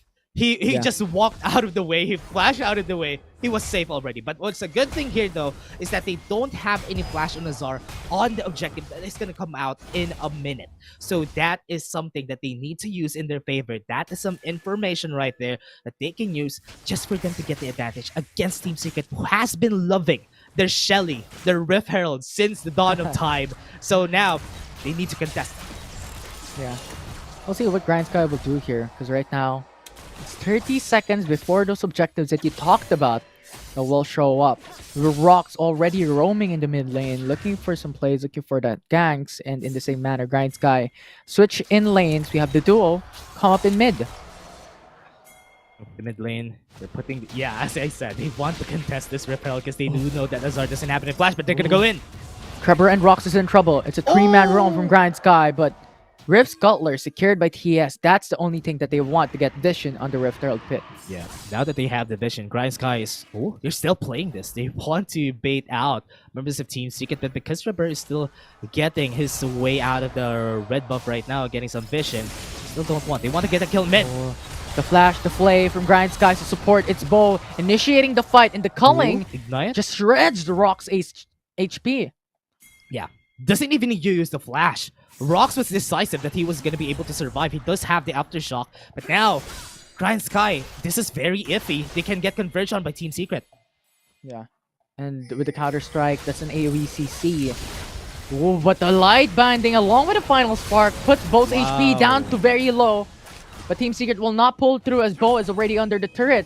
Will still not secure the first blood from any of these teams. It's already 5 minutes into the matchup. Yeah, that just gave way for Rip Herald to be taken by Team Secret. It's a good thing that they tried to commit on mid lane, Tatsuri forcing most of the members, but they're gonna go in. Yeah, Tactical looks to deny this, buy some time for Trevor to come here into the Dragon Pit. And Tatsuri is very low. The perfect execution is there. They're going for the 5-point strike. Secures the kill. Tatsuri is down as TES will lose the opportunity to go for the Cloud Drake. And GS trades 1-for-1 objective. Yeah, 1-for-1. They got the handshake, but the Rip Herald is still in the mid lane. He's gonna get the bonk right there. Dragon's Rage though. Dragon Rage. Sonic Wave will not go through though, so no kick there for TES. No kick for Trevor. Just a way to CC chain GS, but will not pull through with a kill. And Grindsky, now at 5 minutes and 30 seconds, got the first kill in this matchup. Very delayed, considering we have a Lee Sin here for TS. Interesting. Yeah. They haven't gotten any kills. They haven't found any success. Because, yeah, we said a while ago, they're going to have problems when it comes to CC because they have a lot of damage dealers on both sides of the game. Even Tatsuri, with the 2 disguise, that's only a slow, not a hard CC. They need the help of Chewy and Rocks for them to get the first kills for their side. And on the other end, they do need Dante and Bo for them to secure the objective. So now that the laners have switched on to mid, the Dragon laners are now in the mid lane, this could potentially be the time that Trevor and Chinese would be able to get these kills for the team. Definitely more shorter distance to travel if you're coming in from top side of the map to make a gank. But interesting looking at the items here. Because Bambi went in for Morello first item instead of a Lich Bane or even a Leandris for himself. Yeah, and also, look at how Rocks is. He has the Gargoyle enchant. He does want to have the safety for him to get closer to fights as even Azar top lane. Oh, Azar uses the flash already immediately as he sees Bo looking for the gank. So nice disengage there from Azar, but once again, Summoner Spell disadvantage on top side. Yeah, losing the flash again on Azar doesn't give them any advantage on the next objective that's coming out in probably a minute right here. But they want to get the gank in the mid lane. They want to get a kill. Solar Flare could come out anytime. Yeah, the ultimate are ready here for Team Secret. And also Chewy, that light binding can even stun lock someone. And there we go.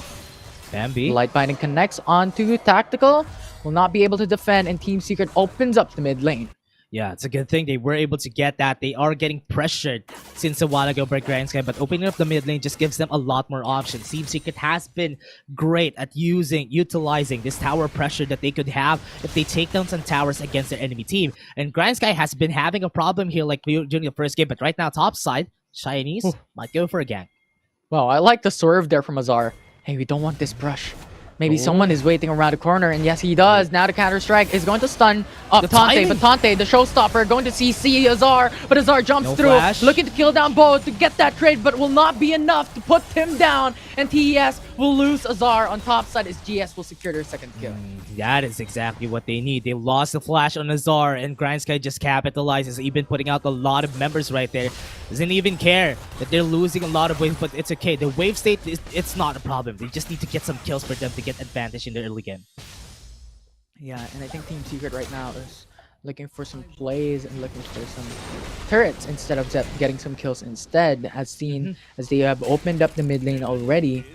And we're nearing that Rift Herald. We're nearing that Ocean Drake once more. And I think that will be the point wherein both these teams will have a massive advantage against one another. Yeah, you don't want Grindsky getting that Ocean Drake, because if they get that, that is what they need. They want long dragged on fights, and as long as they get the Ocean Drake, that just gives them more options to do that. So with this, Team Secret just needs to counter that. They don't need to go for a handshake, but we all know how much love they have for the Rift Herald, and they're gonna risk it just for them to have more pressure against Grindsky.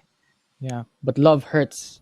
Dash love hurts. Oh, So we'll no. see if TS will get hurt there from getting the Rift Herald, getting Shelly, if ever Oh. they really pull through. But instead, they're looking for that dragon instead. Yeah, as you said, if you love me, let me go. And they let go of the Rift Herald. That's something different for Team Secret right now. So Ocean Drake could be their target. They just want to deny Grindsky of getting that extra sustain that they have, but they're being forced to react here. Yeah, love conquers all as they're looking for Shelly. They're looking for the Rift Herald, but Grindsky starts this. No As flash. Tatsuri, rather, is patting himself onto the Rift Herald, going to support, going to respond. Solar Flare is now out. Boat is slowed. Butante is there. It's going to be Dragon Rage. Knocked up onto Chinese One. Chinese One will not be able to get that steal. And TS will secure their love for the eye for the Rift Herald. Oh, Azar is fighting it out, but again, that great Dragon's Rage from Trevor was able to cancel any engages from the members of Grindsky, because if they try to go for it again, Tonte goes in with a showstopper. Yes, he's gonna get a haymaker, but he's gonna fall together with the Rift Herald. They didn't want to take that risk, but because they didn't, they lose both. So that is not very favorable for Grindsky here. They had the advantage there. They could have taken the fight because no Solar Flare is up on the side of Team Secret. Yeah, and it's not just that. They also secured that turret on top side, but now it's Bot Kali, side it's too. Bambi, forcing immediately the stasis because of the light binding final spark combo Oh, man. that can pull through a kill for Chewy with the Luden's Echo and with a large rod already. Has a lot of AP. Grindsky's, Team Secret is just getting away with a lot of things here.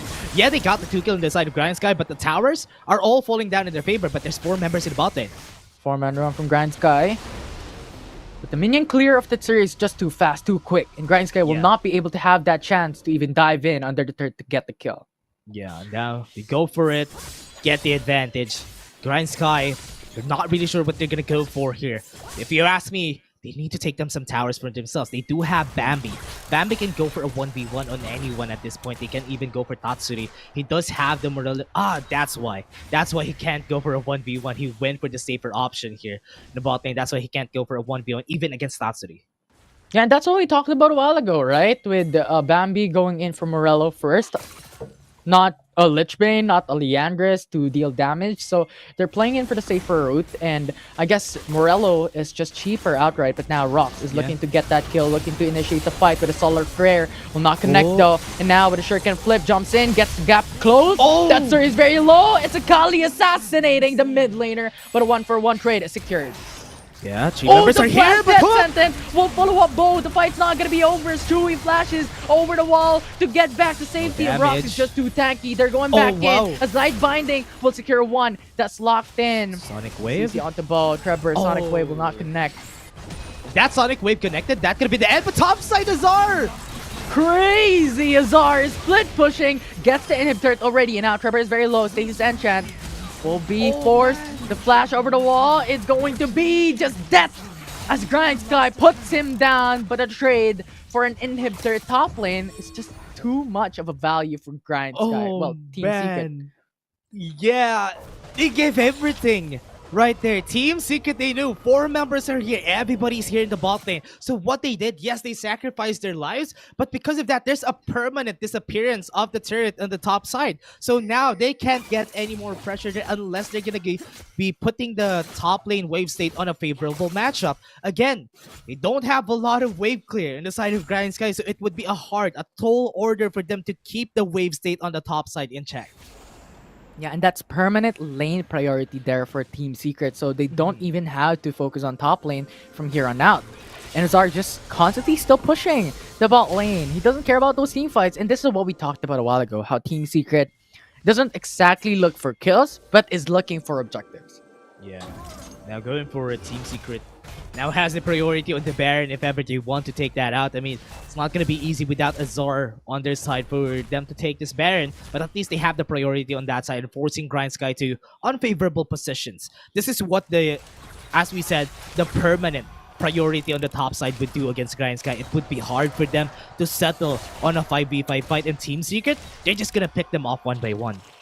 Yeah, and especially with the Baron Nashor now spawned in the Rift, with that lane prior on top lane, Grindsky has to divide and conquer if they could. They have to clear the wave on top side, push the wave to even have a chance to just equalize the state of this matchup, because TS, despite their kill deficit on the standings right now, they have the 3k gold lead.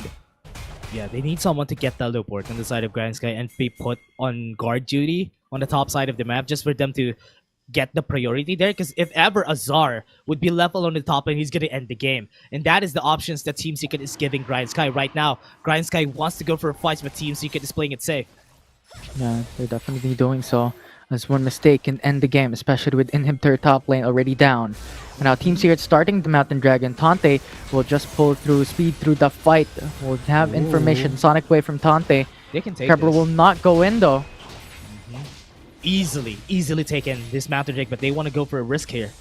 It's not over. Grindsky looking for the steal, looking for the contest as Team Secret back away. Solar Flare is there. 2-man stun already with the final spark, dealing enough damage. The 3-man down already. Tante is dead. Bappy is dead. Team Secret will get the ace from one mistake of Grindsky. Team Secret won that team fight, and TS is looking for the finish. They're pushing that mid lane. They have the prio on top lane. The wave is pushing. The wave is clearing, and the Nexus is open. And Grindsky has 20 seconds to respawn back up, and Team Secret will clear all the inhibitors, will clear the push, and the Nexus will fall, and Team Secret has secured the match point in the series. I cannot believe that was...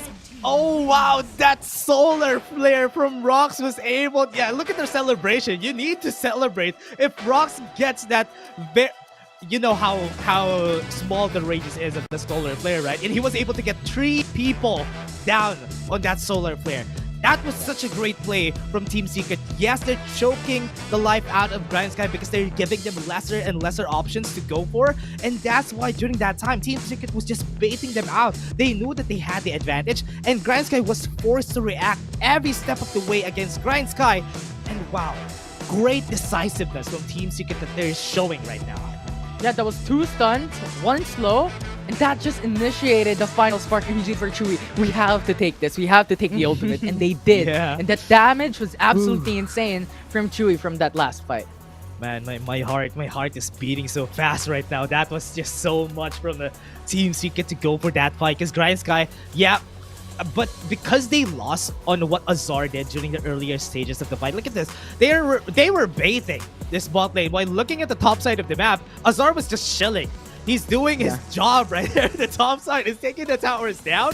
And after that, that was enough for Team Secret to say that even though that we gave a lot of kills, we can still win this because we got the lane priority. That's exactly what they need. And that's the step that that's the choice that they gave Grindsky. You're gonna go for a fight, kill us all, yes, but you're gonna get taken down with the lane priority on the top side.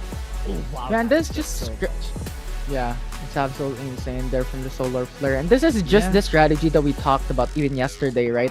How Final Adversity did it. It's divide and conquer from Team Secret. You have 4 members pressuring the opposite side of the map, while the other just split pushes, and that opened up the inhibitor, as you stated. It opened up the Nexus, and when they want a team fight, it's over. It's GG. And the Globe Prepay player the game. The one that finished. Chewy. Yeah, Chewy again. Yeah, it's all because of how they were all lined up on that final spark. It hit 4 people on that last fight, and that is why, even though that we said a while ago it's not going to be easy for them in the bot lane, but because of how safe Chewy plays and how he sets the game apart on the later stages of the game, this man deserves everything from the side of Team Secret. He's really the framework of the team. Even if he doesn't get priority in lane, he's just gonna put out his damage later on when he gets the items that especially the Rapid and Stat Cap. Yeah, Alludence and then Rabba immediately. It's crazy. And there's just so much CCs that you can think about, right? The lock from Lux with the light binding, and then you also have the solar flare, which was highlighted a while ago from that last team fight. It's just crazy. And the counter strike from Azar, it just saves him constantly. And now this begs the question, What will Grindsky go and ban from this draft? Because looking at the champions of TS, it's so hard to pick and choose what they will do in the draft. Yeah, so far they have been risking it, even giving the option of going for a Zed or an Akali on the side of Team Secret. Even if they didn't went for that, it was still enough for them to get the wins there against Grindsky. I think right now, Infinity, they need to find a way to ban the Jace on the hands of Trevor, because Trevor has been, I mean, even not on the hands of Trevor, Jace is just so flexible that Tatsuri, even Trevor could use it, even the top side, even Azar could use it. That's why it was easy enough for them to flex on the draft, and Grindsky was just left with less options. I think also the Jax, they need to ban the Jax, because the Jax Ban was everything. the reason, yeah, the reason that why they didn't have the priority on that game, because Jax has always been, Azar has always been put himself out there, especially when taking out the inhibitor turrets, and that just gave way for Team Secret to just win game too easily. Yeah. And that's the thing. There are only 5 bans, and there are a ton of champion pool for Team Secrets as players, so we'll see how Grindsky will do it. They have to pick their poison, because right now it's Team Secret already on match point. We're gonna take a short break, so don't go away, because when we come back, it's an intense game, a potential finishing of this series.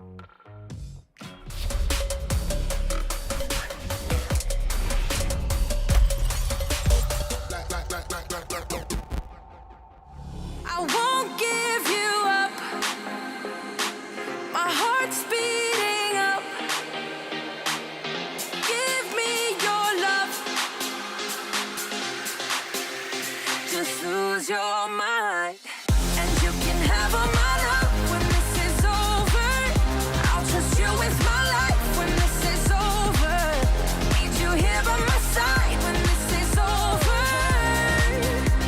So stay with me. I won't give you up. Let me pull you closer. My heart's beating up. Feel it taking over. Give me your love till the night is over. Take my hand and trust in me. Just lose your mind.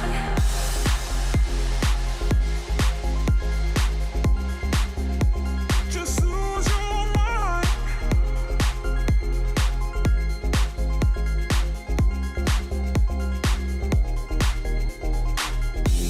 We faced every demon within. We fight every battle and win. Now we're much stronger than before.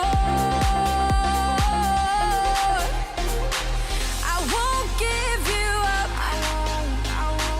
My heart's beating up. Give me your love. Just lose your mind, and you can have all my love when this is over. I'll trust you with my life when this is over. Need you here by my side when this is over. So stay with me. I won't give you up. Let me pull you closer. My heart's beating up. Feel it taking over. Give me your love till the night is over. Take my hand and trust in me. Just lose your mind.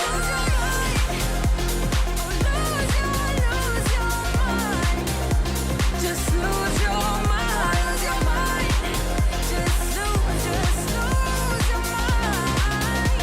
Just lose your mind.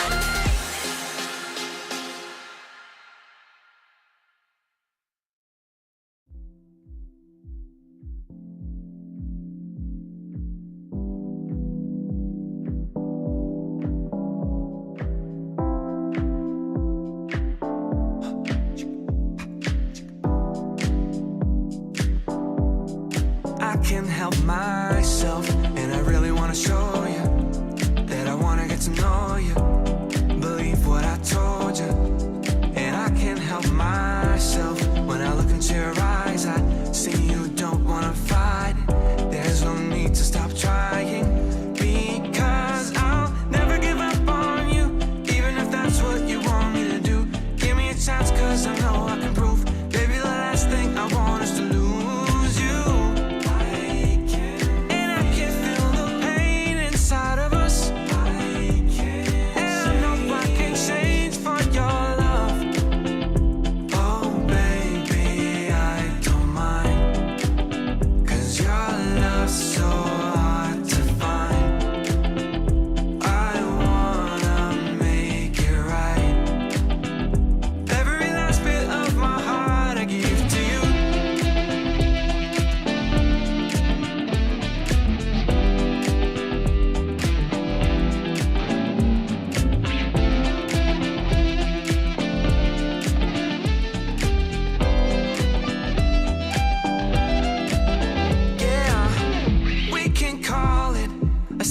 second chance for love, and I know I need every single moment with you. Cause I finally found the one that makes me feel at home.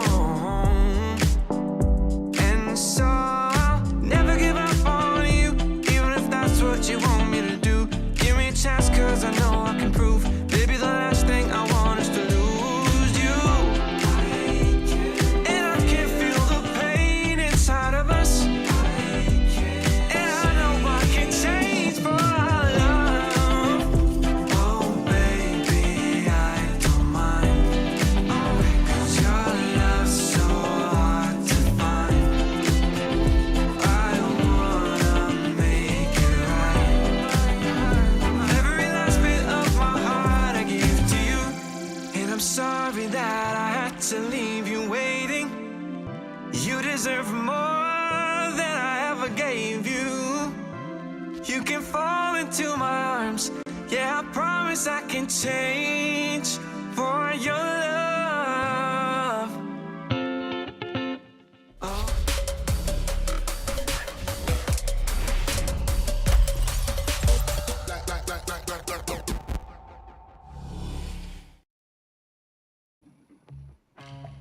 And welcome back, everybody, to the game 3 of this series, Team Secret versus Grindsky. Team Secret is down on a 2-0 against Grindsky. They have the advantage, and they have been pulling through with some sick plays since a while ago. We're going to be your shoutcasters for today. I'm Dash, and I'm here with Infinity. Infinity, those games were just crazy, and we're excited to see on how Grindsky would pull through for game 3. Yeah, and it's fantastic to see how that would play out for Team Secret, because a while ago in game number 1, right, we were talking about how Grindsky Esports were the kryptonites on Team Secret, that were the weakness of TS, but right now TS 2-0 Grindsky in the first 2 games up against them, and it's looking like the opposite storyline here for TS and Grindsky. And remember the stakes on the line. The one who loses this will say goodbye in WCS. Yeah, and it was really hard. It always painted this picture every time that I see Team Secret plays. They're like a kingdom, a fortress right there, and they always put their walls up, upgrade their walls every time. And so far, right now, it hasn't been breached yet. It isn't even scratched right now by Grindsky. I hope that Grindsky would find a way to get themselves out there, probably take a sweep if they want to. But Team Secret, as we said, we have the recency bias on Team Secret because they have been performing really well, especially against UDG. But now they've been, even against their Kryptonite, they've been performing so well. It's like Super Saiyan 3 for for Team Secret. Yeah, and you talked about the walls. I'm thinking like Attack on Titans, but on a different storyline, on a different universe, wherein the Titans are not even able to penetrate the walls of the people there. Yeah. I mean, they haven't even penetrated even one wall. There's 3 walls. Yeah, right? And they haven't been able to penetrate even one. And that is just some statement right there that they were not even able to penetrate Wall Maria. Wall Maria is the first wall to go down on Attack on Titan. And right now, on a different timeline, as Infinity said, it's still up and healthy. Yeah.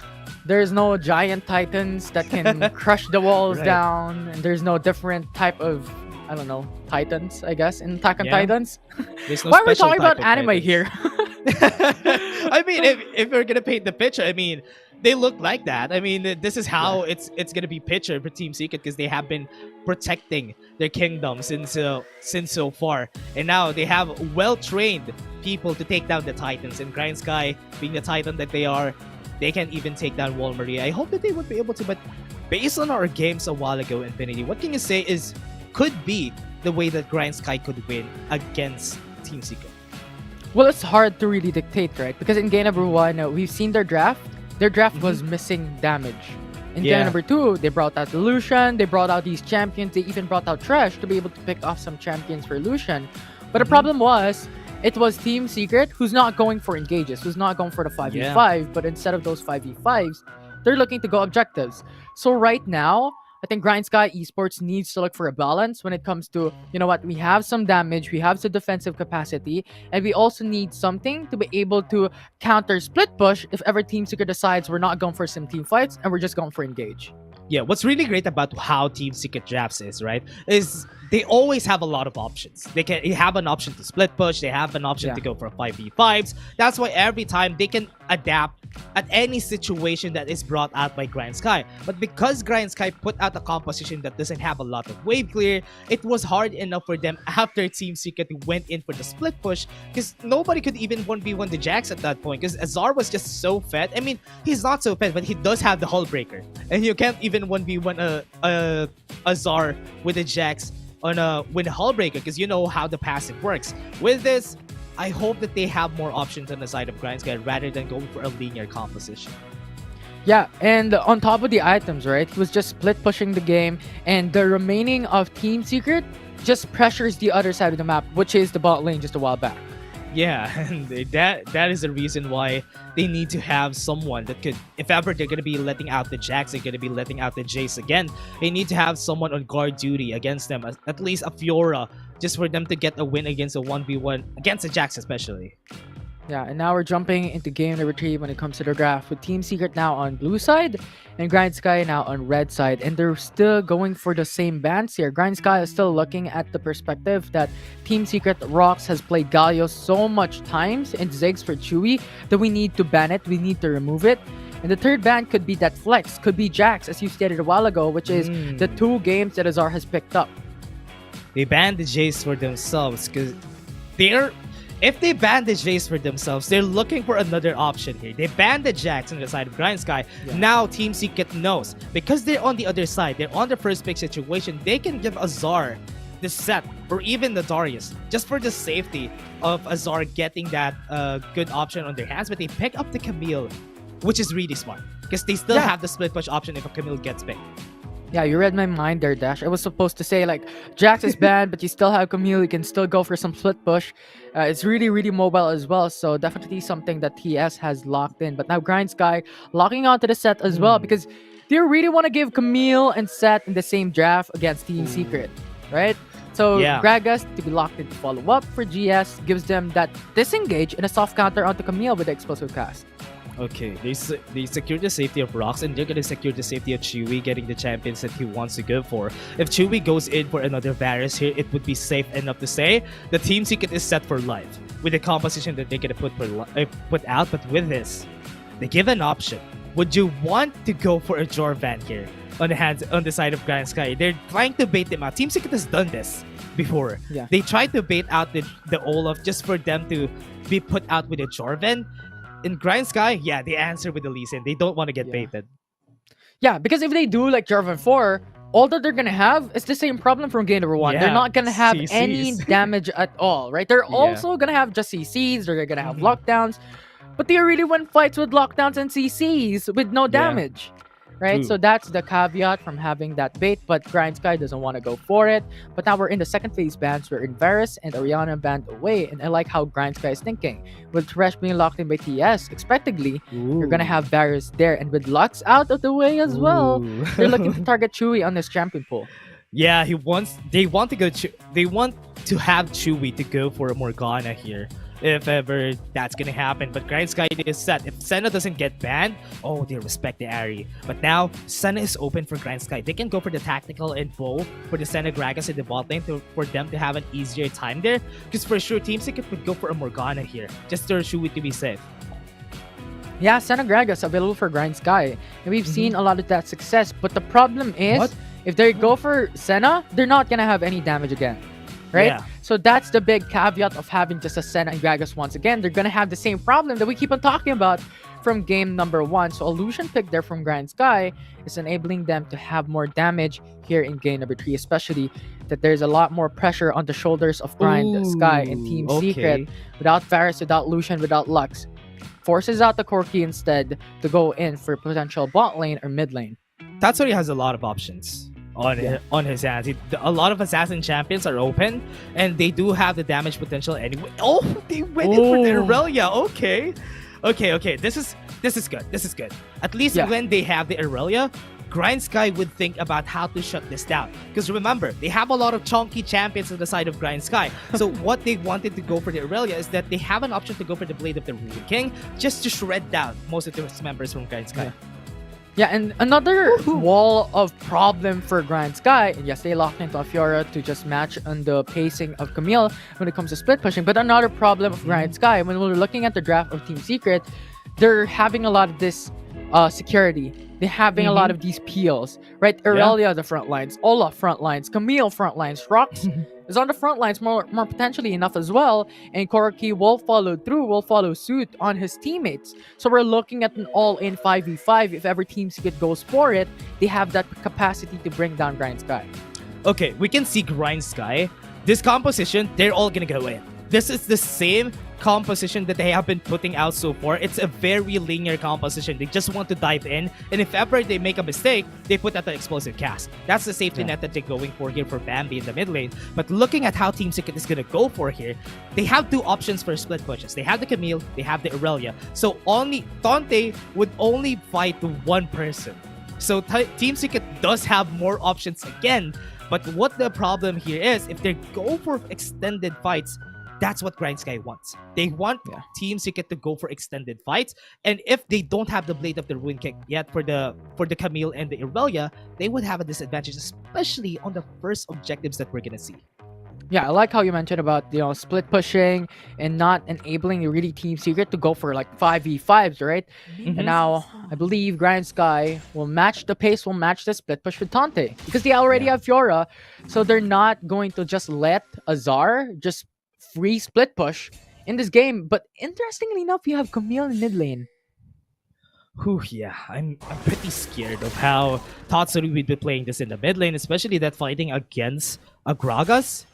This would be a bit better because at least the Gragas would just wave clear in the lane. Tatsuri would just be able to farm. But what's great about this, the hookshot has a lot of range, right? So they can go for ganks anytime they want. Yeah, it's between a sweep, it's between a leg knife and a barrel of juice for Gragas. yeah. That's exactly how they're fighting it out in the lane. But now, this is where Tante should shine. Because fighting against Azar with an Aurelia, he does have a big disadvantage because Azar takes a long time to wrap. Like how the Jax is a while ago, it takes a bit of time, 2 items before the Aurelia would be relevant. Yeah, could be the BRK, could be the Divine Sunder. There's a lot of options there for Azar depending on what playstyle really Team Secret wants to do. And looking at this draft, this is a toss-up between both teams.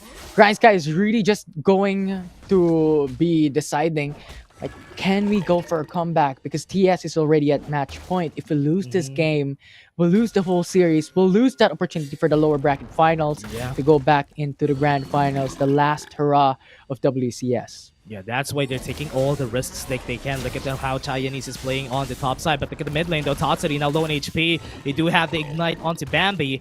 They run away. That is the safety of the hook shot. Yeah. And that Electrocute is just dealing so much damage.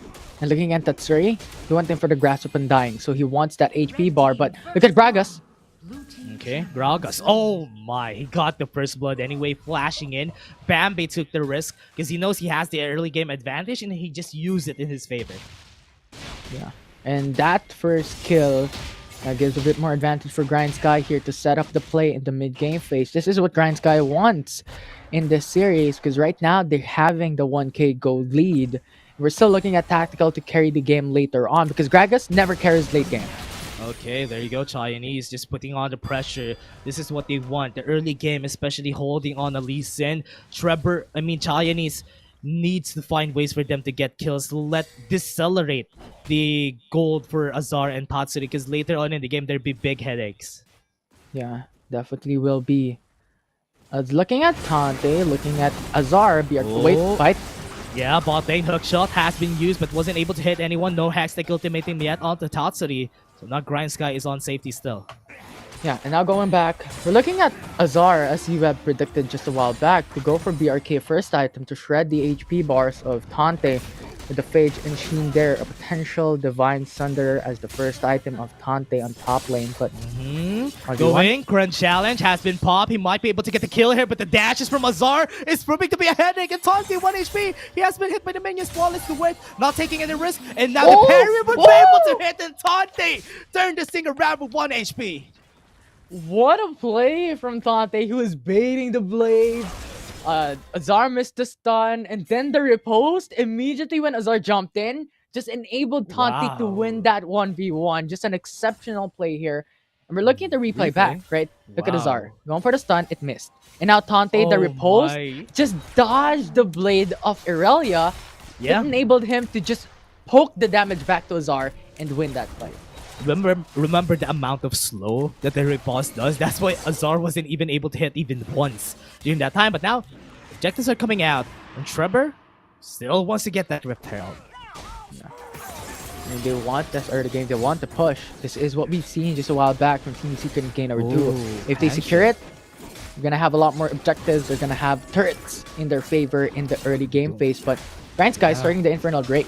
They're doing it fast. They want to take this Rift Herald and take the risk of getting kills on the bot side because it's a 4v4 anyway. But they do have a lot of champions that needs a lot of resources. Look at this. Infernal Drake ticking down. Team Secret, they do have the package. Don't want to take a risk. They might want to get the push on the mid lane, but most of the members are already diverging out of the way. Yeah, it's because Azar is on top side. It's a 5v2 at that point. Oh, Dragon's Rage onto the wall. He does have the flash though. Tatsuri still has the Hex Cultivate him, buy some frames for himself. The Ignite is taking Qeon. Not gonna come down, but Rox is not gonna get any kills, and that's another kill to the Grindsky. Yeah, and Grindsky Esports, we're looking for some change. We're looking for something new, and right now, it's a new start for GES, having 3-0 already in the early game with Infernal Drake in their favor.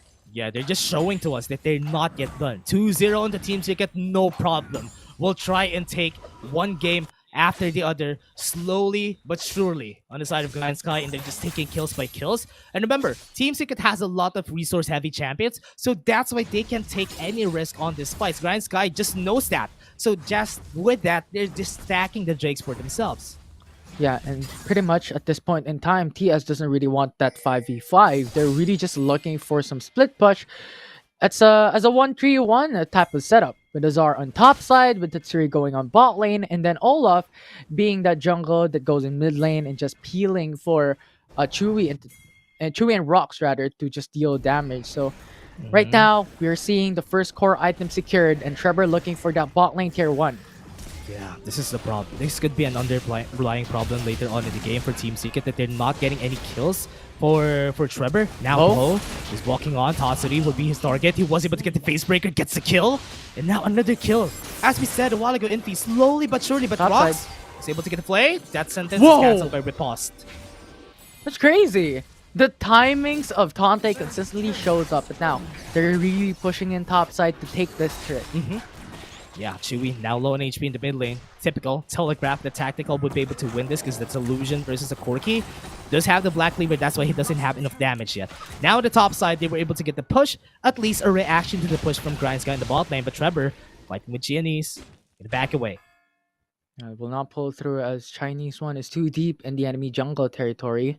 As if they lose their Lee Sin, they're gonna lose one of their main engagers against Team Secret. And as of yet, Grindsky is showing big time when it comes to matching the pacing, matching the atmosphere that Team Secret is doing.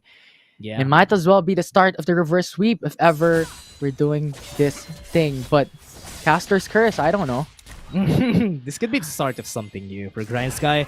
They put their head up in the game, and now going for the top side. Vanguard's Edge has been put out, trying to slow them down, disassemble most of the members, and Rox is able to save their tower's life just because of the aggression. But now, here comes the fight. The Facebreaker comes out, and the Hex Cultivate up on the backside. Tactical would be their target. They can't get out of the fight, but it's a good Dragon's Race for them to be able to get out. Tante flashing out of the way. The Lunge would be able to get the flash, gets the kill. Another Flawless to win, resets, and the Blade Surges are coming out. The Team Secret just gets a triple kill onto Azar, and they got the win out of that fight.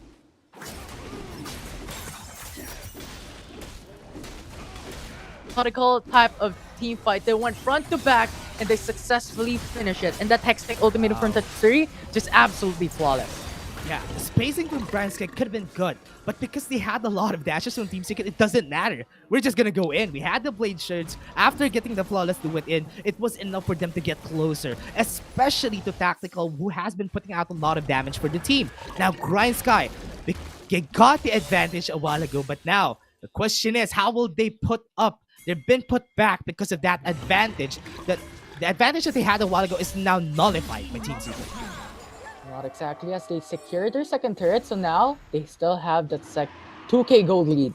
But I know what you're saying here. Team Secret is matching the pace now of Grindsky Esports. If Grindsky is going 100 miles per hour, Team Secret Secret is also doing it. They're going in 100 miles per hour, but slowly but surely here in this game 3. Talk about it. Gonna go for it. Tante was able to get the riposte out of the way. Grindsky, because of that, just one hook. That just secures in the refill. Going for the handshake again for the objectives. Yeah, and they're gonna secure the Rift Herald. As you stated, they love Shelly. They love the Eye of the Herald. But right now, Tatsuri. Going for it, Tatsuri goes in. He does have the Hextech Ultimatum. The flash is not up though. The hookshot has been used already, so they don't have any more options for the side of Team Secret, but they were able to pull back mid lane. Rift Herald has been put out. They were able to get the package just for them to get the push here in the mid lane. Team Secret, as we were saying a while ago, Infinity, yeah, some towers are being taken by Grindsky, and they're gonna take some towers from themselves. And buddy, it's already equal when it comes to gold standing here from Team Secret. We talked about Grindsky going 100 miles per hour, but Team Secret is matching the pace, is matching the speed. And right now, this is what Team Secret wants to do to finish this game off. And looking at Chewy right now, he has the Black Cleaver, he has the Storm Razor, so those damages are gonna hurt. Oh, wow, that was a good flash to the body slam. Tatsuri has been targeted so far. He's not enjoying this game. 0-4 already.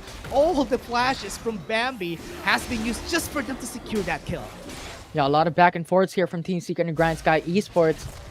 Grindsky, Rocks. Oh, another face breaker onto Rocks. They don't have any follow-up CC. This could be the caveat that Team Secret needs to use. If no CCs are going to come out, they can hex the protobelt even out of the way. Yeah, the deciding factor here will be the third objective in this game, because both teams are going to look for it, and if Team Secret wants, they could split push the same manner that they did just a while back. And as of yet, it's a quiet beginning. Well, a relatively quiet beginning here for a single kill digit for TS and Grindsky. Got that sentence, Haymaker, you're not gonna survive that. That was a lot of damage being put out even by Chewy, and Team Secret now knows that they can take this. 2 items on 2 people. Azar and Chewy are secured with that item, so they can take this fight. That's why they are putting themselves out there on a priority position. Chinese one. Oh, under the hook. Don't have damage yet. They need to wait for Chewy. Chinese trying to risk it. They do have the Dragon's Rage later on. So, yeah, they were able to use it a while ago. So now they don't have it. Tante fighting it out 1v1 against Azar. They do have the flash. Playing it safe still for Team Secret. Yeah, it's a lot of back and forths here. Grindsky has to play it safe because Seth wasn't even there in that team fight. If Chinese one goes in for an all-in engage, Team Secret can go in for the 5-man response. Bambi! Body slam. Yeah, and the barrel was able to put out some damage with Bambi. If it was able to hit that body slam, that could have been the end of Tatsuri again. Yeah. And right now, Gragas will hurt. Bambi will hurt Lich Bane and the Luden's Echo. And that is the reason why Tatsuri was like half HP just a while back. But one barrel brings him down to 1 bar of an HP. So really scary part there for Bambi. But as we stated, we're looking at tactical as well. Already Black Cleaver and the BRK. So those passive double shot already will cleave the armor of TS and will gain HP. And at the same time, will shred the HP bars of Team Secret at this point in time. Because as of yet, they're not able to split push. And this is what we're talking about a while ago. If Grindsky match the pace and match the split push of Team Secret, this will disable Azar, this will disable Camille in this specific game. Look at the silver lining here, Infinity. Is that Tatsuri has been decelerated. You were saying that they're playing at the same speed, but Tatsuri, he's super lagging behind because Grindsky has been always finding ways to get a kill on Tatsuri. But now, because of that, they skipped the Camille problem, which is very smart. They have 3 problems. It was the Corki, the Camille, and Irelia. At least now they only have 2 that they need to think about whenever they go for clashes. They have some damage. They need to focus on just that too, because Tatsuri right now is just going to be a CC bot. He's just going to be there for the Hextech Ultimatum and the hook shot because he doesn't even have his second item yet. Yeah, and you talk about 3 champions, so it's a problem for Grindsky, but we're looking at the Zar, we're looking at the Irelia, 3-1-0. It's BRK and Triforce, and you talked about you as well, 1-0-3, Black Cleaver, Storm Razor, and the BF Sword. So they still have 2 problems, and they're not just about any. They're big problems here for GS. At least that's at least doable for Grindsky, because they have, at least that's doable a bit. For now, if they go for this, don't have a lot of people. They need to get the timing right. There you go. The showstopper comes out. They won't be. Oh, they won't be able to steal it. Grindsky gets it, but there's a package. Their life is ticking. Team Secret is in the Dragon's Pit. It's not going to be good for them, but they're still taking a lot of members from the side of Grindsky. Grindsky now with the stasis is not working out in their favor. There's a lot of members that's love, but Tactical is just cleaning them up. They're all down, and Ace comes out for Grindsky.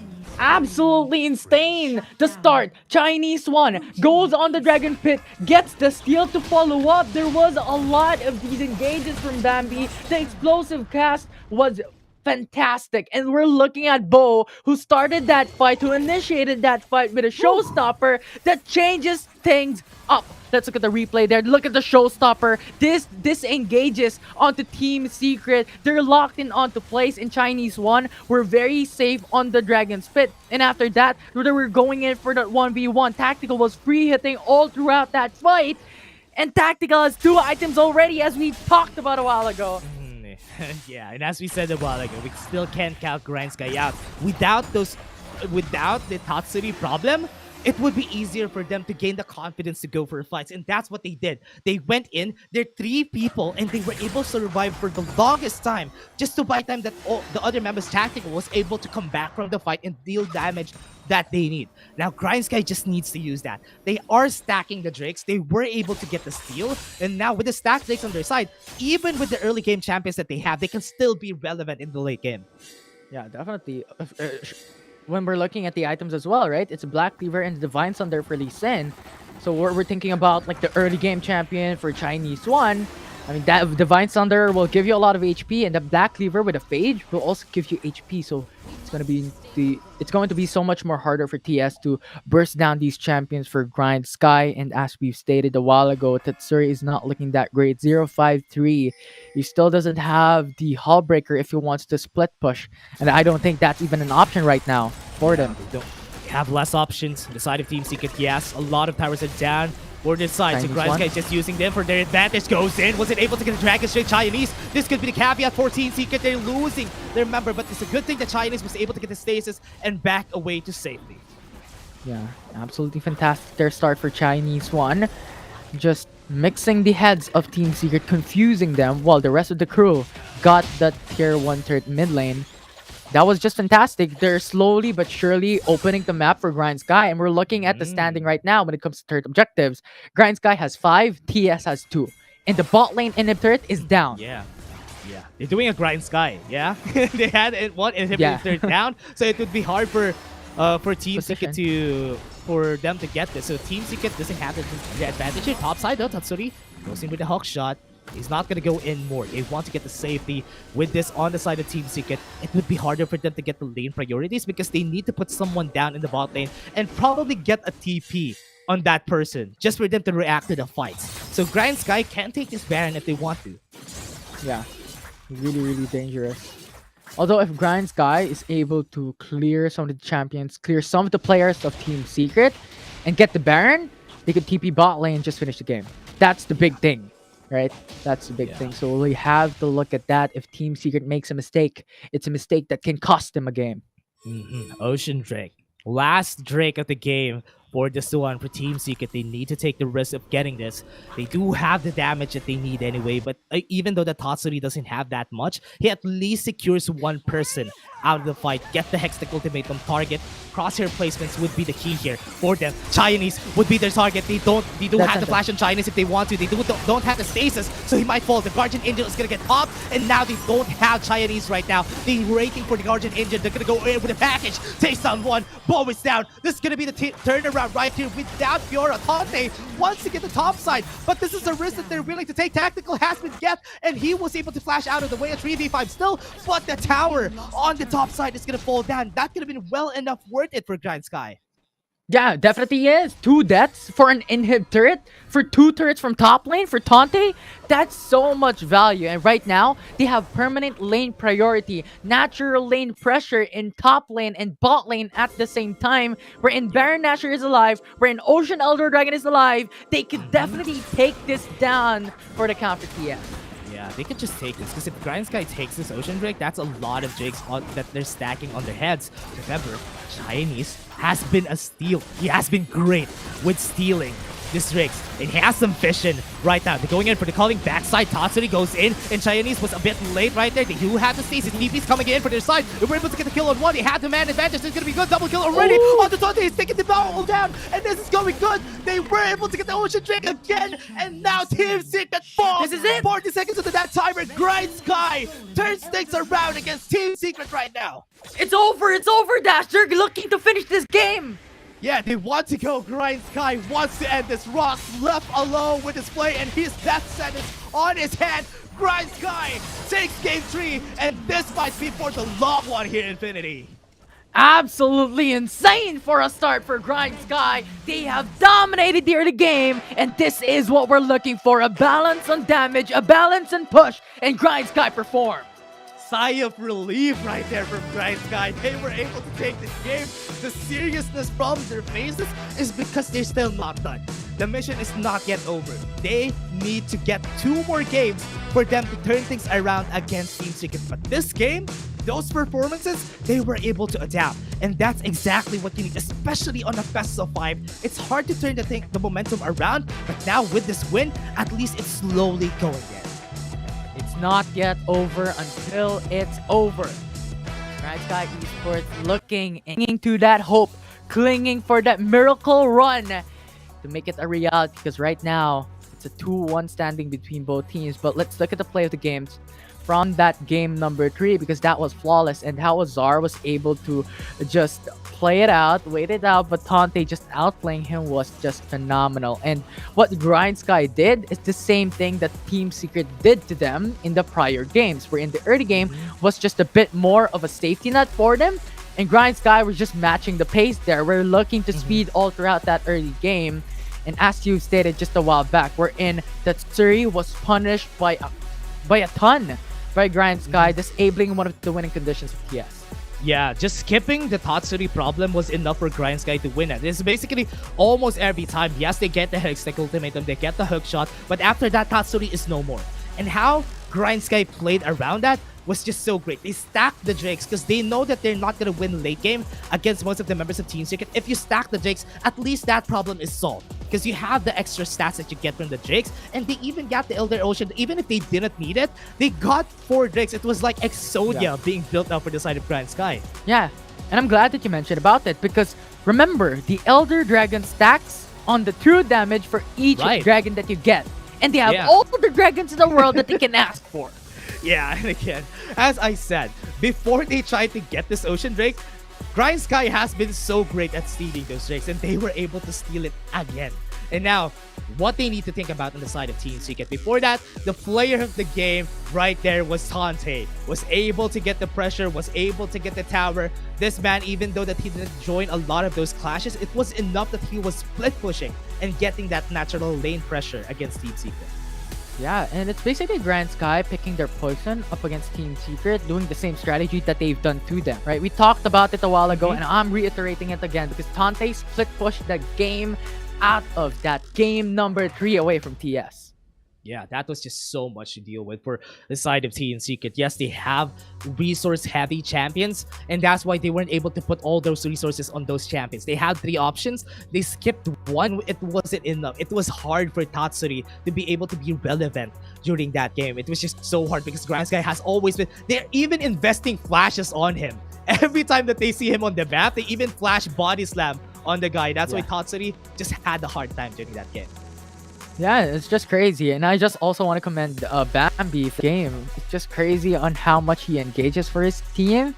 And the damage he chunks for Tetsuri. Absolutely insane. It was just a great performance from Grindsky from that game 3. Looking for that hope to make it back here in the lower bracket. Yeah, we actually thought that they're going to be done already right here on the game 3. But no! We're gonna go the long shot. Grindsky, the caffeine kicked in. Yes, it's a bit late, but they can still turn things around after cutting off the momentum from Team Secret. But let's take a look at that on game 4, everybody. We're just gonna be taking a short break. We're having our casters for today. I'm Dash, and I was here with Infinity. See you guys in just a bit.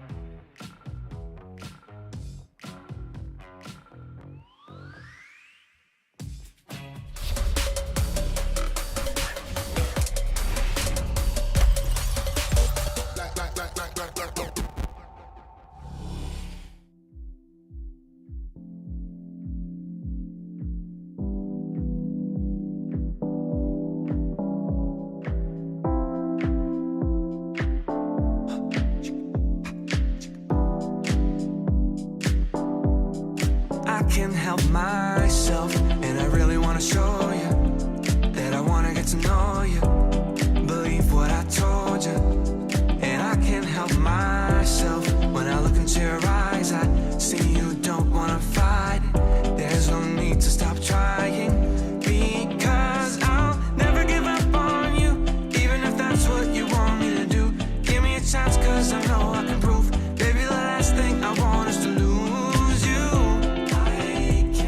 And I can feel the pain inside of us, and I know I can change for your love. Oh baby, I don't mind, cause your love's so hard to find. I wanna make it right. Every last bit of my heart I give to you.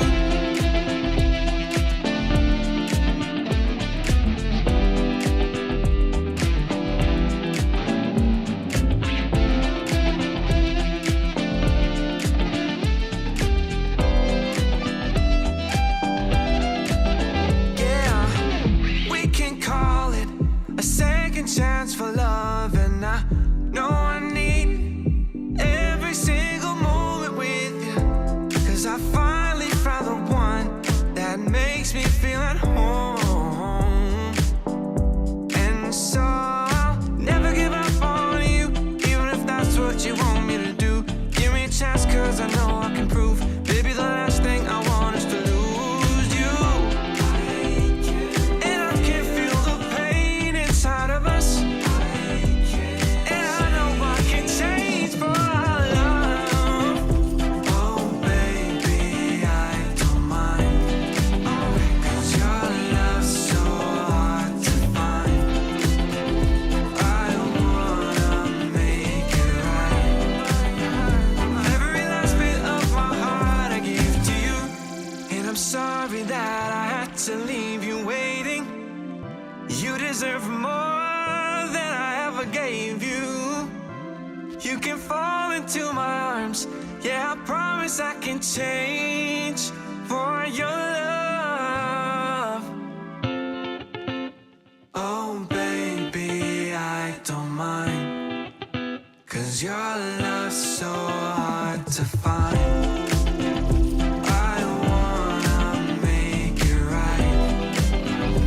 Every last bit of my heart I give to you. Oh baby, I don't mind, cause your love's so hard to find. Baby, I wanna make it right. Every last bit of my heart I give to you.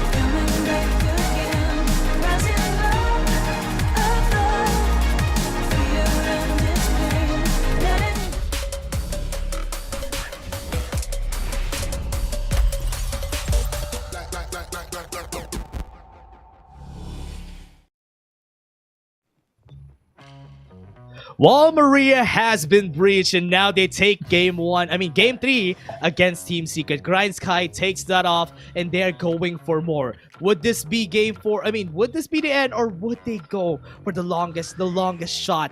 Game 5, the reverse sweep against Team Secret. Let us take a look at that during this game 4. We're gonna be your casters for today. I'm Dash, and I'm here with Infinity. Yeah, this is already game 4, Dash. This is already game 4. Grindsky took that game number 3. Just a phenomenal play from them, and this is the definition of the caster's curse. Yeah. No breach on the walls of Maria. No thanks. Oh, We're gonna man. take it for Grindsky. Yeah, they put out the Colossal Titan a while ago, and now they breach Wall Maria, and now we're down. We're waiting for the walls to get breached over for the side of Team Secret if ever that happens. But Grindsky are showing signs of life there. Team Secret, they just had a hard time, especially that they were able to skip Tatsuri on the side of Grindsky. It was easy enough for Grindsky to just use that in their favor. Don't let Tatsuri play his game, and it was hard there enough for Team Secret. Yeah, and it was just a really clever draft from Grindsky Esports, from the bans to the picks. Right, we're looking at the Jax ban just a while back, banning away Galio, banning away Ziggs, and then in the second phase, banning away the Varus, and the Lux was a target onto Chewy at the same time. So it was really just a clever move there from Grindsky. We'll see if that happens once again. Yeah, if that would happen, let's see. And again, Team Secret, Grindsky and Team Secret are just putting out the same bans, not letting the Garen see the light of day, and even the Galio. So we're not going to be seeing those enablers for them to go for pushes, for them to go for aggression. They're just cutting off every team's playstyle. They ban the Ziggs, they ban the Jax. They just don't want that problem in their hands for Grindsky. Yeah. Although the preference of Team Secret is always on the blue side, and now they are here once more. Okay. So is that an advantage? Is that going to be an indication of the win here for TS? They get the Jace just for them to have the safety on the side of Grindsky, but Team Secret, they do have a lot of options like that. A while ago, that's what they picked, and they picked it again, the set in the Gragas. Yeah, and this will give them a lot of these frontliners for that safety onto Chewy and Tatsuri later on. We know Tatsuri to have 20 champions in his champion pool in his pockets. So that's really hard to fight against. So who else are you going to target? But instead, some other champions, some other roles to look at. But right now, it's Grindsky looking to pick up Lee Sin as an early game champion in Ariana as a team fight AOE/CC. Yeah. If ever TS wants that 5v5. They do have the damage. They do have the AOE/CC from the Oriana, and they don't know on the side of Team Secret, who is this gonna fall for? Would this be for Tactical? Would this be for Bambi? I hope that Grindsky finds a way to get there, and the Senna has been put out onto Chewy right here on the bot side. So this would be a very safe bot lane matchup for the side of Chewy and Rocks. It would be easy enough for them to dominate that. Yeah, this was picked 3 times by Rocks with Fragas, and the Senna has been picked 2 times and won 2 times in Chewy's hand. So definitely be a great sight to see. But right now, Crush is open for Bo to pick up if ever they don't ban it away. And just as I said it, Team Secret bans it. Yeah, they don't want the trash problem on the hands of Bo. Because if ever they're gonna go for this Oriana in the bot lane, it would be easy for the Senna Gragas to counter them. Because there's not a lot of options now for them to go for an engaged support. They do have the Leona, but would that be picked out by Grindsky right here? Because Team Secret, it is safe enough to say that this Senna and Gragas is safe in the bot lane. Yeah, the only thing that Team Secret right now is a hyper carry. The one that can deal so much damage in this game. Because at this lineup, they don't really have that much, especially Senna Gragas bot lane will still have that missing damage items. But right now, Team Secret looks to target ban Bo because right now supports are missing, and Thresh and Rakan are really great bans. But Grindsky looking to think, what are we gonna ban? It's Chewy? Is it Satsuri? Yeah. Is it the jungle? Yeah, that is gonna be the question here. If what is gonna be their last ban? Because honestly, if they go for the last ban there, they can go for Zed just for Tatsuri to not have those options on his hands again. Because if ever he gets that, at least they get the early game. Then the Senna would be the insurance for them to get to the late game. I mean, Senna's a bit more of the utility side, but still has a lot of damage to deal with, and also has the range to work for it to get the DPS. Dash. Yeah. Master Yi is open. Oh, right. Right. And what they're lacking is damage. So what they could do up Master Yi to be their damage dealer Victor, and as you've stated, this is looking quite great. If Zed is open for TES, they could go for a Zed Master Yi perspective in this game number 4. Yeah, I mean, as you stated that, Karma isn't also banned. So if ever, Team Secret could go for the Karma to the Master Yi, just for them to, Senna Gragas in the bot lane, Karma in the mid lane, and also that supports out Master Yi. So now the damage is there, the CC is there for the side of Team Secret. That is a great composition that you put out there, Infinity. Definitely something that they could choose. However, Master Yi doesn't seem like a Trevor pick, but still for them to lock out if ever they opt to go for the carry jungle. We've seen a lot of these Master Yi even in other regions as well. WCK has been performing quite well even at that point into banning Master Yi consecutively in each and every single game. But right now, we're waiting for those picks. We're waiting for those drafts to conclude, as I'm really excited here, Dash. What will be that final form of Grindsky and TS? Will we go to game number 5? That's actually one of my questions also. I'm not sure if we're gonna go to game 5, because right here on the drafts already from Team Secret, if they do go for what you said a while ago, that could be good for their side. Because right now, with what we saw from the first 3 drafts that they have on the side of Grindsky, they have a problem with the CCN.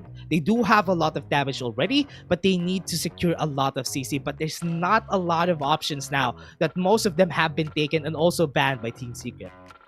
Yeah, and maybe, you still have Graves as an option and Olaf as an option.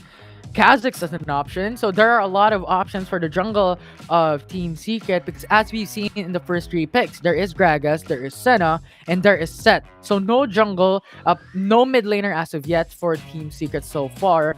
And Grindsky Esports, their support is still missing with Galio, Thresh, Rakan, Remue. There's still Leona for them to pick up, but Gragas is also not there for Grindsky. So a lot of these options for Bo removed.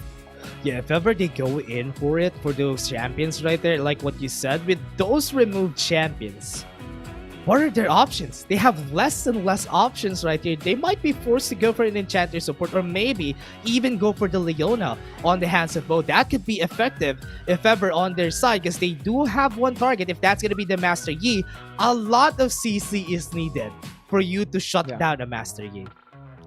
Or Nami. They could go for Nami or Yumi. Although Yumi is not a champion that we're seeing in the playoffs so far. Yeah. And it's only has been showing up the group stages. So those 2 could be an option for Bo. Braum is also an option for himself. Morgana is there as well. So Bo has 13 champions overall in the group stages. And only a bit of it has been there as an option for himself. Only the minute ones, as we stated just a while ago. So right now, I'm really, really excited what the draft will be. I like the fact that they do have a lot of options, as you said. I mean, the Nami could be a good pick, at least a follow-up to the CC against most of the members of Grindsky. Just that if ever they're gonna put out a hyper carry on the jungle for Team Secret, at least the team wouldn't be able to follow up.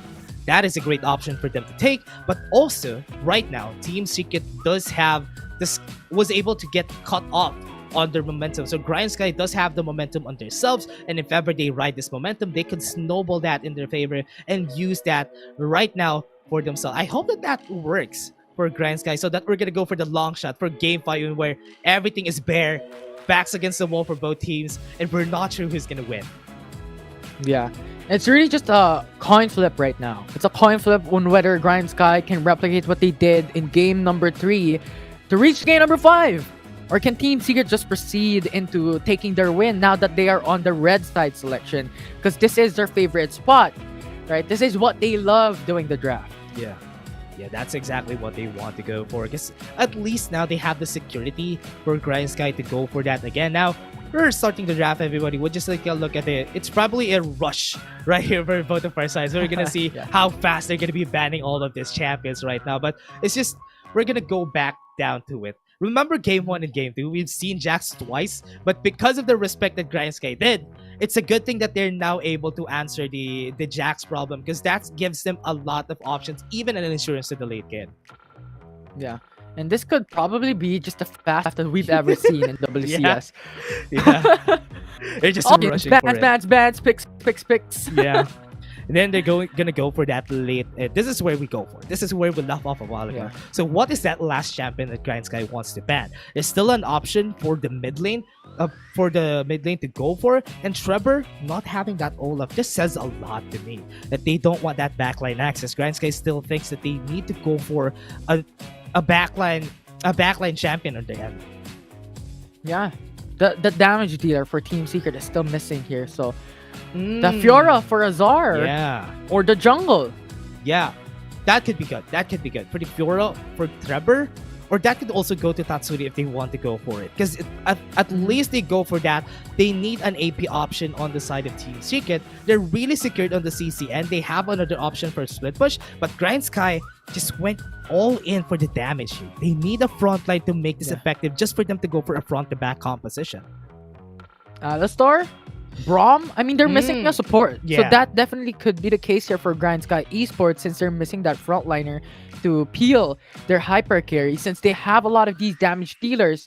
Although the big thing that I'm seeing the problem with is that Team Secret could just disrupt this formation of Grindsky with the Yeah. explosive cast. It's easy. And you have Set for the side of Team Secret that could access the backline immediately.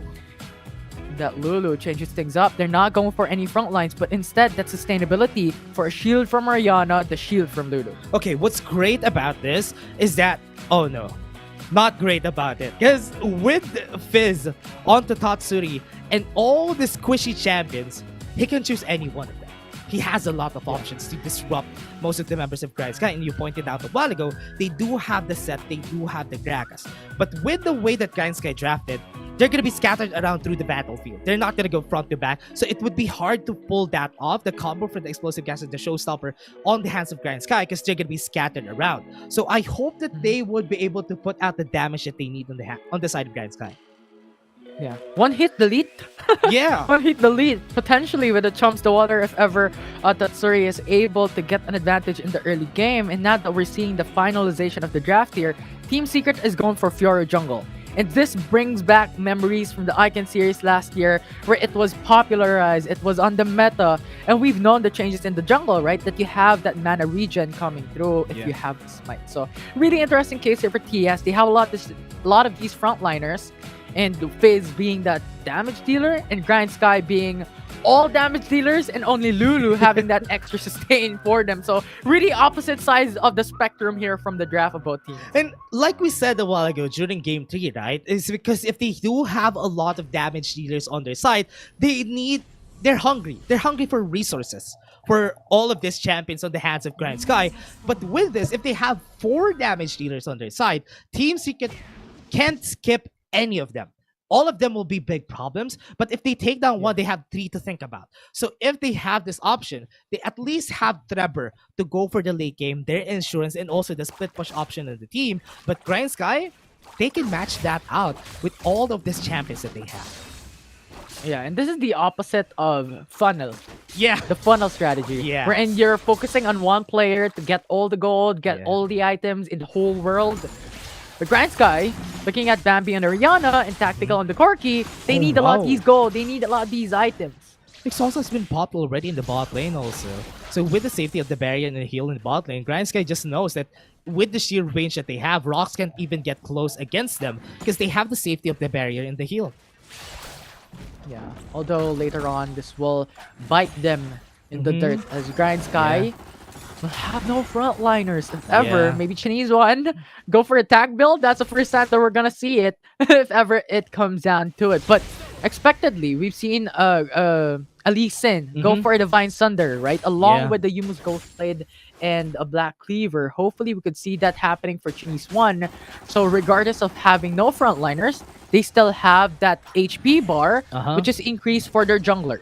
I think the only option here, if they want going on for the body slam, I thought that was going to hit. But the only option that they have here for a tank is a wild-growthed Lee Sin. If ever he's going to go for a full HP build like what he did a while ago. But the top side, Tante, now the target Facebreaker has been popped. He doesn't have any. He does have the flash and the barrier to use. And he was able to get the Facebreaker and the Haymaker to end the kill. Yeah, and there's a riposte as well, just poking Tante down. And You have to pay the price of just having Tante or Jace in the top lane and having no jungler that can even go for front lines here. Yeah. But speaking of the jungle for Grindsky, look at Chinese One's position. Yeah, he's taking all of it. He's taking all of the jungle from Trevor, and he doesn't even know that. Look at this. They might go for a gank here. Qeon is going to go. They do have the Flash of Dragon's Rage onto the rocks, and now he's going to go down. That is the answer back that we're waiting for from Grindsky, equalizing the goal lead. This is the pros and this is the cons of having all damage dealer in your lineup, where you just have one kick, just set up the play for Chinese One, and the enemy player is dead. For sure, for sure. And now Team Secret, they do have Trevor to go for ganks, but what's good about him is he does have, most of his laners do have CC before he goes in. So he's just the extra damage that they need for Team Secret. And I'm really liking the draft from Team Secret so much just because they have the balance. They have a balance of everything. It's like the jack of all trades on the side of Team Secret. Grindsky does have damage, but Team Secret, with the balanced team composition, they have a lot more options. Yeah, and Trevor, look at his position, looking to set up a play once again. Yeah, want to go for a top side push so that if ever Tante goes in, he doesn't have any flash. They do have Azar with the showstopper in the flash, so Tante would have less options on his hands. Go for the recall. Would they go for the gank here? Nah, they're not gonna go for it. Yeah. Tante is too smart. Yeah, So you have to back away. I've learned from my mistake. Trevor always focusing on top lane, so we'll just go for the reset here as 30 seconds before the Rift Herald and the Mountain Drake. Unexpectedly, we've seen Team Secret, what they do from game number 1, game number 2, game number 3 is a Rift Herald focus. And that could be expected once again here, especially that they're looking to finish this game quite early. They have Team Secret, they have Trevor on the Fiora that can split push for the team later on. Remember what's hard about fighting against a Corki is that whenever the objective comes out, they do have the package. So with a lot of melee champions on the side of Team Secret, it would be hard for them to pass through. Even Chewy would have a hard time to pass through there. So it is a great option for them. And also, they know that Team Secret always goes for the Rift Herald. Chinese will get seen here by the Oracle Lens, and he's just going to back away. Yeah. And an interesting item here for Rocks. He went in for Fimble Winter first. Really? Oh no. The change of item on a Fimble Winter gives you HP rather than ability haste for those like mana that you have, and I really do like it because the front line is what they need. Yeah, 4 people. They don't have Tatsuri here. Team Secret goes in. Azar wasn't able to hit with a showstopper. That's not as big as I thought it would be. Grindsky goes in with the Dragon's Rage on the tree. That was perfect. Donnie Shadow to get the shield jump. The waters on the backline. Chinese would be the target. Yes, but they're going to fall one by one. Tatsuri the next. Azar will be able to get the face breaker onto the Haymaker, but not going to be able to finish that kill. And he's going to be next on the chopping block. He falls down. 4 members are down, and also a Rip Herald to the side of Grindsky. Yeah, and this is Team Secret. They're lacking damage in the early game. They're lacking that offense against Grindsky. This is the pros of having all damage in your lineup. You can just kick one, get the pick, and just go for another. And Team Secret needs to stay for the late game. They need Chewy to scale as he builds for that Black Creeper. You don't want an Orianna getting the kills though, because the Orianna would just pop you all over, especially that they have 4 melee champions on their side. It would be easy enough to hit at least a 3-man shockwave for them. And now the option here, Mountain Drake, very tanky Drake. It would take a bit of time, but Team Secret risk this because they know they have a lot of items on the side of Grindsky. They're not going to go in for more rocks. He's able to get it. Now they're going to just run away from this fight. Yeah, Secret can't do anything from that because if they dive in, Chinese One has his ultimate. And then if you have Bambi with his ultimate as well, the Shockwave is going to connect into a 5v5 that can put TS in a losing game. So they have to play it safe. They have to play for the late game for Senna to be able to scale. And right now, Fizz with that Rabadon set cap, expect them to have a lot more damage here for the mid lane of PS. Look at this. Tactical goes in against Tatsuri. He doesn't have time to waters. Now he's going to fall. He was able to get the Flaypool Frisher out, and now the flash has been burned on Tatsuri. Yeah. Tatsuri's just baiting you, Dash. Yeah. He's not gonna die that easily. Not today, not today. Not today. That's what you said to the god of death. You say, not today. And that's exactly what Tatsuri did. Was able to get out with a playful trickster. And with this option that they have for Team Secret, they're not playing it smart. They don't want any 5v5 fights. They want to go for a 1v1 just for them to at least deny the acceleration of Grindsky. Definitely. Something that they need to halt because right now, Grindsky has 5 kills, 3-kill lead against Team Secret. But regardless, I like how Team Secret is matching this up to 3. Oh, goes in polymorphs. He does have the playful trickster. Yeah, he's not gonna die pretty easily. Yeah.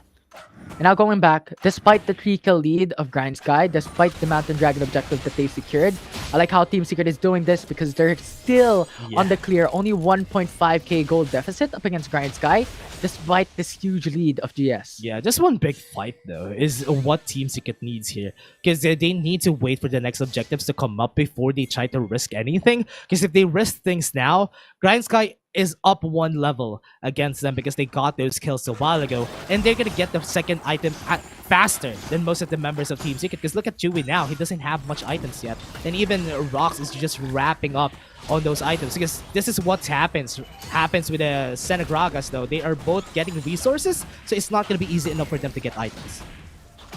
Yeah, and that explosive cast just disrupted the push of Grindsky Esports. And now with the clear wave, Grindsky will not be able to secure the Tower First Blood. Yeah. But look at Fiora. Okay, Fiora going for it. Tante would be the target of Azar. Goes with the Chum the Waters. Now they don't have that option, so Tatsuri needs to be safe. Because if they try to risk this, look at this, Rift Herald has been popping the mid lane, so there's going to be a big fight here. Everybody is going to rotate it, but look at Tactical goes in, Wild Growth slows down Chewy, and that's going to be a kill already. 15 seconds on the clock, and Chewy is not going to be there on this Rift Herald fight. It's going to be good. Azar, Haymaker, Dragon's Rage to the Shockwave, not going to be able to get the kill, but now, he's going to back away. This is enough for Grindsky. Yeah, it's like Grindsky Esports was playing on the set. He was like Shockwave, and then he was CC'd. Volleyball. Yeah. He was just being thrown around that team fight. It was just so funny. But right now, the state of the game, Grindsky Esports takes the Tower First Blood, which means a lot more gold in their favor. And they ballooned from a 1.5k gold lead now to a 3k gold lead up against TS. Grindsky is doing a Team Secret. I'm kind of shivering right now because of what they're doing. They're playing around the map, and they're forcing Team Secret to do a reaction. And that is how Team Secret always wins. They force a reaction, they let the enemy slip up, and they capitalize on the mistakes. And right now, that's exactly what Grindsky is doing. With the Rift Herald on their hands, they have a lot of options to go for. Try to go for the split push, wait for the wave state to be awkward for Team Secret, that they need to send someone out there. And this might be the reason why they're gonna take this Infernal Drake in their hands. Yeah, and for every action, there's an opposite reaction. Hey, and with TS, yeah, with TS, taking 2 games. Grindsky is an opposite reaction. Game 5. Yeah, and as you said, they need a reaction. They need the Newton's third law to be working in their favor. They just need to hit them as fast that they won't be able to hit back, to counter punch back against them. So Team Secret forcing the Infernal Drake. This is what they want to go for. Body slam out to Bambi. They do have a lot of damage, but the package is just proving to be defective on their side. Chewy is going to go down. 4v5 would be good for their side, but Showstopper was able to get this. And now the Haymaker, due to damage, the bow is still alive, but the backside of the Shockwave was able to turn things around. Tatsuri now low in HP, and that's Grindsky. It's just whipping the floor out of Team Secret. Every one of them is down, and Trevor was able to get out, but 5 members are still going strong on Grindsky. Another wall is being shut down by Grindsky. Not just Wall of Maria. They're going in for the second wall. And Team Secret is crumbling down. From a 1.5k gold lead, they're now sitting at a 7k gold lead for GS. Wow, this is very big. This is how they hold on. Wall Rose might fall down here in Infinity. Team Secret, they're having a hard time. Grindsky, even with this weird draft, full damage, they still work around this draft. And it's still going great so far. Team Secret don't have any more things to think about. The second objective has been taken again by Grindsky. Yeah, and despite having Fiora, despite having the split pusher, Team Secret can't do nothing, especially having this massive advantage from Grindsky, because that's the big thing. When you're having a split pushing comp, and then the opposing team has that great advantage, you have to play for your team instead of split pushing, because you don't have that advantage of just having that strong lead, strong items against members of the enemy team. And Team Secret cannot do anything from that this point in time. They have to play for the team. They have to be a one-man unit. Because right now, if they crumble down, this is game 5. Okay, Chinese, this would be the chance. Showstopper, Dragon Tracy pushing out of the way. Explosive cast. not enough for them to get it. And Trevor might fall down here. Pretty aggressive for Grindsky that they're forcing always a reaction from Team Secret. They're forcing them to a course of action that they want to go for. They're giving them all these alternatives, but they're not as good as what Team Secret actually wants, for them to turn things around, for them to get the shutdown golds. And it's Grindsky now playing on pushing top side, clearing the waves on mid lane, waves on bot lane. They're playing divide and conquer here. They're dividing the team, they're dividing TS, and they're conquering other parts of the map. If ever Team Secret makes a misstep, it could be a punish from GS. Okay, they have seen Azar. Now Azar is going to get delayed. We all know the Baron is coming up, but Grindsky is not going to put that out. They just want to take the towers down, because so far, still perfect attendance for the towers, because no tower have been taken yet on their side. So Grindsky is just playing the map. They're just managing the wave state. They're just letting Team Secret put some person down onto one lane. Now they're forcing them 4 members to go forward, because without any vision on the bow, they could go for a bait play on bot lane. Yeah, and this is what I've stated a while ago. When having a Senegragas dual lane, you don't have enough. Yeah. Team Secret right now, right, looking at rocks. He's going for the Fimbulwinter and then the Force of Nature. So instead having more damage in the front lines, they're losing more damage. Mount, Chinese one. Wow, such an aggressive play though from Chinese. That was 3 people. It's a good thing Rox wasn't there. He could have died there if he was hit by the body slam. And they get CC chained by most of the members right now. What is it doing? He got the red buff. They got the steal. Oh my, Chinese is just crazy right now. He's just on fire. I said a while ago, Infinity, the caffeine just kicked in. It's game 3. It's not too late. Yeah, it's a late game caffeine running in the veins of Chinese one. Yeah, supposed to cast. Oh yeah, unstoppable on the Valkyrie. So he still would be able to be safe. Going for the top side, forcing them. Tante is in the bot lane, remember, so they don't have any options. They need to go for the top side if they want to go to fight. 4 members are here, 4v3. Don't have enough damage, so that's why they're not taking in the risk here on the side of Team Secret. Yeah, package expired, unfortunately for Tactical, not being able to use it in that fight. So right now, they're not going for an all-in. Team Secret still has an opportunity to take it back, but it's going to be really hard though. So Baron Nashor and the Ocean Drake will come up. If they take one more objective, they're one step away from taking an improbable comeback against Grindsky. I mean, they are the comeback kings that we've entitled all throughout WCS and even in the Icon series. They like the scenic route, and right now, this is definitely a scenic route on the series. Yeah, and they want to go for that, because honestly, one good set could be the difference of heaven and hell here for Team Secret, because Grindsky does have a lot of damage. So one good set to be able to stop down the damage from Grindsky would be great enough for them to make this work. Again, Grindsky does have a lot of damage dealers, so it would be hard for them to do. Even contesting this Ocean Drake would be a big challenge for them. Are they looking for that Baron? They can. They don't have the speed to take that. They're going for Death Brush, which is a smarter route for them.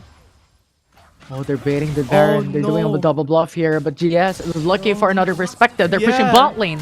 Yeah, Grindsky is not taking the bait. Bam! Chumps of water. Does have the stasis, so they're not going to continue this on the side of Team Secret. Good bait there for Box. Was able to get the Dragon Surge and Shockwave onto Trevor, and now he's low on HP. Their damage dealer, if he goes down, they're not going to go for it. Looking backside, they're able to get the Showstopper onto the backside, and now they don't have any more options. Team members are still alive, but no more damage are going to come out, and Tante is still alive with a sliver of health.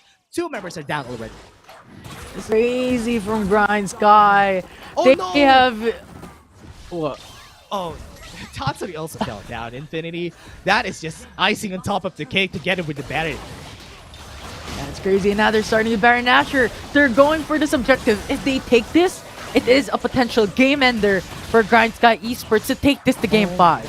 This is going to go to game 5. We're going to go to a long shot, Infinity. But let's not count teams you can guess, because they can still turn this thing around. As we said a while ago, they need a good set, but it's still going to be hard. Just remember, they have a late game composition on the side of Grindsky, and they have 3 Drakes.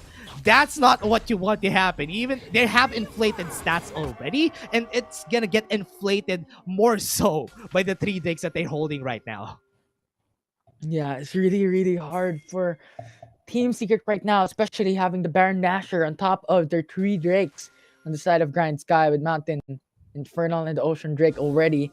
And their only hope is to look for a Death Brush if they could Is there a lot of vision on there's their still jungler vision. even for TS to disable them and to deny them of that opportunity? Because of that just one vision that they have in the top side jungle, they can push down to the bot lane and let the wave state slow it down, slow push in the top side, then go for the towers right there. They're giving Team Secret less and less options for them to go for. There's not a lot of alternatives except to go for a fight. Two people are on the mid lane, they need to go for it, but no, they were able to back away again, and the tower in the bot lane is going to be the target right here. They do have the Valkyrie with the package, so they're going to be able to get out of the way, and that's another turret down. Top side is also ticking. This is going to be a tower down again for Team Secret. Oh, they Dragon went for Rage! the Dragon's Rage on the 3 people! Oh no, Team Secret is just gonna get taken down every step of the way. Explosive cast. This might be it. Team Secret, Showstopper with the face breaker at the backside. Tante would be their target. One is down already. This might be the turner of a tactical. It's just a headache. He deals a lot of damage, and now they're gonna be targeting this with the Baron buff. It would be easy for them to end this, and we're gonna go to Game 5 Infinity. This is the Grindsky dream still alive right here. Oh my goodness! This is a series that we were waiting for, and we're going to Game 5 of GS versus Grindsky, or GS versus TS. It's such an amazing sight to see. The Kryptonite still holds on. The second wall has fallen. There is only one wall away for the Titans to succeed. Oh wow, Grindsky still not done. And as we said a while ago, reverse sweep is still possible for them, and now they are the ones who are riding the momentum. They're riding it, snowballing, making it an avalanche right now against Team Secret. Team Secret needs to go. They have a balanced team composition a while ago, yes, but Grindsky, they stick to their routes. They went in for the full damage, and it worked in their favor. Yeah, and there was criticisms on the side of the casters when looking at that graph, but nope. Grindsky knows what they're doing. Yeah. All damage composition succeeds. And what an exciting day. This changed the meta for Grindsky Esports. They're constantly just bringing something up in WCS that just shooks the whole Wildrift community. Oh man, this is just so much. Look at those Dragon's Rages the Chinese has always been putting out. It's like picture perfect. Yeah, I'm gonna hit one, then also to get with two every time that he goes for it. That was enough plays for them to make sure that they're gonna be having a good day. And right now, Chinese has all the momentum in the world, and Trevor is a bit lagging behind because Chinese has been making plays per plays, especially with the Lee Sin that he has been holding right now. He's always patient. So far, Team Secret doesn't have an answer. Look at that again. Another highlight play for the Dragon's Rage. Yeah, it's Chinese one, right? They were going for the 5v5, Yeah. but Lee Sin was just there 3v1ing the enemy team. Yeah. Team Secret cannot penetrate that lineup of Grindsky, so basically what happened there is Chinese one going for the 3v1, and the rest of Grindsky is just batting two members of TS. Yeah. So who I has mean- the advantage from there on out? It's Grindsky. Oh my! Look at this again. Another one of those. It's like an everyday thing for Chinese, right? Like this is casual. This is a Chinese play. It's always gonna happen every step of the way. Yes, he dies during this last fight. Could have been a good thing for Team Secret, but it was not enough for them because it's 18k gold lead. You do have 2 item or almost 1.5 item advantage for Grindsky already with that, and Tactical getting a lot of damage here could potentially really get him this Globe prepaid player of the game 1,650 damage with the Corki, especially with the package. It was hard enough for Team Secret to start fights, and together with the package makes it twice harder. Yeah, and on top of the packages that deals constant damage and just splits the whole team fight against Team Secret, the damage DC provided for the team, 1615.73 DPM damage per minute, with the Essence Reaver and Solari Charge with IE and GA. The amount that he's provided for his team when it comes to the damage aspect of this matchup in game number 4 was absolutely insane. It's out of the gate. So it's even looking at the KP, 100% kill participation. He's always there when a team fight occurs. Yeah, Grindsky is up and ready. They're not snoozing now. So Team Secret, with this momentum, as we said, during that time, they are the kryptonite of Team Secret. And yes, it's a bit late for the kryptonite to actually shine against Superman, but at least now it's shining. Superman can't even fight back right now. So Team Secret just needs to turn things around during the last fight if they want to get this series. Game 5, we don't know what's going to happen. expectations has been set. Someone is gonna go home. So Game 5, we're looking forward to it. Infinity and I will have been your casters. See you guys in just a bit for more Wild Rift action.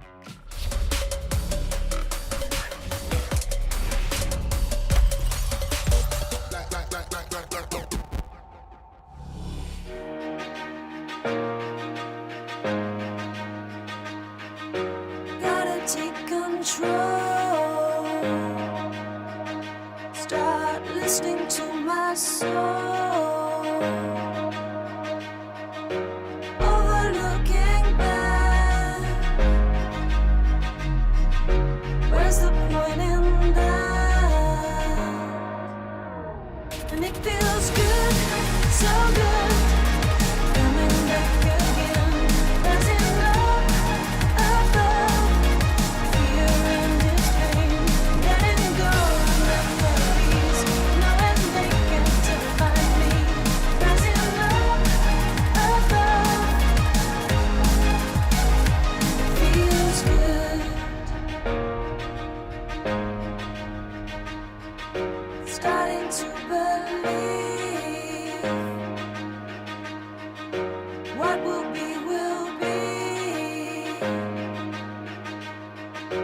Overlooking back. Where's the point in that? And it feels good, so good. Coming back again. Rising up above fear and its pain. Letting go of memories, knowing they can't define me. Rising up above feels good. It feels good. It feels good. It feels good. It feels so good. And it feels good, so good. Coming back again. Rising up above fear and its pain. Letting go of memories, knowing they can't define me. Rising up above feels good.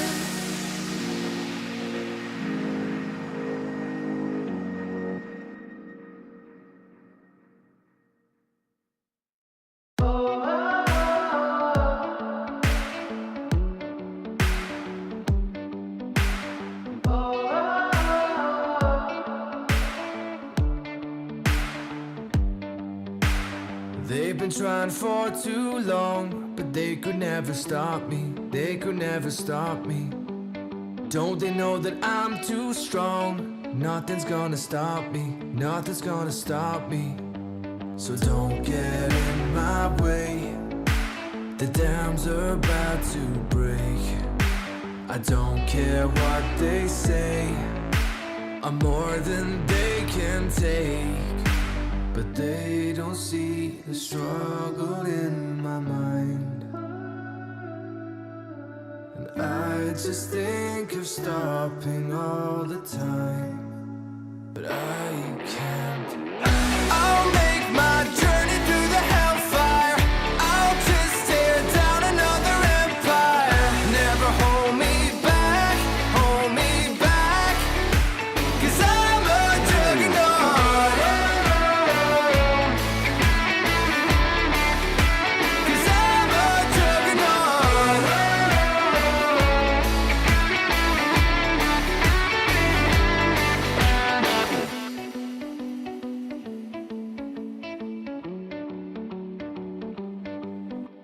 Determination on my side. Nothing's gonna stop me. Nothing's gonna stop me. They're telling me to run and hide, but they could never stop me. They could never stop me. So don't get in my way. The dams are about to break. I don't care what they say. I'm more than they can take. but they don't see the struggle in my mind. And I just think of stopping all the time, but I can't. I'll make my journey through the hellfire. I'll just tear down another empire. Never hold me back, hold me back, 'cause I'm a juggernaut.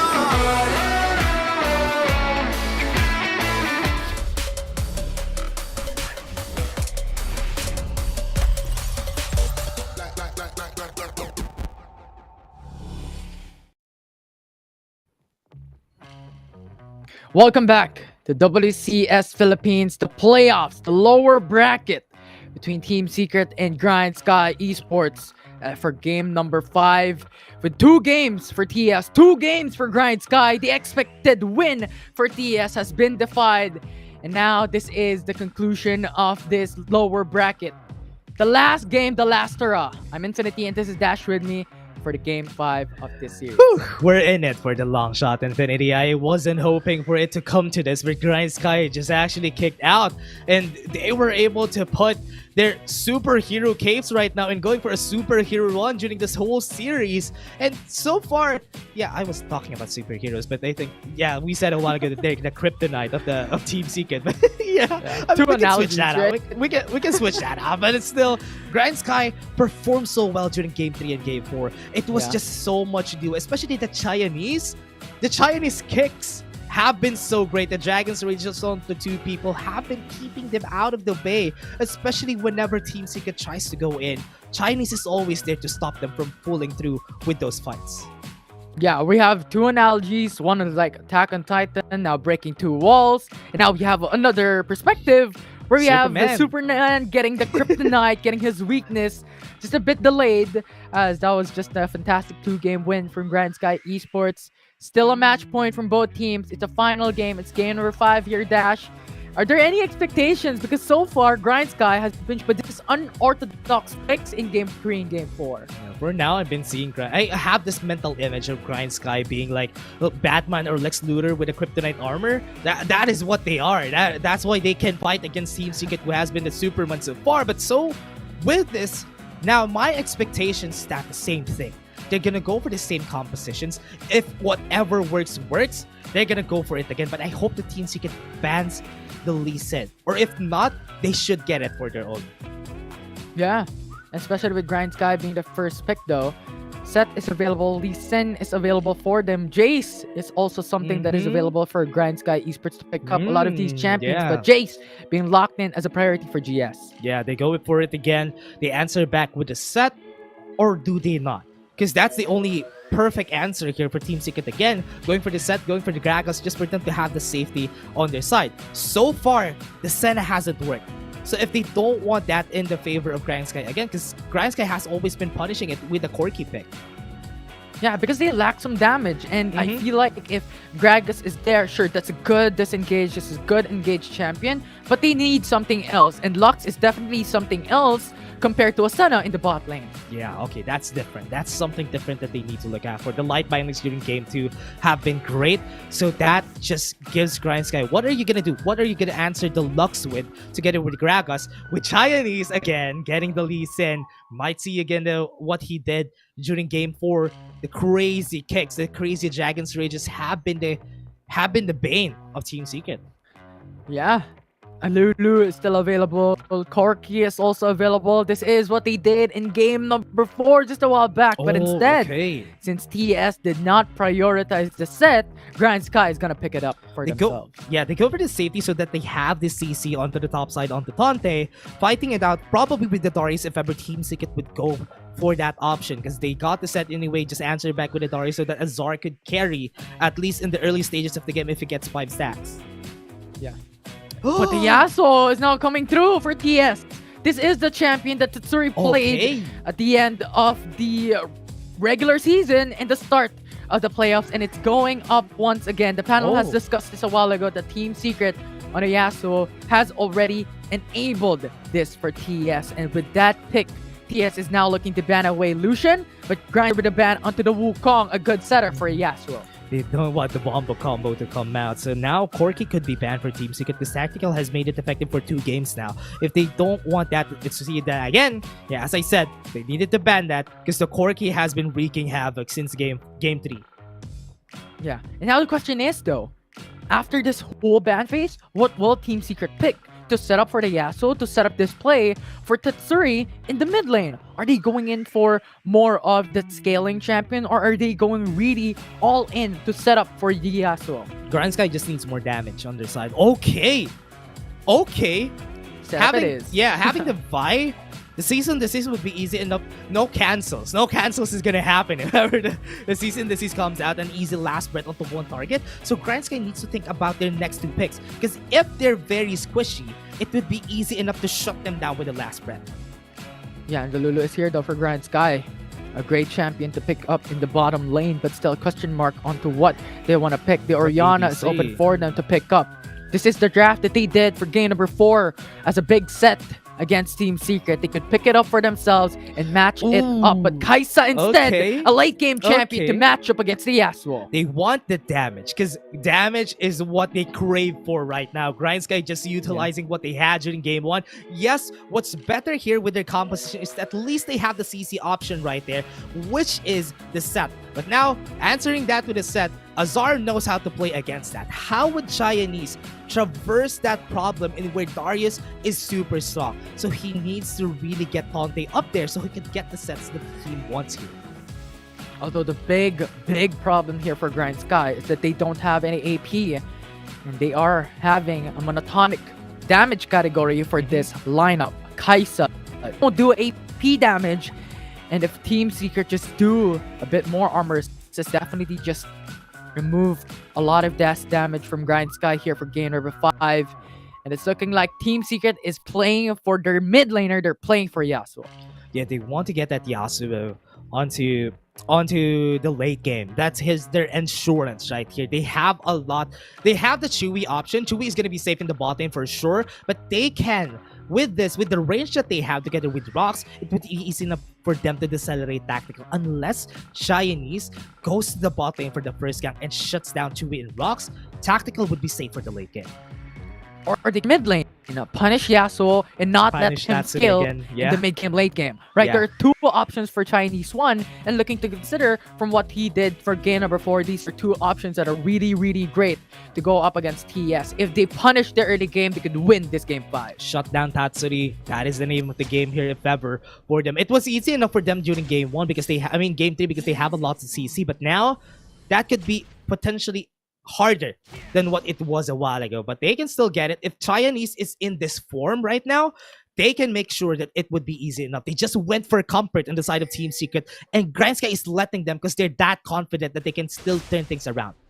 So we're looking at Grindsky Esports Chinese 1 to win this game for GS. And TS, we're looking at Tatsuri to set up the play, to set up the win for Secret in this game 5. The final game, the last hurrah of the lower bracket. The stakes, if one team loses this series, they will say goodbye in WCS. And Grindsky and TS is looking for the win. That's a lot to take in Infinity. Whoever loses this and pushes it onto game 5, TS was confident a while ago, but now they're kind of shaking. They are shivering on their legs, and they need to find ways for them to win this, because there's not a lot of alternatives right here, because this is them backs against the wall, the last game right here. So looking at the state of the jungle right now, they're all clearing up, full clear for both of our junglers, then they're gonna go for the mid gank. Yeah, this is traditional because they want to play for the bot side of the map, especially for TS. If they're looking to set up the dive onto Kaisa, disabling the potential scale. But right now, Kreber is looking for that mid lane, punishing Bambi into potential clear of the wave. The Chinese one is here to respond, so no kills for now. But top lane is a different story. As Azar decimates onto Tante, puts them both at low HP. This is what we were saying about Azar and Aset. He knows how to play against Aset. He knows he has the advantage, especially if he gets the 5 stack. But the bot side though, Rox is very low. Chinese one is going to engage. Sonic Wave is there. Chewy is in danger. Rox going for the flash for Chinese one. They secure the first blood for Grindsky. No flash. No flash for Chewy. Light Binding will not save himself, as the Qeon Rain will get the finishing blow. Oh, gets 2 kills, especially on tactical. Not good. Chinese going for more. They're looking to go for more trappers. They have to go back Grindsky, great start for Game 5. Oh my god, that was trap card activated by Grindsky. Trap hole has been activated by them, and they got Team Secret. Got trap right there. They got the kill onto Tactical, which is exactly what they need. And like what we said a while ago, they're gonna go for more. They're just pushing their limits right here, Infinity. Sonic Wave is there. Oh, The they steal is stole there. it. Trevor loses the blue buff. There's just so much hindrance for the jungle of TS to be able to my. scale 600 gold difference in the jungle individual matchup alone. Oh man, he's pushing up Solemn Warning, Solemn Judgment against Team Secret. He's just denying Team Secret their resources, especially Trevor. He's not even level 5 at this point. That's why he's having a hard time. He needs to get the cease and desist for him to get an easier way to go for ganks. But with the bot lane now on the state, oh, they're going for a fight though, Bambi! Chinese one, Sonic Wave will not connect. It's Bambi going for the flash with Chinese one, but a quick response, goes for the kick, gets the kill. It's Setsuri not having the greatest time of his life, as Grindsky will have it. 3 kills in the early game. The stars are aligning for Chinese, especially. All his ganks are going in his favor. And now Team Secret doesn't have any answer just yet. Because right now, Trevor, look at him. He's down to the gold because he can't even get his jungle. Because look at the Chinese. He's all over the map right now. Yeah, and we talked about Team Secret having the winning condition of Tatsuri to be able to scale. But the punish from Grindsky Esports here in the early game brings him down to a 700 gold deficit immediately at the start of this matchup. And with the Infernal Drake and the Rift Herald coming out pretty soon, Team Secret is not having a great situation. As now, it's a showstopper under the turret. Azar is very low. The Haymaker will not connect, but Azar is down low. And Tante can punish. Tante can pull through. But Azar is forced to retreat. Good try from Tante, but now because of that, they can get punished from this objective, though Team Secret could go for the Rift Herald. And so far, Grindsky has been stacking those drakes in their favor and has been effective so far, so that is what they're going to go for. Or are they that confident to go for a fight against Team Secret even without the showstopper? Yeah. The showstopper is going to be very important. We looked at Tante. He went in for the reset. 3 Black Cleavers already secured. And Tactical has the Acacia rate up with a BF Sword, Executioner's Calling, and the Longsword in his pocket, in his event. So Grindsky will definitely deal a lot of this damage up against TS. Yeah. Azar is not going to contest this, so that just called out for Grindsky that they can take anything that they want right now, but Team Secret, oh, they're not taking any risk, because as we said a while ago, Tante doesn't have any showstopper. They're waiting for it to go on cooldown, and with the rotation on the top side because of the wave state, they can take this Drake. Yeah, definitely something that Grindsky needs to contest. And I like the positioning. They stayed in mid lane. They're having to sight to see Team Secret starting the Infernal Drake, and they're ready to contest Chinese one. The Sonic Wave is ready. 2K. Ready. It's half HP already for the Dragon. Now Trevor, cease and desist onto the jungle of Grindsky Esports. But what's happening onto the end side of this game as Rox is dead? Does the kick will be there as Grindsky has stolen the Infernal Drake, and the fight's not gonna be over as Tactical with a clear instinct jumps in on to get the kill. Trevor is now dead as Grindsky Esports is looking to go for more. Azar under the turret. The apprehend will not save his life. That's a double kill for Tactical secured. Yeah, Tactical gets a double kill every time the Team Secret tries to answer back. Trap cards has been set by Grindsky, and Mirror Force has been pulled out. They got 2 kills for 1, and Grindsky so far has been playing this effectively, even stealing the Drake because of the Dragon's Rage a while ago, pulling Trevor out of the way, gets the Ignite. Oh my, Chinese is just on a roll right now. This is the power of Lee Sin. This is the power of Chinese one.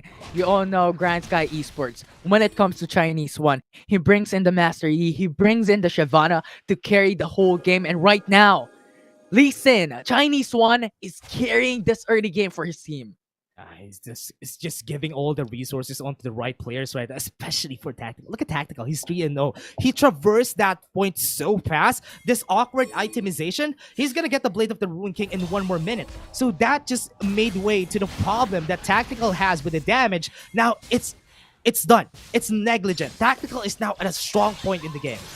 Yeah, from mid-late game scaling champion, he's now scaling here in the early game phase with those kills, with those assists.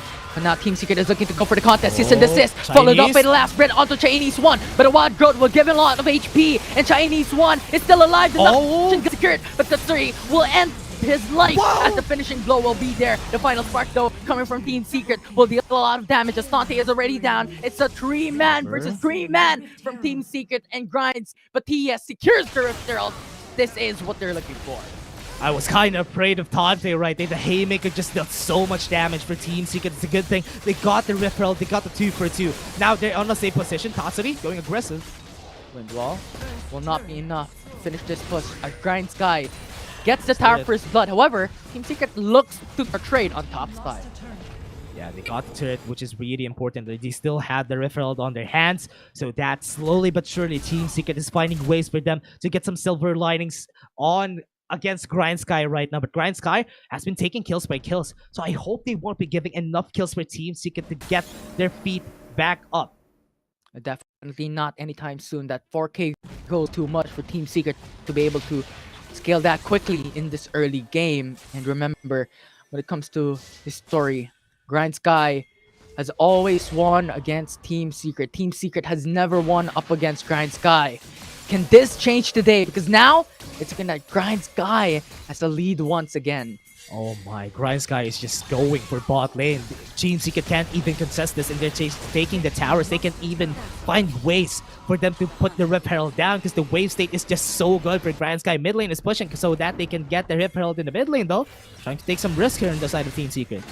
Rift Herald is there. Team Secret is going for the 4-man roam into the mid call. lane as they want to open up the map control in their favor. But Chinese won with the Dragon Rage. 2-man knock-up already. They secured that turret, but instead, at the cost of their life, as Chewy is down. The explosive cast will buy some time for Azar, but Azar is getting a lot of these damage from Tactical. The Cater Rain will burst him down, and Grindsky will secure 2 kills. ADC doesn't even care. He goes killer instincts in. He flashes in. That is how confident Tactical is right now. He knows he's not gonna die. He has Bo backing him up. That's why he's not gonna get bursted down pretty easily. Team Secret can't even answer. They don't have the damage yet. Chewy doesn't have it. Tatsuri doesn't have it. So Grindsky are just confident on every objective taking right now. Cloud Drake is ticking, and they're gonna contest this again. So they're going to be confident on this. Oh, Last no! Breath will be forced, but a showstopper will be there to counter Tetsuri, as Tetsuri will be hindered on that Another fight. one. And Tetsuri is very low as he's dead. It's a 4v5 in favor for Grindsky. Redemption. The dragon has reset, and Team Secret is forced to retreat. Oh no, another Dragon's Rage to start off the fight. Chinese, what a monster you are. Give this man a medal after this game, everyone, because every Dragon's Rage engage that he does, he does get 1 or 2 people together with the Dragon's Rage. And now, that makes it awkward for Team Secret to start fights. Because remember, they do have dashes, but after the Dragon's Rage, they don't have any more options to engage. Will be insane from them. Their target is Tetsuri all the time.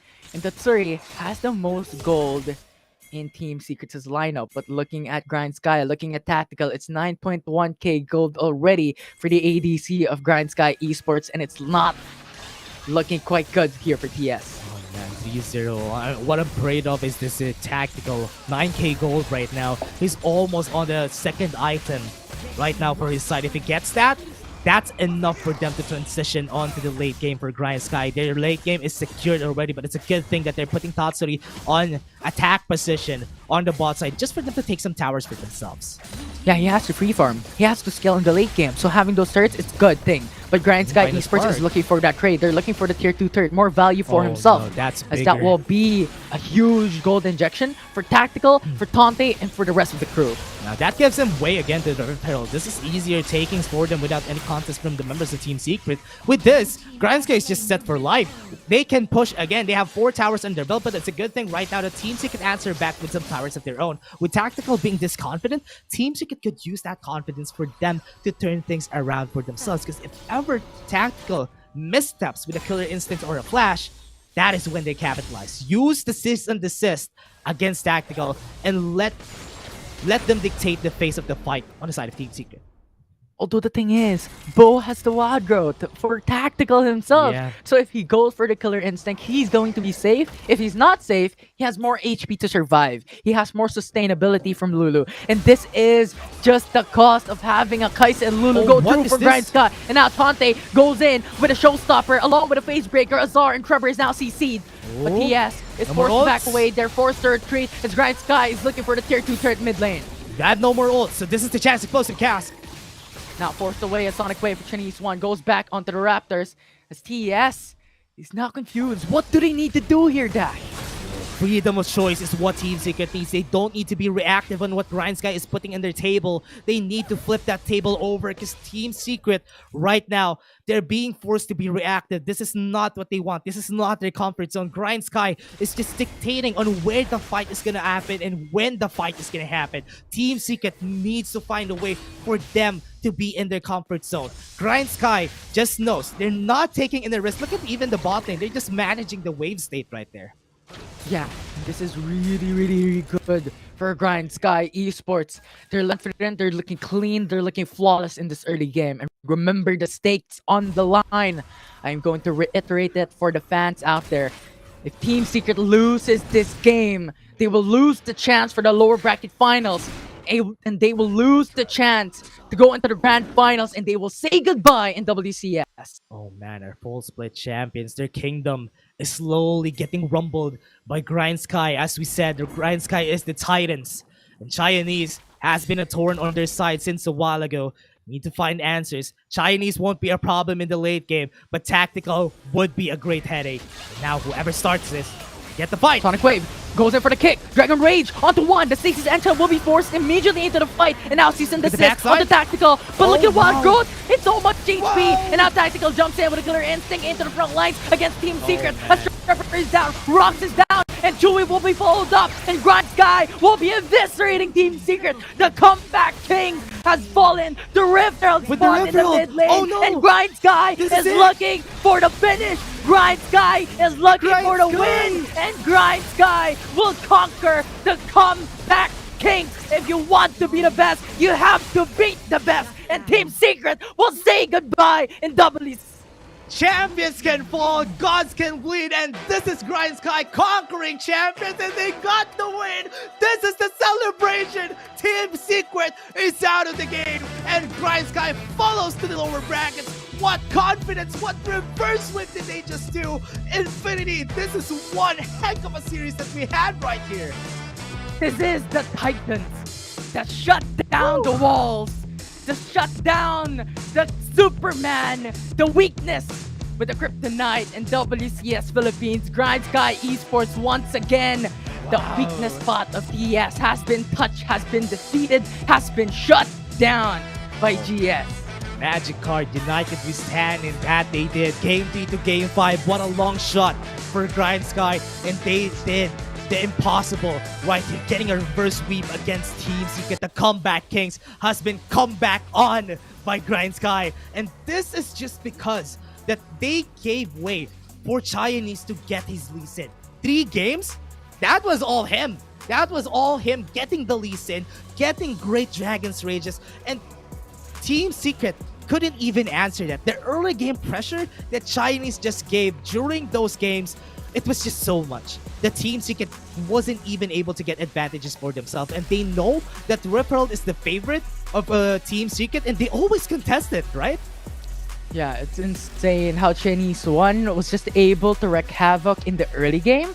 The amount of jungle invade that he does for his team and the follow-up of Grindsky was absolutely nuts. It's just unfathomable on how Chinese One has the team on his shoulders and they're going to succeed. They're going in for the lower bracket finals here, Dash. It's crazy. Yeah.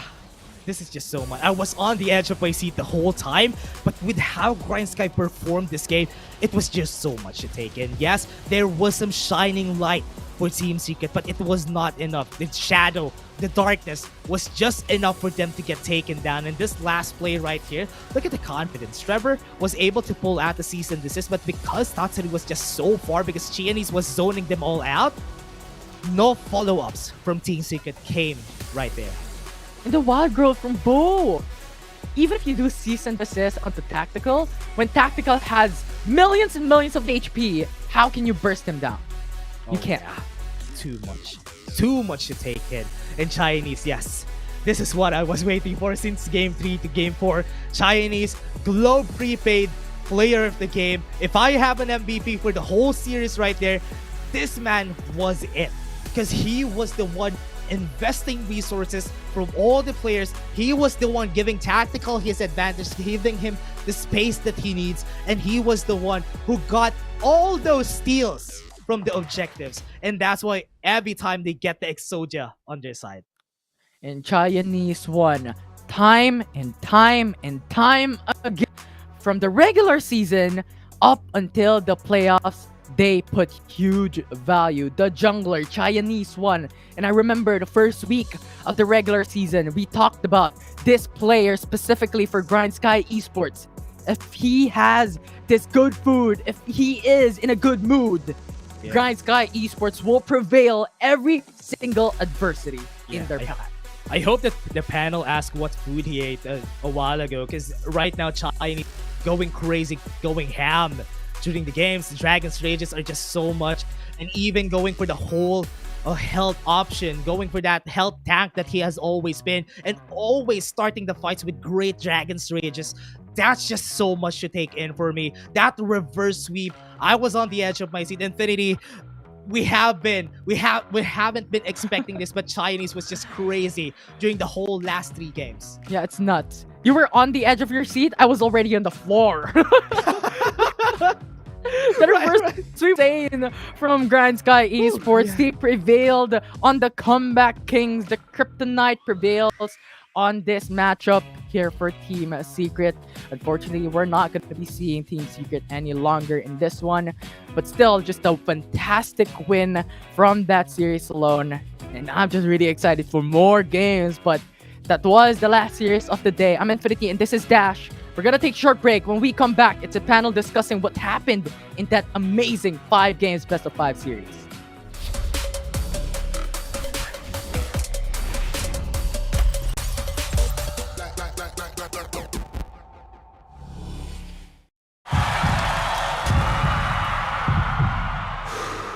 Stop and refocus. Get a clearer perspective. See things from different angles. Power up and set your eyes on the prize.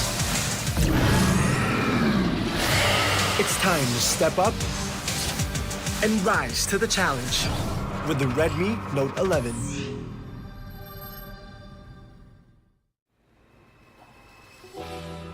There are wild things they are hiding, lying in plain sight, not just hunting in the night. No.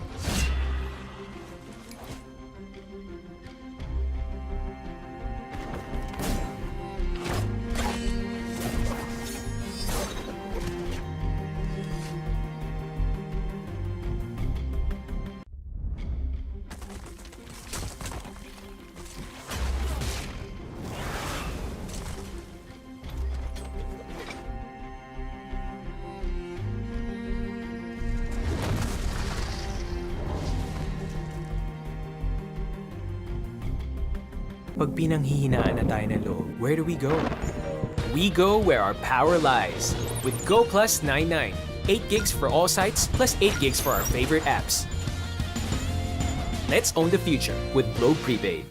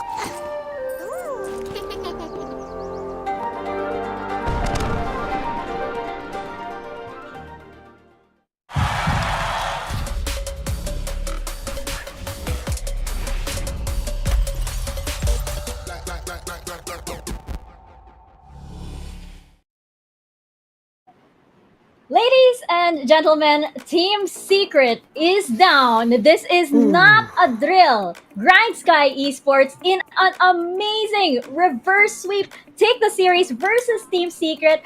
I have to admit, hinika ako dyan. I had an asthma attack and my essential oils are like now no. beside me just because of how intense that series was. I cannot believe how amazingly on point Grindsky looked. Let's actually jump right into the series highlights because there's a lot to talk about. Autolus, it looked to be in Team Secret's favor because they started out really, really well. Yeah, they have been jaxing the top lane with the help of Azar, and finally on game number 3 was respected, right, by Grindsky. And then again, when we started analyzing pre-show, been saying that Grindsky has been riding the backs of Chinese One whenever they face Team Secret. I don't know what did Team to Chinese One, because apparently when he faces this set of guys, he's just on a different level. And on games number 4 and games number 5, we saw his Lee Sin. I believe that you could actually create a montage of him. I cannot do justice. I mean, words cannot do justice of how Grindsky really fought, because I believe it actually took them everything in their arsenal just to take down the giants in Team Secret. For Team Secret, though, the journey may be over, at least for this year, but I'm 100% sure that they will come back stronger. Yeah, definitely. I want to chime in as well in terms of that was just a very different Grindsky than what we've seen from them in the first round of the playoffs when they went against Oasis. And it felt like Grindsky just took a bit of time to rev up their engines. They were getting warm up in games 1 and 2 where Team Secret did get the win. But once Jax was off the table, Grindsky was just able to take it back into their favor. And I can't get enough of Chianese's Lee Sin in that game 5.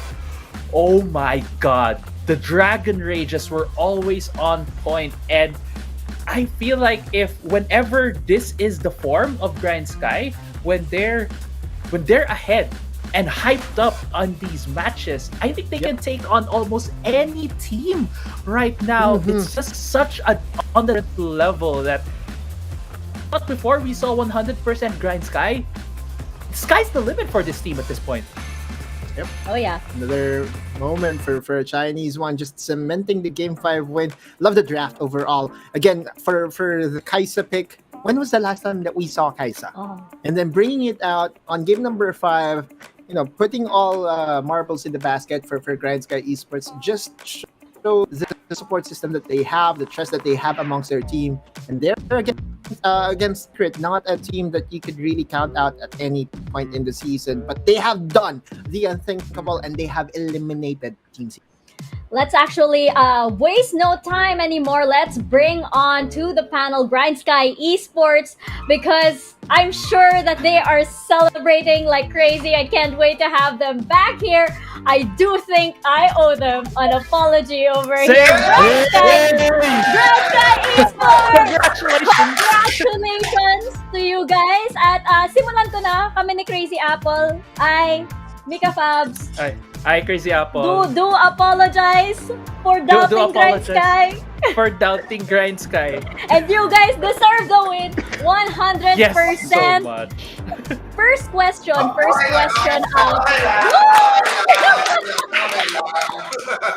First question, medyo informal para kay Chinese. Chinese, ano ba yung kinain mo nung lunch, nung breakfast, at bakit ang galing-galing mo nitong series na to? Ano bang kinain natin, guys? Kinain? Ay, yung ano daw po, yung saba daw ni Coach. Ano po, dala ni Coach na itlog na maalat.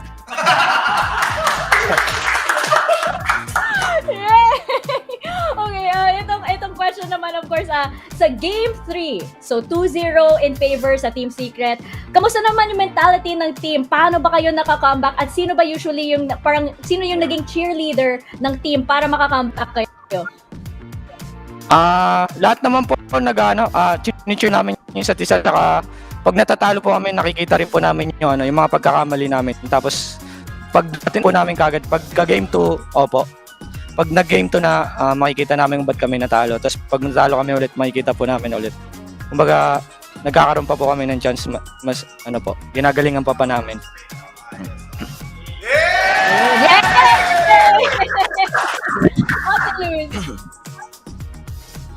Game number 3, and I think this is yung turning point talaga ng series. Correct me if I'm wrong, pero nakuha niyo yung solo kills sa mid lane and sa top lane. Ibang confidence boost yung binigay doon ng Grindsky. Pero Chinese one, pare, every time. Sorry? Ulit yung tanong. Ay, tuloy nyo lang po. Tuloy ka lang. Every time na makakalaban mo ang Team Secret Chinese one, iba talaga yung pinapamalas mong aggressiveness, hindi ba yung pinapamalas mong laruan? Ano ba meron? Ano ba ginawa sa'yo ng Team Secret? Bakit pagka sila yung kalaban mo, iba yung action or iba yung Chinese one na napapanood namin?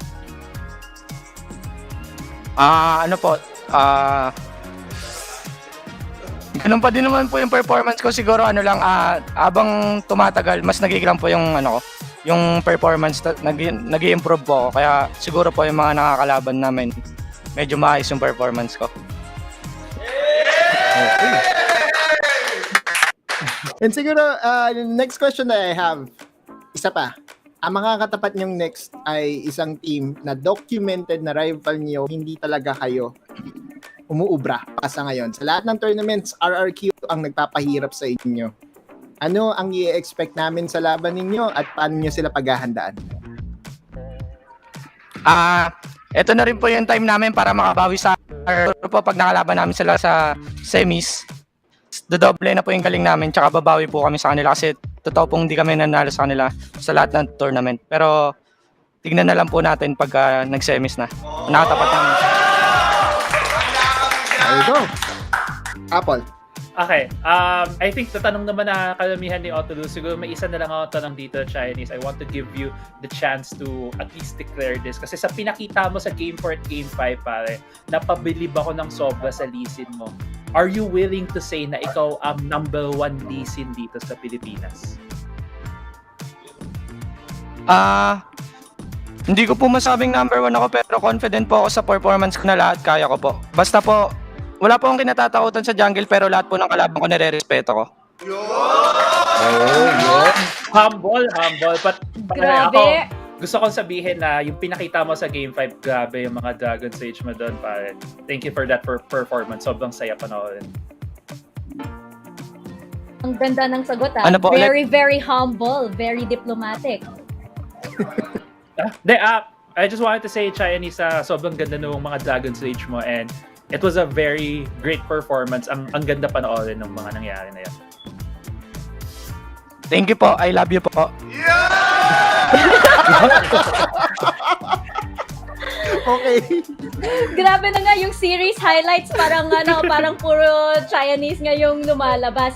So Chinese, of course, meron ka bang mga shoutouts and messages sa lahat ng mga supporters ng Grindsky Esports? Unang-una po sa lahat, shoutout po sa mga boss namin na walang sawang suporta sa amin kahit po medyo tagilid kami minsan. Maraming salamat po sa inyo. Shoutout po sa inyo, Sir Don, kila Mami Cheng, Sir Wayne, Sir G, Sir Dennis, kila Boss Berting, Sir Earl, tsaka sa mama ko po na nanonood ngayon, tsaka sa mga kapatid ko. Shoutout din po kay Boss Jomar. Shoutout din po sa Grindsky Aries tsaka sa girlfriend ko po. Shoutout sa lahat ng mga sumusuporta sa Grindsky. So supportahan nyo kami sa laban namin sa RRQ. Shoutout po dun sa mother ko na lagi sumusuporta sa lahat ng laban namin. Ma, shoutout sa'yo, ma. Magkikita na ulit tayo. Shoutout po sa girlfriend ko and sa family ko. Thank you sa support. Ako din. Shoutout din sa mama at papa ko na lagi nanonood. Sa girlfriend ko, si Erika. Shoutout din sa family ko na nanonood dyan sa bahay, sumusuporta sa akin. Shoutout din sa girlfriend ko. First of all, syempre, I wanna thank God sa opportunity na to. Kanina nagpe-pray na ako talaga, sobrang solid, and thank you, binigay niyo sa amin to. Bigay shoutout sa asawa ko, sa wife ko na tuloy-tuloy support na pinagbibigyan ako sa trip ko. Shoutout sa utol ko, kay Heartmeister, tsaka sa jowa niya, si Yan, kahit hindi naintindihan yung wild trip, nanonood. Shoutout sa mga boss namin, salamat maraming salamat sa pagtitiwala. At dito na tayo guys!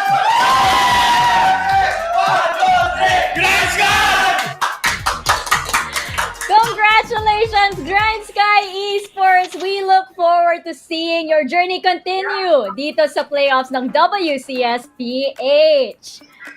There you have it, guys. May pahabol pa na post. Yes, yes. May zoom in pa? May zoom in pa. May closing shot pa, diba?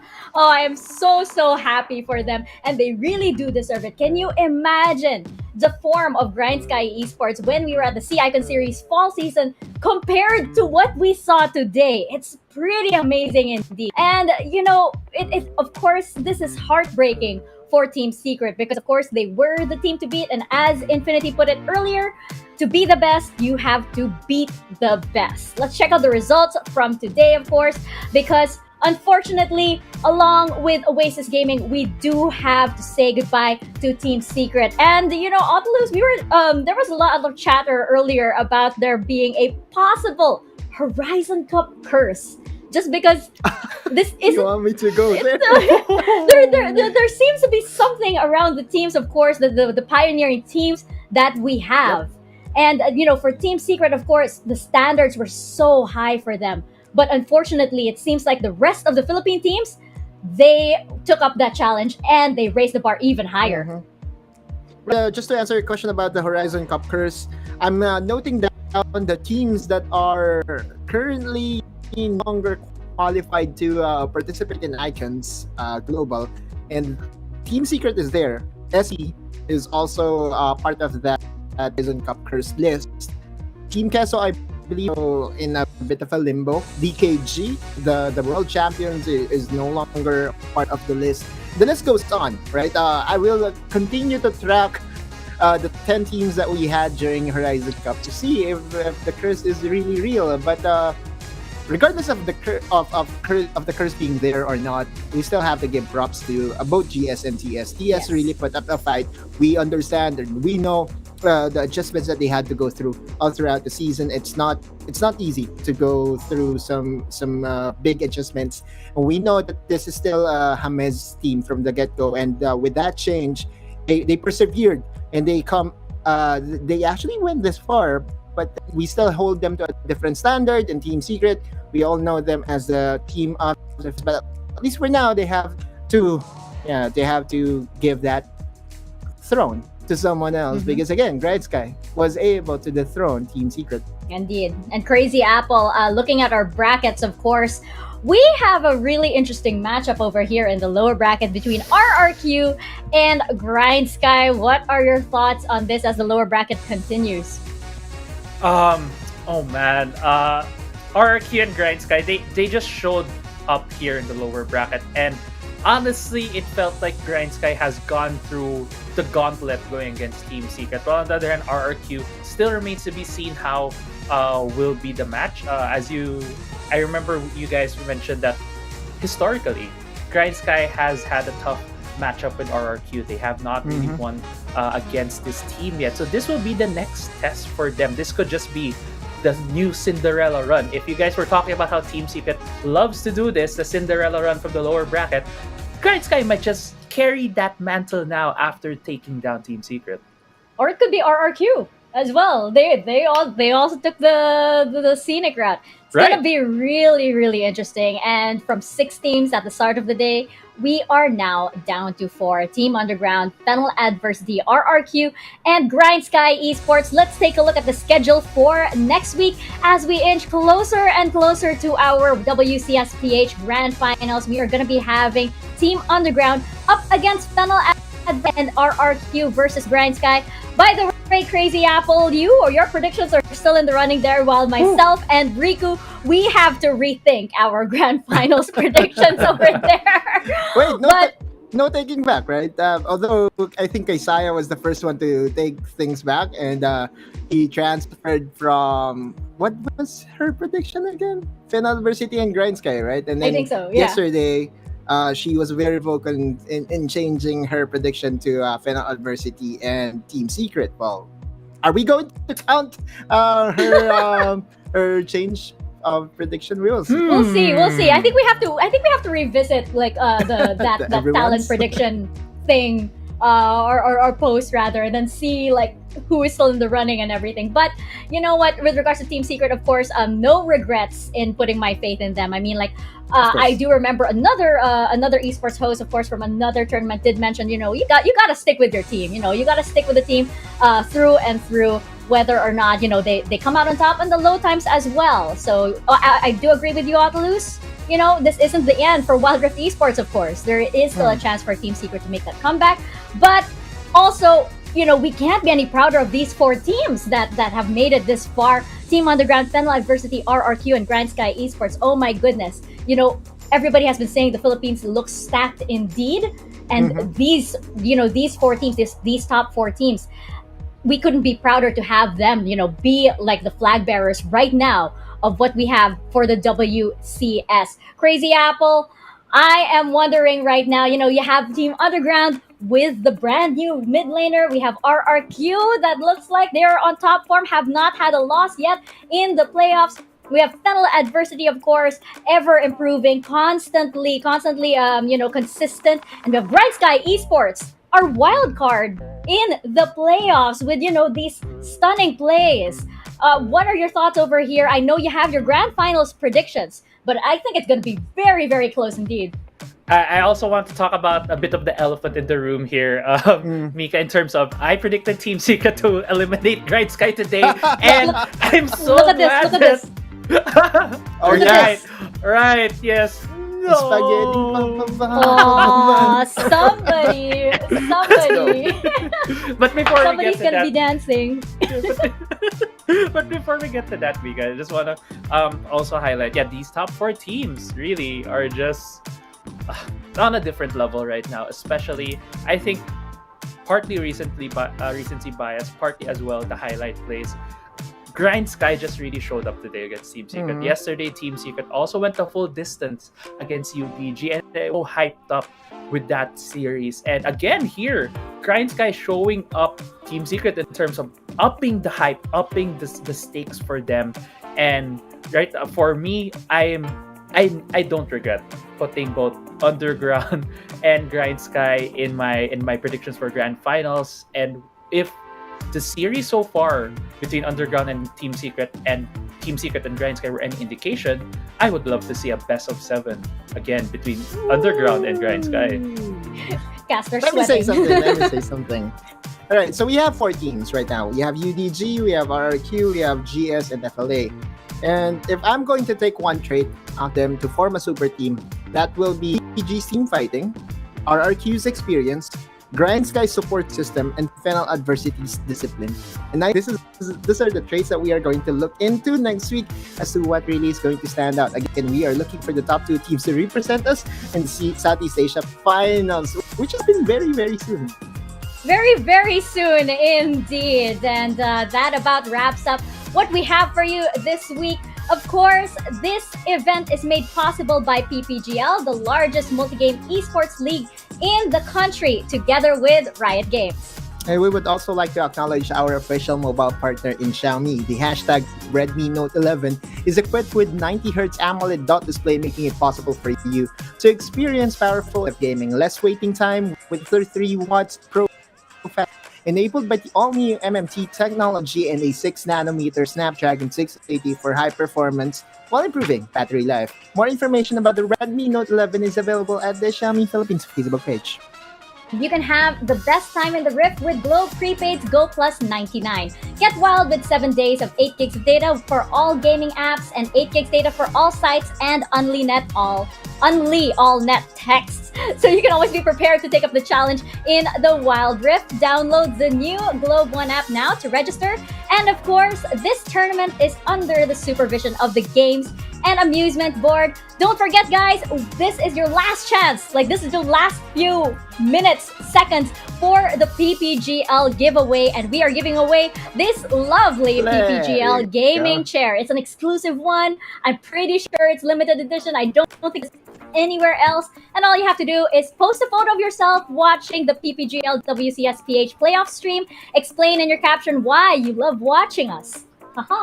And which team you are rooting for. Make sure that your post is public with the official hashtags #PPGL and #PPGL Wild Rift. The entries with the best caption will win this beautiful PPGL gaming chair, and the winner will be announced on April 5 this coming Tuesday via PPGL's Facebook page. Ooh, I'm so excited. I hope the winner gets to post a picture with that PPGL gaming chair. I want to see how it looks like in real life and stuff. I hope you can see that. Again, congratulations to Oasis Gaming and to Team Secret. Mad respect for these teams. They have still got so far here in the WCSPH. And of course, the rest of these teams, their journey continues. And while, of course, we might be coming to the end of this week of our playoffs matches, we will be continuing our lower bracket run and our upper bracket run next week here at the WCSPH playoffs. Mika Fabs here, and on behalf of the whole production, stay safe, stay healthy, see you in the Rift, and wait for Dash and Apple's TikTok Dance Challenge. Oh no.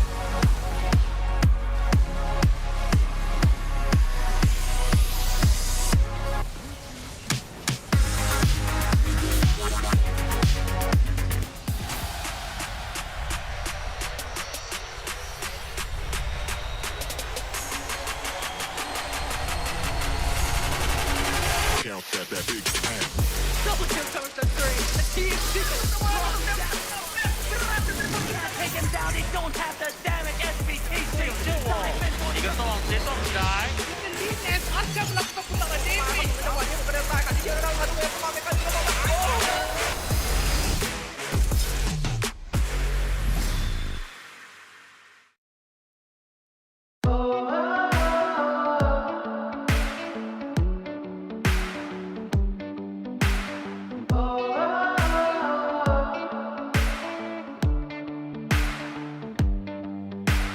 They've been trying for too long, but they could never stop me. They could never stop me. Don't they know that I'm too strong? Nothing's gonna stop me. Nothing's gonna stop me. So don't get in my way. The dams are about to break. I don't care what they say. I'm more than they can take. But they don't see the struggle in my mind. And I just think of stopping all the time. But I can't. I'll make my journey through the hellfire. I'll just tear down another empire. Never hold me back, hold me back. 'Cause I'm a juggernaut.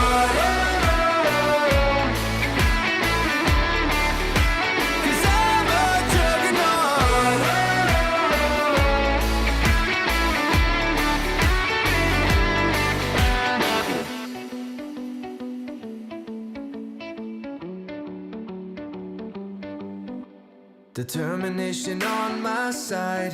Nothing's gonna stop me. Nothing's gonna stop me. They're telling me to run and hide, but they could never stop me. They could never stop me. So don't get in my way. The dams are about to break. I don't care what they say. I'm more than they can take. But they don't see the struggle in my mind.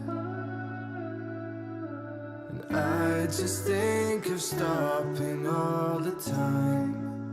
But I can't. I'll make my journey through the hellfire. I'll just tear down another empire. Never hold me back, hold me back. 'Cause I'm a juggernaut.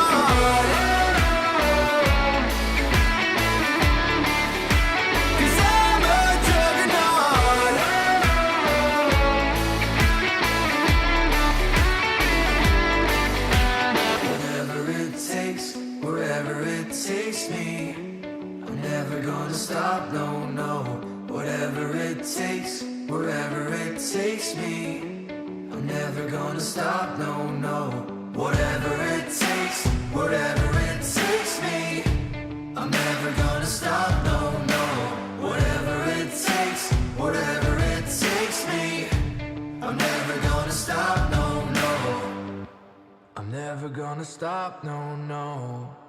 I'll make my journey through the hellfire. I'll just tear down another empire. Never hold me back, hold me back. 'Cause I'm a juggernaut. Whatever it takes, whatever it takes me, I'm never gonna stop, no, no. Whatever it takes, whatever it takes me. 'Cause I'm a juggernaut. I won't give you up. My heart's beating up.